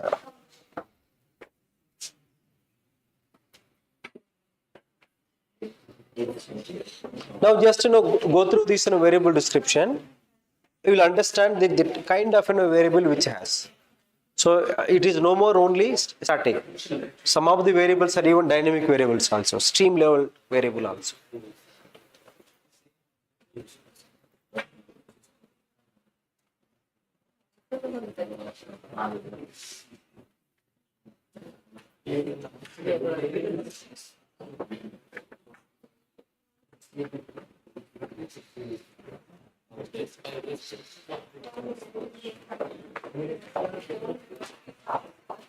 Okay. In meanwhile, you do one small thing. You try to identify from your own domain. So, what are such kind of scenarios or variables? Just write it on a paper. So, like I told for political science, so you are going to predict so winning and losing based on certain factors. Those factors are, some of the factors are static factors, others are dynamic factors, or linear, non-linear factors, structure, unstructured factors. Just note it down. What are such factors? You identify the problem in your own domain. You try to list down those factors.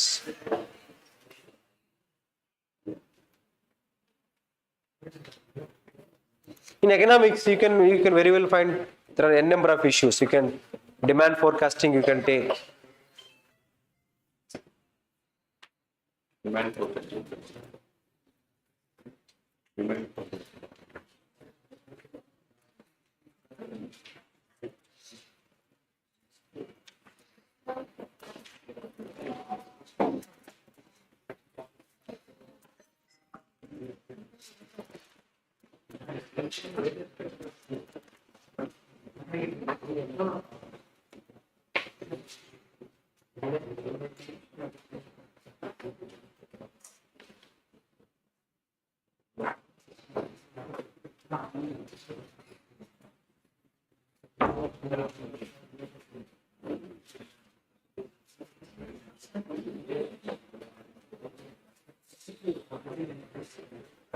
Last time I connected this.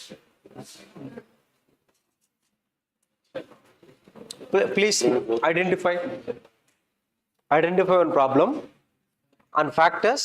Those factors may be like different patterns. Like I told some factors are dynamic, some factors are static, some are structured, some are unstructured, some are linear, some other are non-linear. In fact, these kind of tasks you assign students in your class. by taking on a specific phenomenon. They will come up with different factors. Then with the help of this tool, we can model them. This is the idea.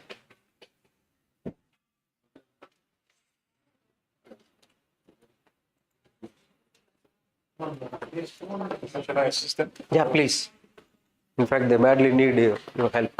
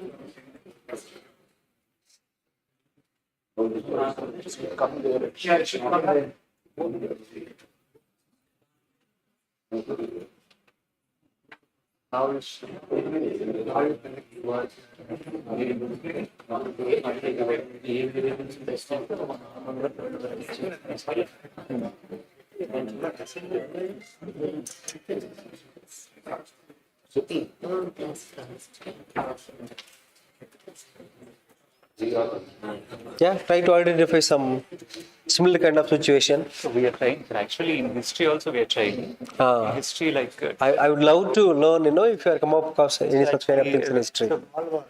In a normal war. Yes, that's based true. on different variables can turn into a world war. That is true. Yes, so what variables This is very good. satisfied? That's very good. That is the thing we are trying. You can identify some of All the wars cannot be a world war. 60% there similarities. For example, if some variables were satisfied, then it might turn into a world war. Yes.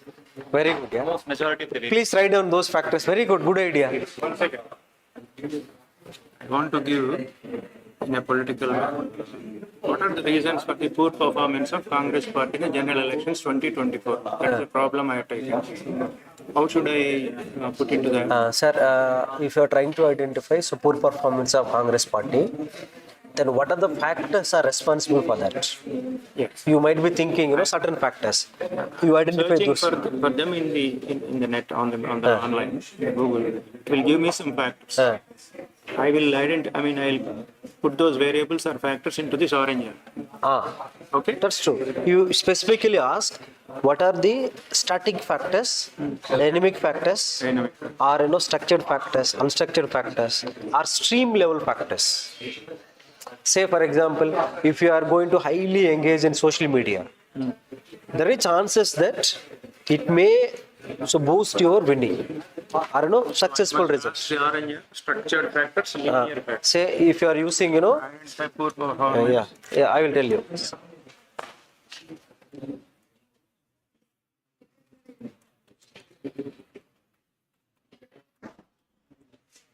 So the researchers identify factors responsible for poor performance of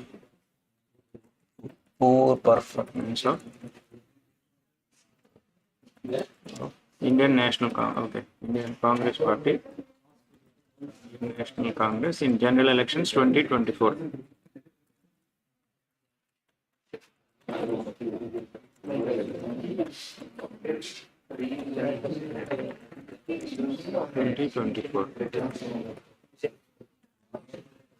So it is going to give so many factors it has given. So now these factors, can you find them on any data? Say for example, there are some, say there is some, just I'm telling, there is showing, this is only for example I'm taking. All, Congress leaders, so social and media handlers, they are very poor, for example. It's a declining trend compared to any other party. BJP. So if you could, get this data of, what about this, social media network strength of each and every leader. This will be give. Or certain, factors you can get through their what you call nomination form.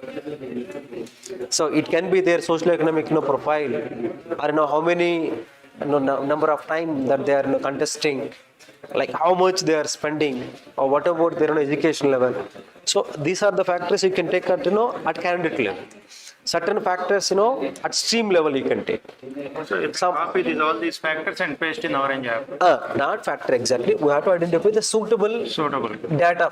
Okay. Now, say, Organizational this is, for example, there is one database called Kaggle. Kaggle, okay.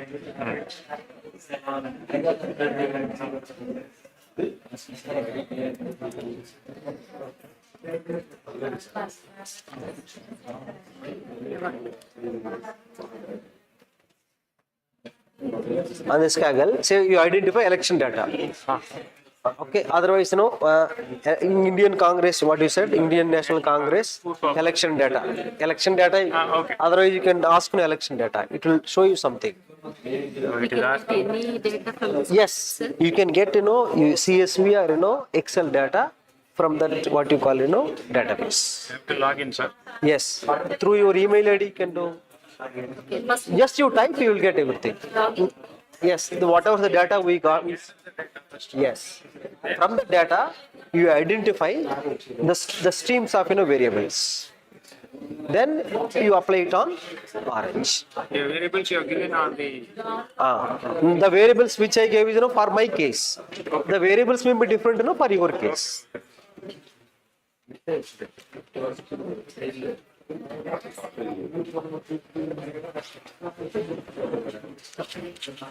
So the idea is now there are certain open source database, companies like Kaggle, UCL, and even Orange has also their own data set.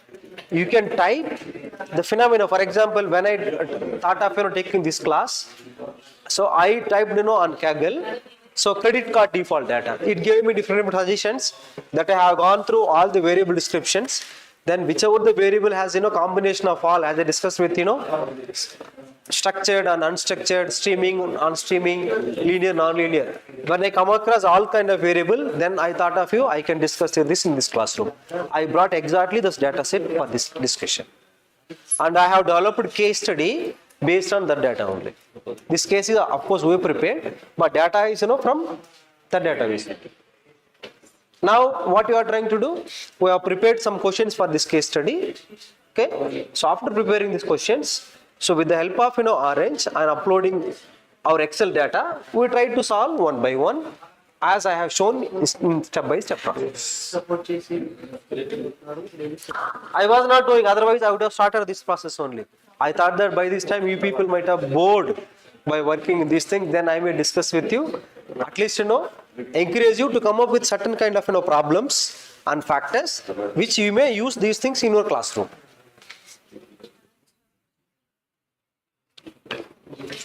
Yeah, that is very good.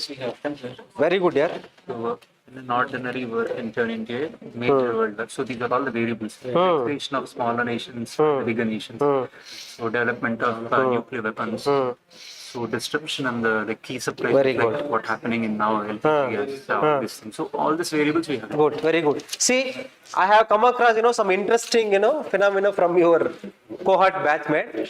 They are trying to predict chances of world war based on certain factors. Okay. In the similar way, you can think of for your disciplines. This is the actual thing which you have to do in your classroom. Once you are directing or inculcating this thinking process among students, these will be automatically taken care of it. These are not really a big deal at all. Huh? Working. Now say, I just would like to show, try to show, for any one question you try to show that, sir. First question just you show that. Yes.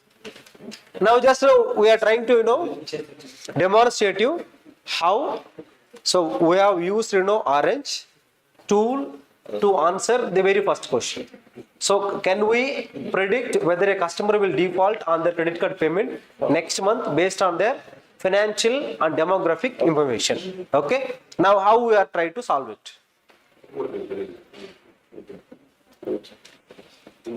You see, if at all you could see, your Orange platform, this is your platform. You can, file means it will actually show you to upload your data. I told we have already taken data from Kaggle. So those data we are using here.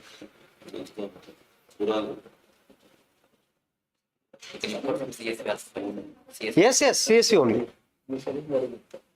Yeah, we are importing from download path only. So this is unified economics data, just we are taking. The data using sent to you also on your WhatsApp. The same thing we are using here. Yes, Kaggle, some database source. And we are following the same steps. The reason is, anyway, we are going to give you these PPTs with you. If you simply follow this step by step, you can execute it.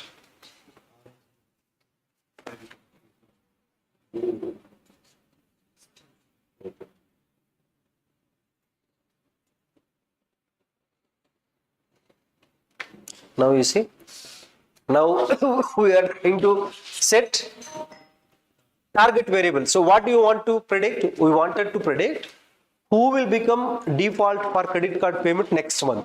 So that you have to first always identify target as a target variable.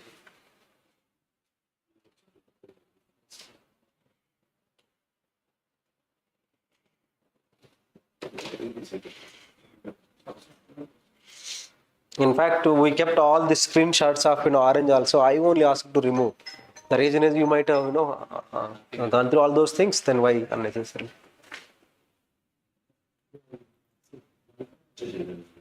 Now we are taking data table. So this is a series of steps we are following as per our PPT documentation. Okay, these are the steps, that's all. We can see all our data, whatever the data we have uploaded, you can see here from this data table. Now we are going to test. From the test, we will be preparing some logistic regression. Then random forest. I told drinking, walking. That is random forest talk actually.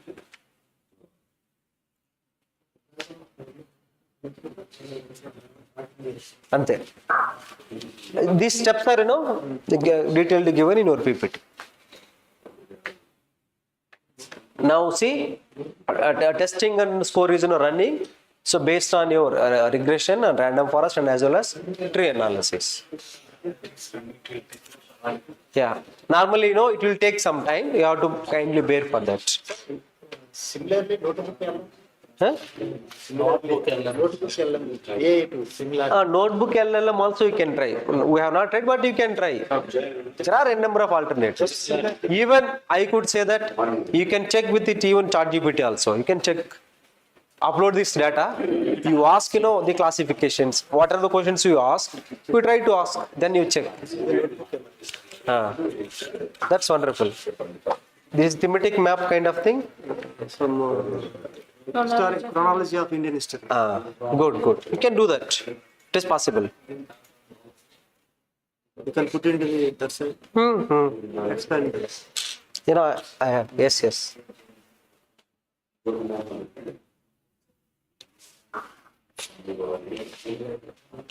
If you have, we have already sent you data, you please try to upload on your, what you call, orange. Just do something.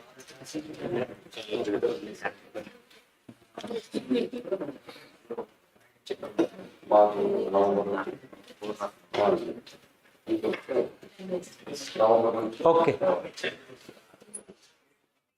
Now, after this step, what is going to happen, just I will tell you, it is going to show you some data in which out of total applications, now who have got the total numbers, out of all these applications, how many numbers of loan applications are sanctioned, those only it will give the suggest numbers. For them, we can forcefully sell, means say if you have very good credit card score, I can call you, I can, after your life almost, sir, take our product. If you are next level of person, I only recommend you, sir, you are eligible, just take. Whereas first case, we force somehow. In second case, we recommend smoothly. So this way, organization can strategize based on these results. So this is the actual idea of applications. I think it will take much longer time. So why? Because this is very big data, for accumulating and running. So it will take, more time. So precisely in the similar way, you are telling about, World Bank, World War. So you try to identify such factors. Okay, you can classify what are the different so reasons for world wars, and what actually is making. You can prepare. So in future, whenever this series of incidents are happening, you can say that this may lead to world war. So this is how we are using machines to predict. No, now I think anyway now time is over. Now just leave it. This is the only step. Next step is it will show some chart kind of thing. That's it. The more time is you please try to spend on generating solid problems, and after that identifying the factors. Those factors not necessarily static. The factors should include dynamic factors also. That is the only point. Just you have to encourage your student to take into the consideration. Yeah, if you have any further doubts, you can ask.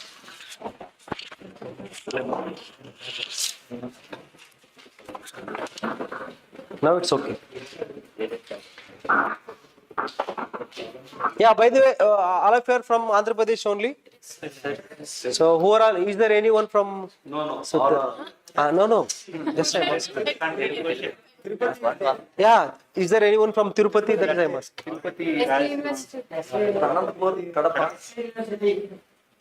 Sir, from where, sir? Okay, fine. See, this is how we are in a backlog even still. In an entire cohort, only one person is from Anantapur. No, just for fun, yeah. By the way, I am from Tirupati. Okay, that's why I thought of Yes, we are from same place in fact. Okay, then see you. Catch you up. If you have any further, you need more information, or if you have such any academic events or academic collaborations, you are most welcome. You can find me on. No, haven't you kept my LinkedIn here? 1 minute.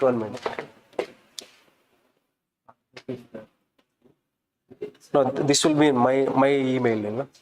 Oh, array. Would have kept. No problem. Right. Okay. You can try. If you can on LinkedIn also, you can try to find out me. Then see you. Thank you, sir. Okay. Good luck then. Thank you.